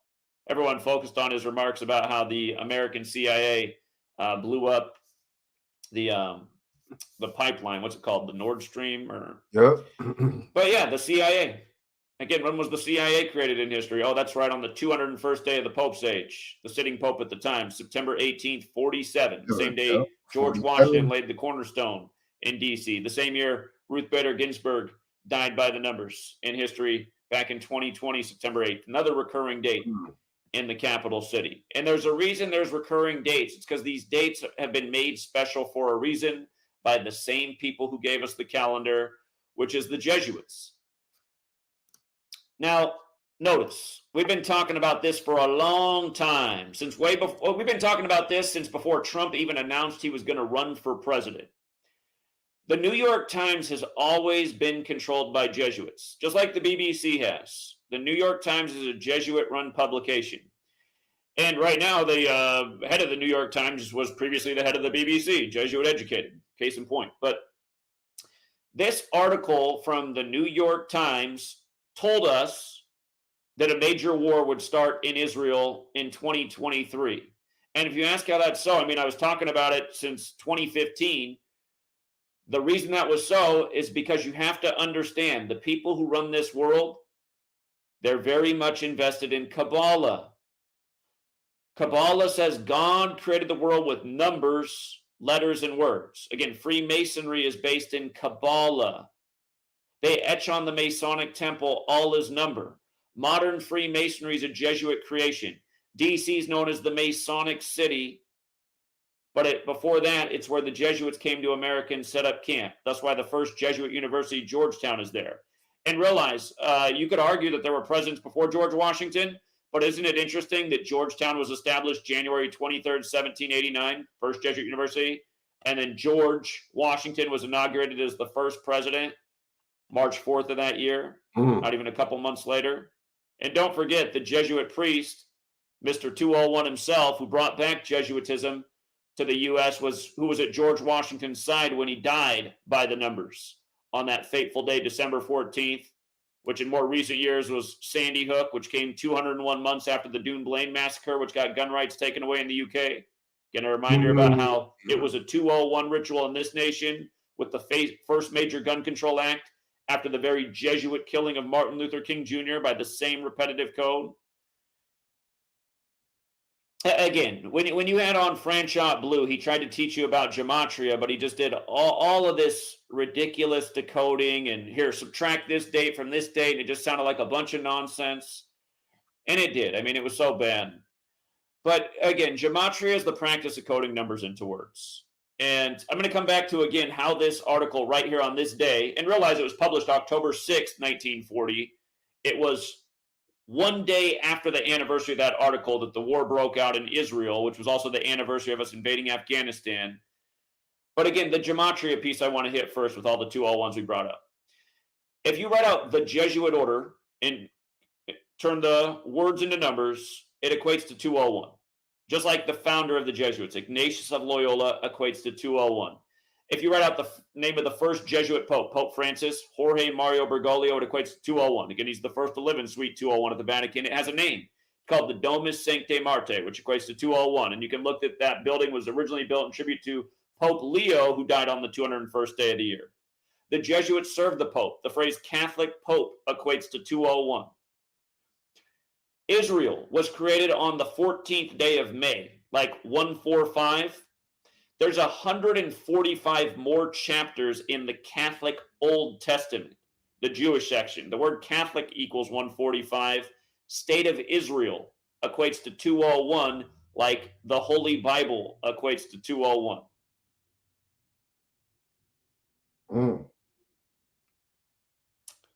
We brought up how Biden's son died 201 days before the Pope's birthday on May 30th, 2015, when he was 46. The same Jesuit priest who was the former head of Georgetown did the funeral for Beau Biden and the inauguration for Joe Biden as number 46. That priest's name is Leo Jeremiah O'Donovan, which equates to 201.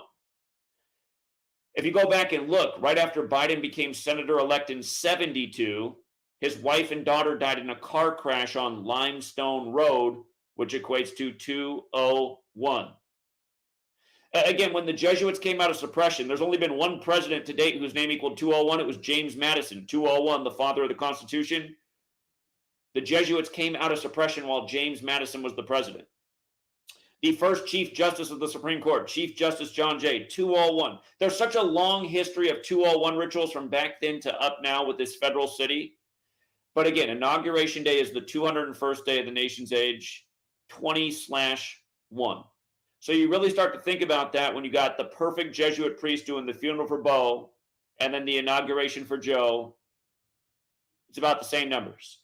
State of Israel, which was created in a Jesuit Catholic ritual, again, synced up with the Catholic Old Testament, as we just mentioned. State of Israel equates to 201. David Ben-Gurion, whose name equals 145 like Catholic, who was the first prime minister, he ended up dying in history 201 days after the anniversary of Israel's establishment. Adam Weishaupt was the Jesuit who founded the Illuminati. He died in history 201 days after the anniversary of the Illuminati's establishment. He originally called it the Bavarian Illuminati. He renamed it Order of Illuminati, which equates to 201. And what does Illuminati mean? It's an Italian word, first of all. Italian, Vatican, Jesuits. But Illuminati means illuminated, in the light. In the original code of letters and numbers from the Hebrew alphabet, 201 pertains to enlightenment. Enlightenment. There's a book out there you can look up that focuses on this in the early start of the book. It's called Sefer Sapphire, Sefer Sapphire. Oh boy, actually I haven't said it in so long. I believe it's Sefer Sapphires. Now I want you to think about this. When Joe Biden became senator-elect in 72, remember President Biden equals 72, President Trump equals 72, Jesuit order 72. They worship the sun, which moves 1 degree on the astrological wheel every 72 years. We got the first Jesuit Pope on March 13, 2013, the 72nd day of the year. But in 72, that was the 47th U.S. presidential election. This year is the 60th, with all the 60 business that we've been talking about. But that was the 47th. Back in 2020, Trump's line was, I've done more in 47 months than Biden's done in 47 years. And isn't it interesting how Biden took office as vice president with a 47-year-old Obama, and now Kamala is running to be number 47, and her father, again, Donald J. Harris, that's how big the puppet show is, Donald J., like Donald J. Trump. Again, he used to be an associate of Huey P. Newton, who founded the Black Panther parties, but Huey P. Newton died at 47 on August 22nd, 1989. What day did Kamala speak at the DNC in Chicago, where the famous assassination of Fred Hampton, the Black Panther, happened?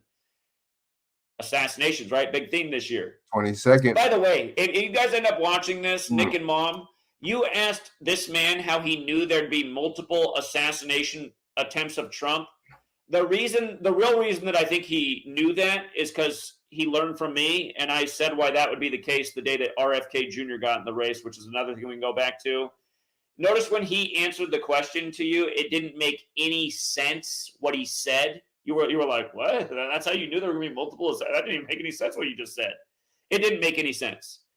Long story short, the day that RFK Jr. got in the race when he filed his paperwork, it was April 5th, 4-5, like Trump number 45. Kind of like how the first Trump July 13th ritual under the 13 stripes, 13 weeks from the anniversary of Lincoln's assassination, which was the same day the Secret Service was created. That was 45 days after JFK's birthday anniversary. But anyway, when RFK Jr. got in the race on April 5th, 2023, by filing his paperwork, the 95th day of the year, I pointed out how that was 144 days after the Superior General's birthday, and how this election upcoming is 144 days after Trump's birthday, and how RFK, his father, in 68, died at 1:44 a.m., and JFK died 144 days from meeting with the Pope on July 2nd. And just before that, he lost his son on August 9th, the day leaving 144 days left in the year. A lot of people don't know that. Kennedy lost his infant son right before he was assassinated. Both 144 rituals. Lincoln was shot on 14/4. Even 2 days before Kamala was made the VP nominee, the wrestler James Harris, who was Kamala, the wrestler, she goes by Kamala, the wrestler went by Kamala. He died on August 9th, the day leaving 144 days left in the year. And again, it's another very special number to the Jesuits that has a lot to do with time. But I made that point that day. I said 1968 had multiple assassinations, MLK and RFK. He's doing this on 4/5. They've been flirting with Trump being like George Wallace, who was assassinated on the campaign trail and survived. They've compared him to they have compared him to Kennedy also, but they compared him more to Reagan, who ran on MAGA, who was shot. And so again,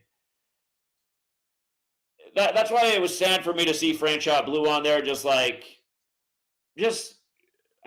blown opportunity, I would say, because you're getting a lot of traction right now. And he went on there and gave just a horrible explanation of everything. Anyhow,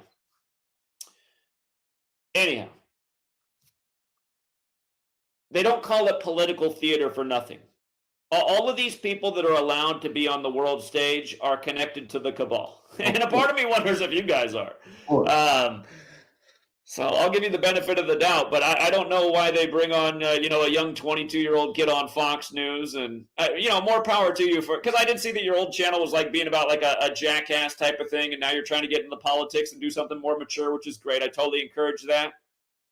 But at the same time, I'm like, how does a 22-year-old who goes from like being Jackass, a YouTuber, you guys know the Jackass show from MTV. He was trying to do those types of things. But how does he end up getting brought onto Fox News to talk politics? I'm just questioning, like, you went to a prison that nobody else has been to and got to go in there. Like, how's this even happen? And just so you know, next time you're on TV, you said they only feed them black beans so they don't get any protein. Beans are one of the most rich food sources of protein in the world. So you're commenting on Jesse Waters about how they don't get to eat any protein. Just from the outside looking in, I'm like, why is this what they're bringing on TV? So again, since you're getting that opportunity, you should bring some real truth to the people. And see, what you're going around doing is you're demonizing people who say they're not voting. The people who deserve to be demonized are people who are voting. If you're voting in rigged selections, and all of these are, and here I'll walk you through how rigged they all are. If you're voting in rigged selections, which is what everyone's doing who's going to vote for this federal scam in 2024, all you're doing is exactly what the cabal wants you to do. They want you to vote in their rigged selections because then they can treat them like they're legitimate by having people lined up at the polls and dropping off, their slips in the ballot boxes. It makes their scam possible. Again, we've all heard the quote, it doesn't matter who votes, it only matters who counts the votes. It's the same thing here. That's why all of these selections are perfectly rigged rituals. And Nick, you're a younger guy. You weren't even alive when 2000 happened, but I don't have words for any adult who still votes in rigged selections after witnessing what happened in 2000, 2004, 2008, 2012. Think about that too, because I know you guys are members of the Church of the LDS, the Latter-day Saints, the Mormons.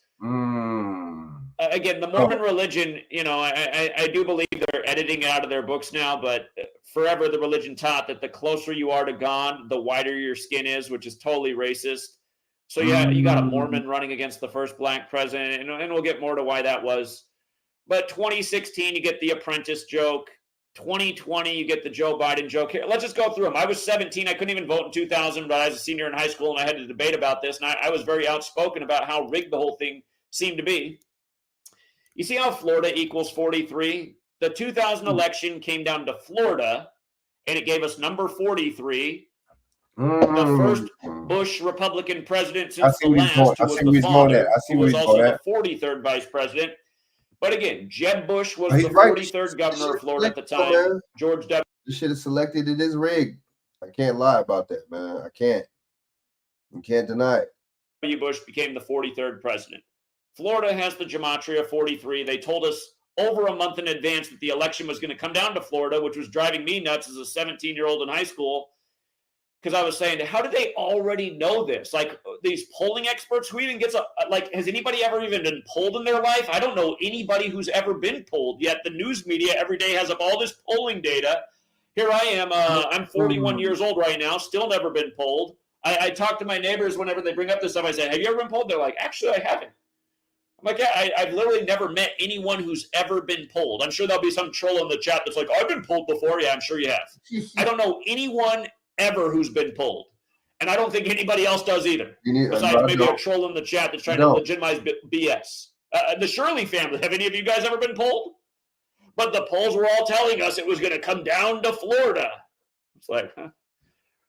And remember, in 2016, all the polls said Hillary was going to win in a landslide. And that was all part of the setup debacle of mocking everybody. Trump paid out a lot, and people in our community didn't win money because I said back in February at the start of the month why Trump was going to win the election. Now, it is true that later that year, I did think it got ridiculous in 2016. February 2016, I explained why he'd become the Republican candidate and win the election.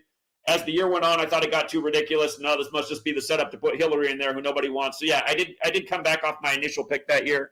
That didn't happen in 2020. I told everybody it was all rigged for Slow Joe. But anyway, Florida 43. And where did the Bushes go that were both presidents? They're both members of Yale, Skull and Bones. And they do a lot of rituals with Yale in 43, including the Goatville killings right before Brady went down to Florida at age 43 and won the rigged Super Bowl. The same guy who benefited from being on the Patriots after 9/11 and the Patriot Act.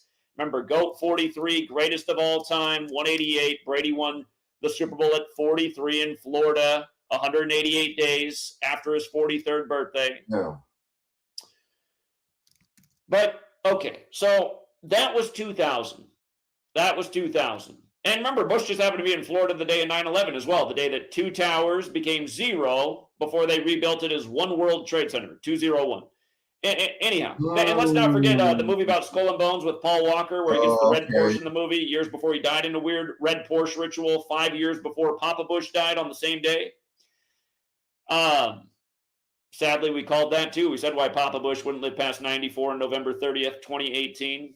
Exact day he ended up dying. That was the last time I had a video go viral. I got over 1 million views within 24 hours from that. And I saw what it is when your content goes viral, because I also made over $5,000 in one day off book sales, and never been able to go viral since. Had, probably 15 more channels deleted since then. Again, if this work went viral, this movement would be well funded, and it deserves to go viral every day. I mean, this live stream I'm doing right now should wake everybody up. It should have Nick Shirley instead of walking across the nation asking all these yoo-hoos who know nothing about nothing what they think is going to happen. Who cares? You can talk to 100 million people. If they don't know what's going on, the 100 million opinions are worth a big fat 0. And that's what it is to talk to most of them in this country, because they're absolutely clueless and brain dead. just letting the TV do their thinking for them, where all you get is BS on TV, nonstop lies, nonstop lies. That's all the TV does every day, nonstop lies and disinformation, mind control, propaganda, nothing else, no truth, no real journalism. But anyway, about this Yale Skull and Bones thing, what was the election in 2004? It was Bush and John Kerry. And what did they have in common? They were both members of Yale Skull and Bones, a very powerful secret society that only allows 15 members per year. Tim Russert asked both men, what are the odds that, you guys were both in Yale Skull and Bones? And they both were very mum about it. They're like, well, Tim, it's a secret society, so we can't say much. If people don't know that, look it up. Tim Russert on Meet the Press asked Bush and Kerry. He ended up dying after that. What are the odds that you guys are both in Skull and Bones? And by the way, Tim Russert was also Jesuit educated, as are half the people on television. If they're not Jesuit educated, they went to a Catholic school. Hello, Jesse Waters. But Jesse Waters also went to Trinity. But anyway, 2000 was about 43. 2004 was about 43 in Yale Skull and Bones again. And don't forget that Papa Bush was number 41. Skull and Bones is 41. That's why he died on November 30th. 11 plus 30, 41. Paul Walker was in the movie The Skulls that came out right before Bush became the second Bush president. That movie came out 201 days after Paul Walker's birthday. And just for the record, there is a cipher that incorporates capital letters. In that cipher, Skull and Bones is 201 as well, just for the record. Papa Bush is born on the day leaving 202 days left in the year, June 12th. The son's born on 7/6, July 6th. On his 76th birthday was the day the Georgia Guidestones came down, 201 days after the Pope's birthday, or on the Pope's 202nd day of his age. And if you guys don't know about the Georgia Guidestones, they talked about reducing the Earth's population to 500 million and uniting the world in a new living language, which is obviously English. And again, they were put up on March 22nd, 322, in the year 80, the year that Reagan won election the first time. 80 is a special number. Satan's 80, Baphomet's 80, Bavarian Illuminati's 80, the original name, which is a totally satanic order. And it's why the Illuminati and Jesuit fingerprints are all over the Church of Satan. And again, it's not an accident that here. What is the highest degree of the Church of Satan? I say I got all kinds of typos there, but I bet it'll figure out the answer anyway.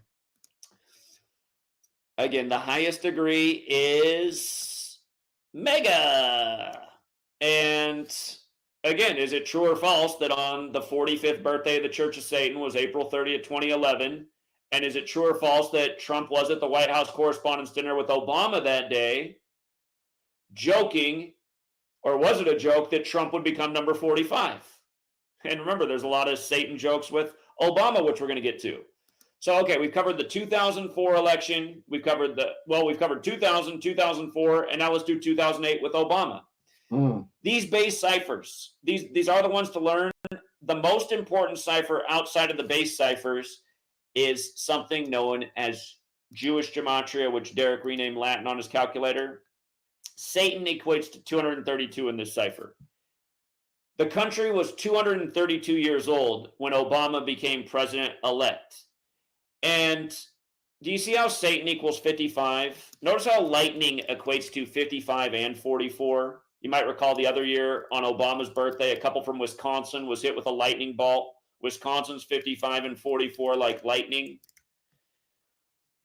Again, in Luke 10:18, Satan comes to earth in a bolt of lightning. 10:18, like the date of the Event 201 simulation, like the Holy Bible's 201. There's phrasing in the Bible. By the way, the Holy Bible's 60 as well. The original Jesuit order for the first decade they were with the Catholic Church was limited to 60 members. The word order itself equals 60. We got this 60th election upcoming where there's been so many 60 rituals and lead up to it surrounding Donald and now 60-year-old Kamala. But hold on, coming back again, lightning has that 44 in it, right? Obama number 44. His name Barack means lightning, Barack Obama. So he's got the lightning connection. Again, Satan comes to earth in a bolt of lightning. Obama elected number 44 years after the Civil Rights Act, when the most famous face of that act was MLK, killed in a Jesuit ritual on 4/4. So think about Obama with this Satan joke connected to him, being the one that tells the joke on the birthday of the Church of Satan about Trump becoming the president, who runs on MAGA, the highest degree of the Church of Satan. And for people who are not familiar with the Church of Satan, you should look into their tenets. The first one is to worship yourself. So, I mean, if you just think about that in light of Trump, I mean, a light bulb should go off, because Trump worships himself. People like listening to this man talk, and it blows me away, because all he's doing is talking about himself and how great he is and how bad everyone else is, with almost no substance to anything he's saying. And again, when they accuse him of being a liar, he is, but so is every politician. So I don't want to get too caught up in that part. It's just, again, to understand the ritualism and how demented our government is and what's controlling it and how almost everyone's blind to it, that's the point I want people to see. I'm not caught up in political parties and which one's better, because neither is the answer. But again, I want you to notice this too. You see how Obama equals 31? I want you to look up what day the federal government recognized Black History Month for the first time. It was February 10th, 76, in the middle of Black History Month. February 10th, 76, not arbitrarily that day. But then I want you to look at what day Obama announced he was running for president. You'll see that it was February 10th, 2007. So exactly 31 years to the day, when Obama's 31, and 31's the 11th prime number, and Black equals 11.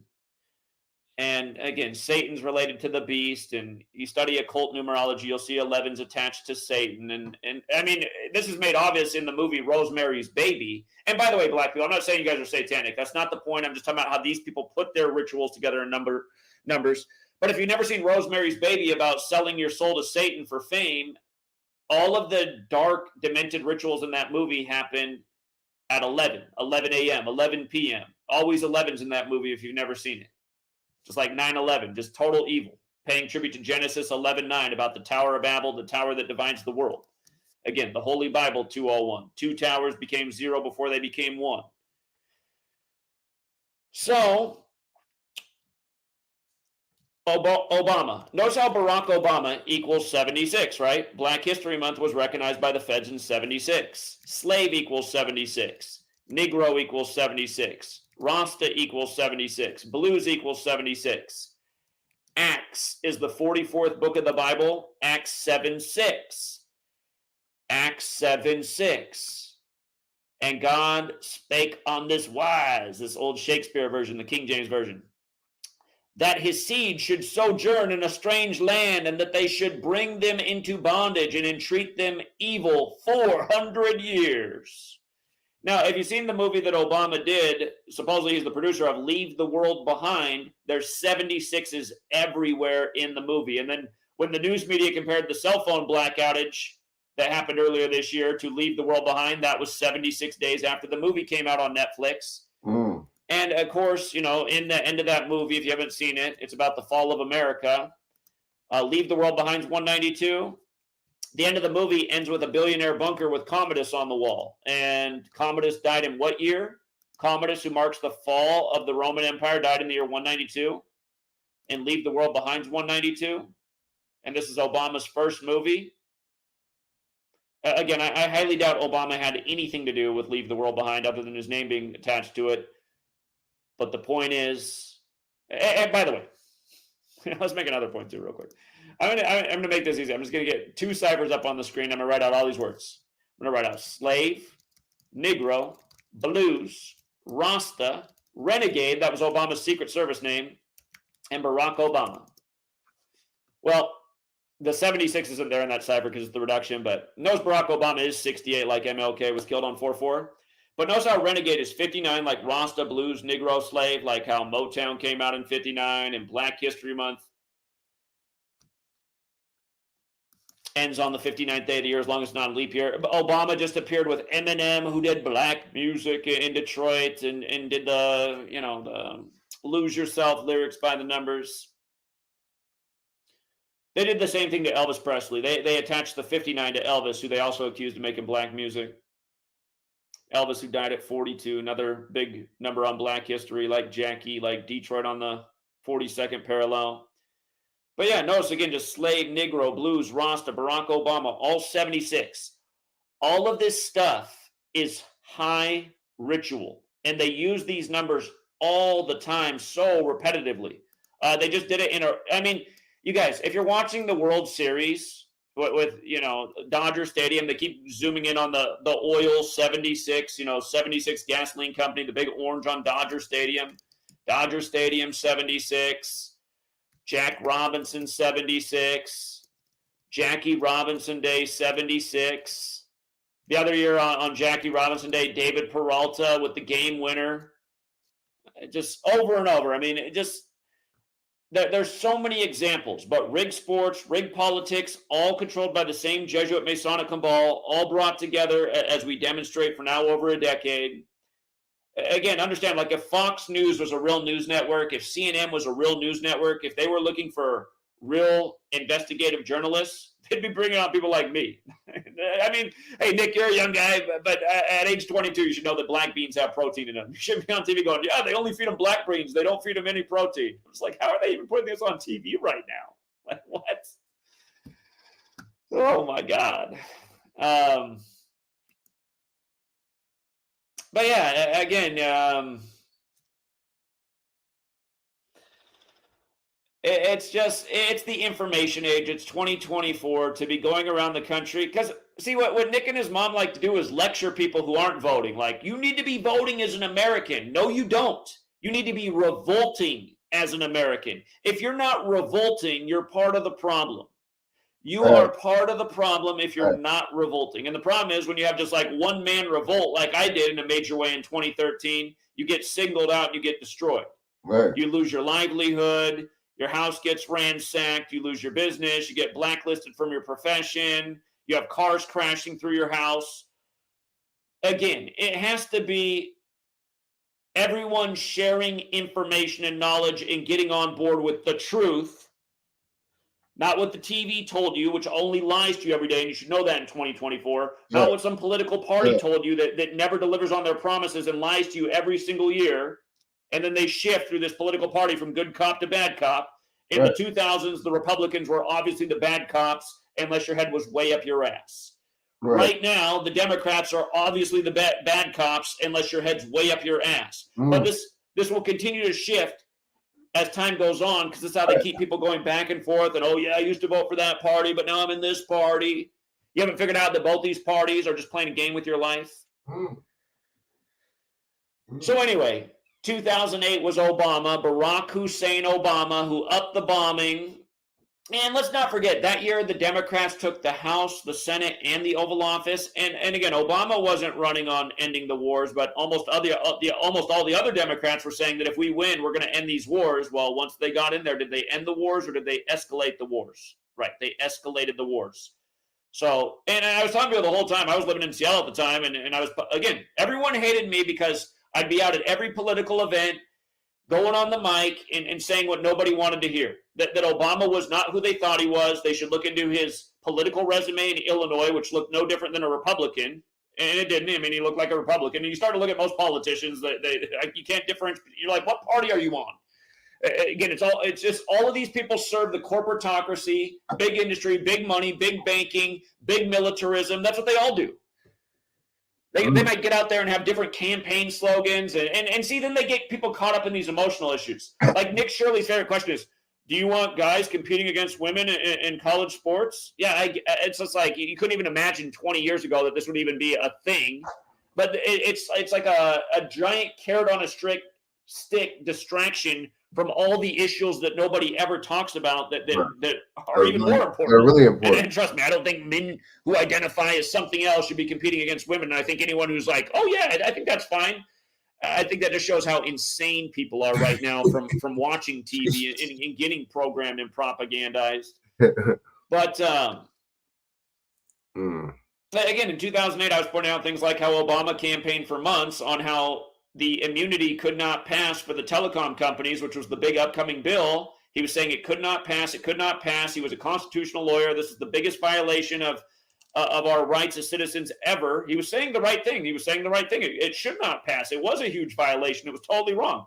But then it came time to vote, and he voted for it. So I was out at, all the different Seattle groups, sort of trying to think of like all the liberal things because Seattle's a very liberal city.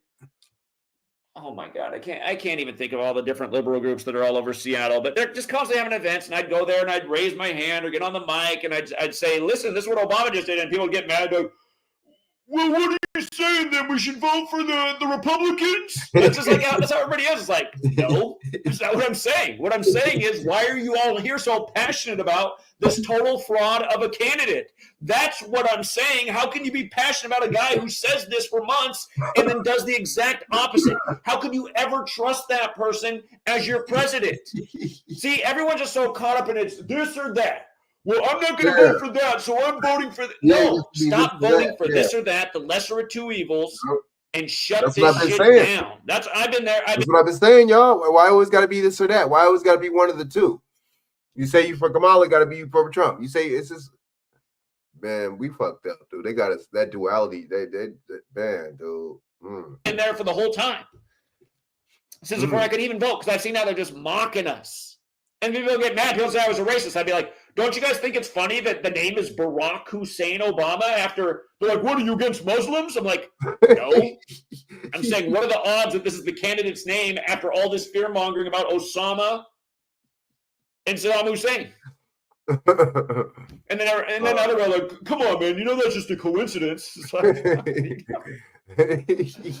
oh man, it's just so bad. It's so bad. So then we get 2012, and then you get, the token black guy versus the Mormon, where, again, Mormonism was founded by a Freemason. Joseph Smith and Brigham Young died 33 years apart in Masonic rituals. And now the Mormons have a temple right next to the Vatican, opened by the numbers. But again, I mean, that was just so obvious. Like, don't you guys see the symbolism of this? I mean, first of all, a Mormon has no chance of ever winning in America because people laugh at Mormons and Jehovah's Witnesses like they're the biggest weirdos in the world, when in reality, the whole Christian faith is total weirdoism. I mean, you go to church and you drink blood and you eat bodies and you think God sacrifices human beings, and all you need to do is believe in a mystical story from so long ago to get to the eternal afterlife. Like, it's just, all of this stuff is such obvious crap, just like our elections, where all these frauds swearing on the Holy Bible, and now Trump even has a $60 one for the 60th election. But yeah, it's just, so, I mean, that was 2012. You don't even need to say anymore. Mormonism says the closer to God you are, the whiter your skin is. And yet somehow Samoans are signing up for this religion left and right. Samoans, big muscles, maybe not big brains. I don't know. I didn't want to say that, but I don't understand why there's so many Samoans getting into the Mormon religions. Like, do you know what it says in the book? It essentially says that you'll never be close to God because your skin's darker.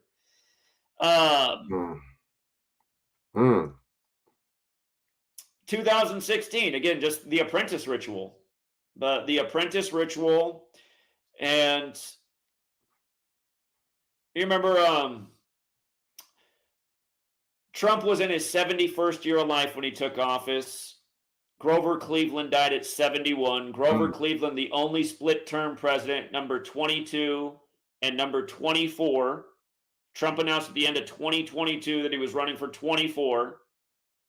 Again, he had his convention in Cleveland, the 216 area code in 2016 in LeBron Stadium. Remember how LeBron came out with that show, The Wall, right after he won the finals, while Trump's running on building a wall? And see, that's the thing, too. For all the Trump people, it's like, the guy promised you he was going to have a wall built, shut down all the immigration, and have Mexico pay for it.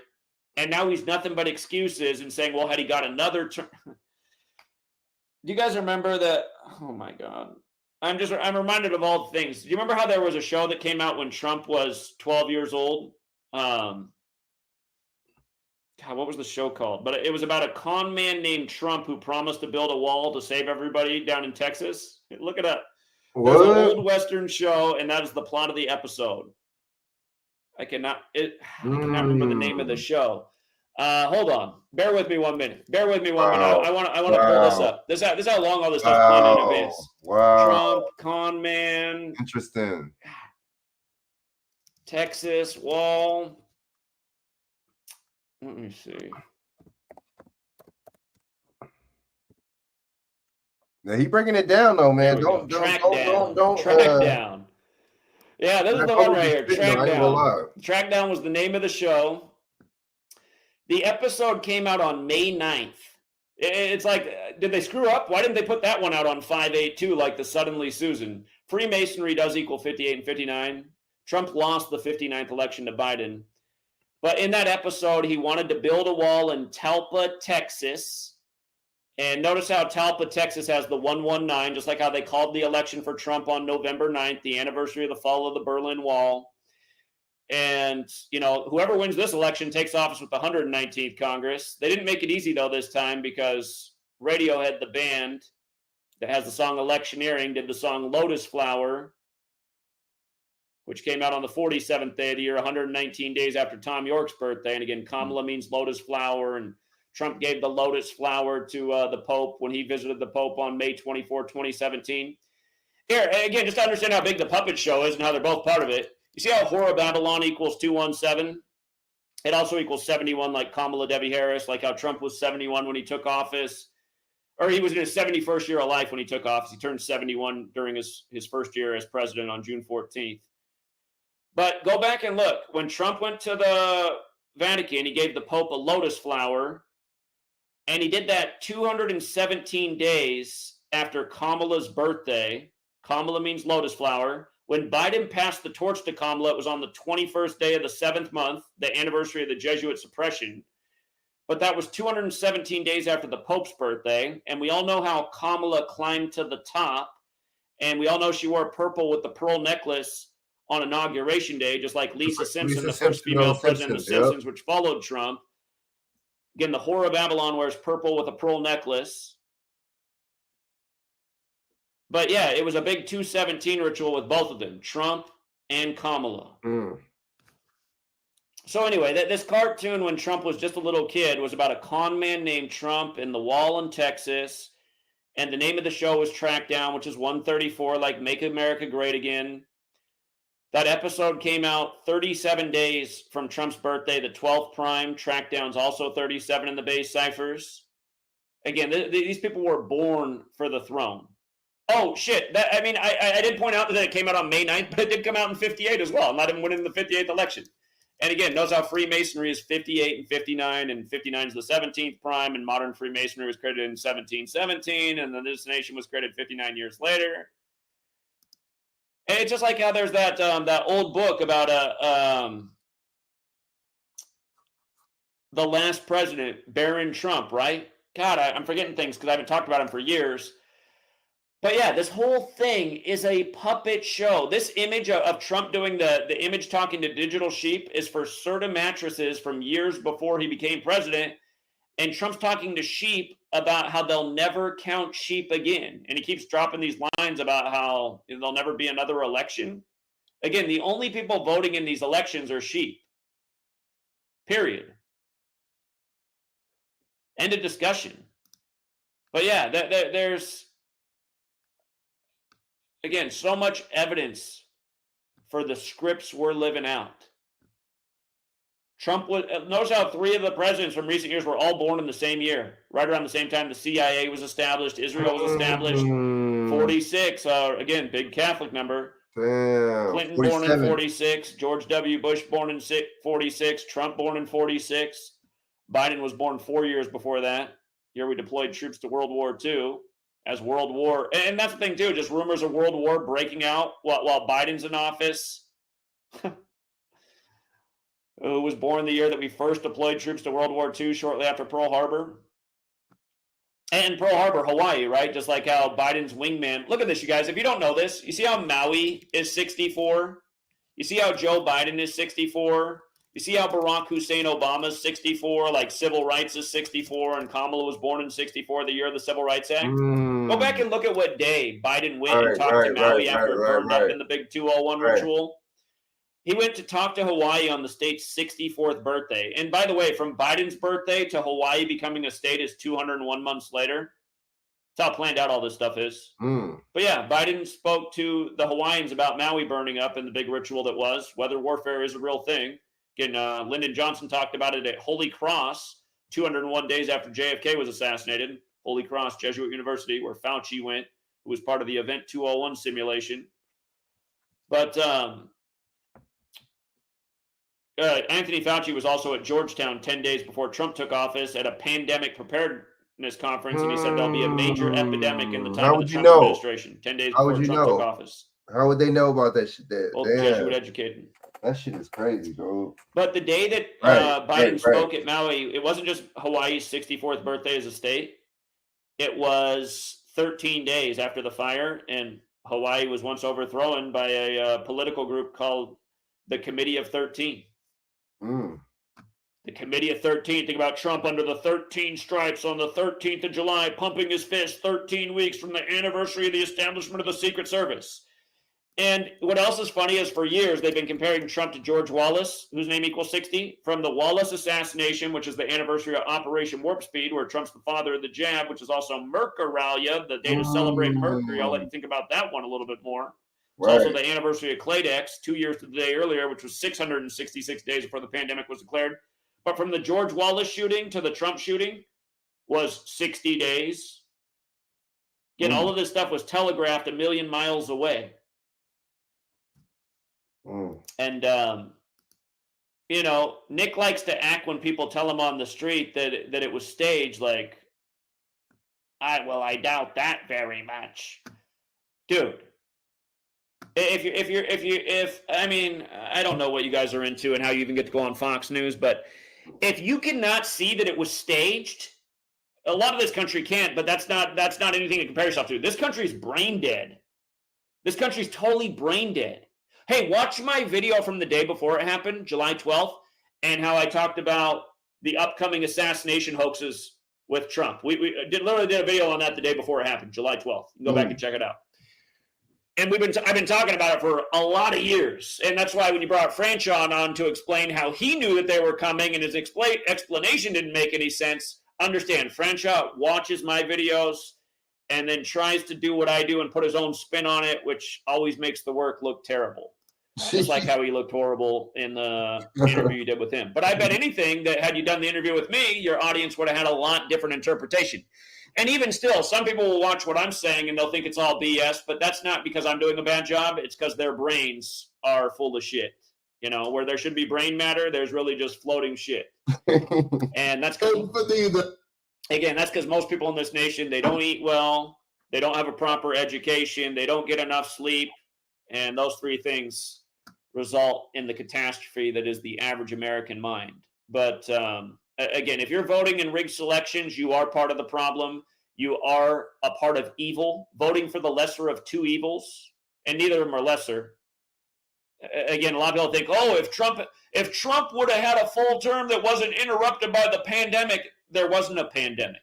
There was never a pandemic. They locked down the nation because people died in a nursing home in Bill Gates' backyard. By the way, another Agent 201 whose wife at the time, Melinda Gates, is from a family of Jesuit priests and also has an August 15th birthday. But again, Bill Gates in the land of the world's biggest needle in King County. Actually, here, let's close out with that.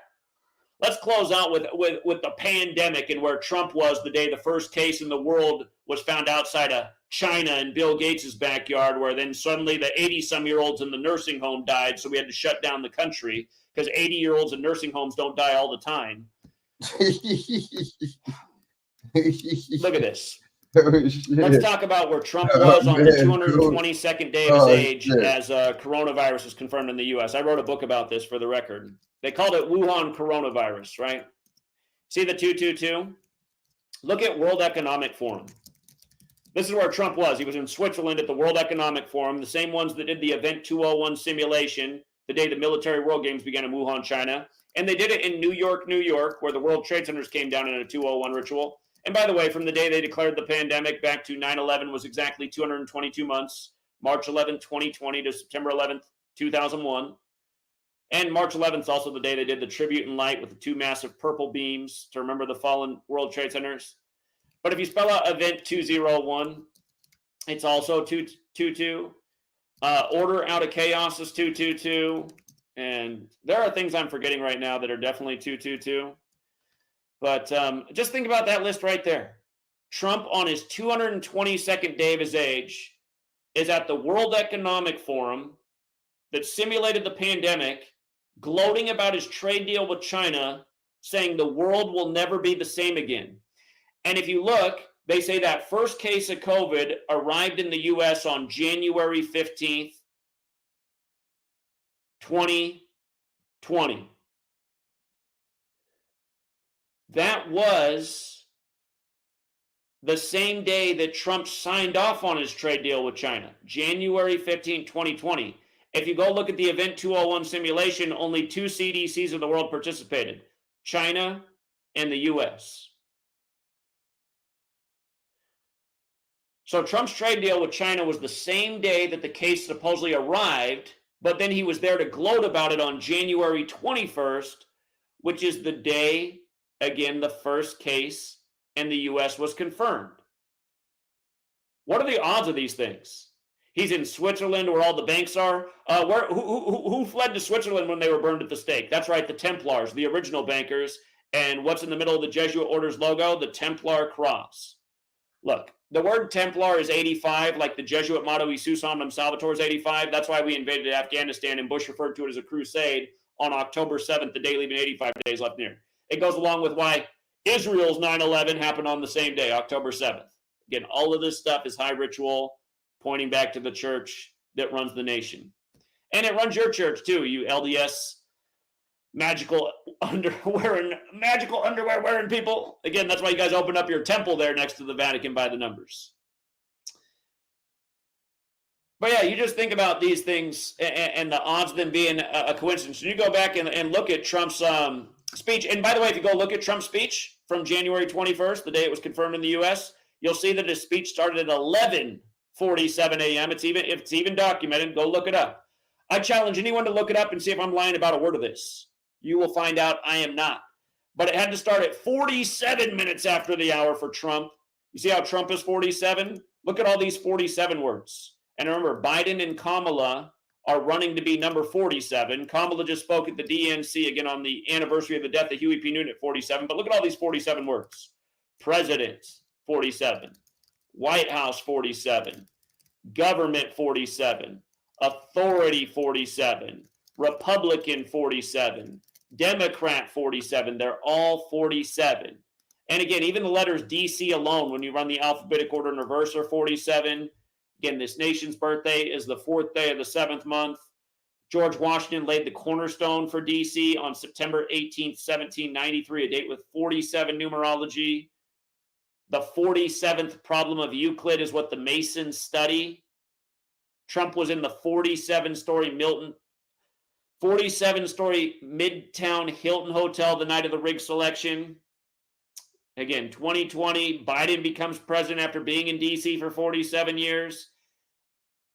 Obama took office with him at age 47. Kamala now running to be 47. One-term senator who took the White House with Biden. All these parallels. Again, Biden, who won the election in 72, which was the 47th U.S. presidential election, eventually beats Trump. Lincoln. You see how Whig is 47? Lincoln turned the Whig Party into the Republican Party. He said 7 years ago. None of these things are an accident. Lincoln dies in a theater, so we're told, what goes down in the history book with the ongoing political theater. Again, numbers. They etch on the Masonic temple, all is number. 47 relates to the Tetragrammaton in the Old Testament. God, again in Kabbalah, God created the world with numbers, letters, and words. These people playing God over our lives every day. Scripted politics, scripted sports. Congrats to the winners. Torched the NFL again yesterday. Went 12-3. We favored Washington. on 18 date numerology. They beat the Bears with 18 points on an obvious scripted ending. A Hail Mary, a word that can't get any Catholic, as none of the defenders try to bat it down, and so they volley it up like a volleyball to the tight end, where number 85, who's standing right behind the pack, who volleyed it to him. And again, just mockery for the Bears fans. They haven't won the Super Bowl since '85 season, and Chicago's where the National Football League was founded. Again, all of this stuff is connected. Yesterday was 85 days after Brady's birthday. His Patriots beat Aaron Rodgers, who's 40, reminding that only Brady can win in his 40s because it's all nothing but scripts. 9/11, Patriot Act, Patriots. Again, it's all a joke. It's all a joke. And don't forget, Trump said he was cheering for the Patriots when they had the 25-point comeback on 2-5 in the 97th season, when 97's the 25th prime, and they moved the touchback to 25 yards. And the first Super Bowl season was the 47th season of the NFL. Again, American football, American basketball. Well, just basketball, period. It's actually from a Canadian Naismith. Baseball from Abner Doubleday. All of these sports are credited to Freemasons. First pro basketball championship in 47. MLB changed their logo in 47. Same logo they use today. But yeah, Trump's 25 like Pope. The Pope blessed that Super Bowl. Falcons is 25. Matt Ryan went to the Jesuit school, Boston College. Do we need to play the clip of Matt Ryan giving up the big lead against Dallas? The original Dallas team was the Dallas Texans, who became the Kansas City Chiefs, but against the Saints, he was on 47 wins. Now he's...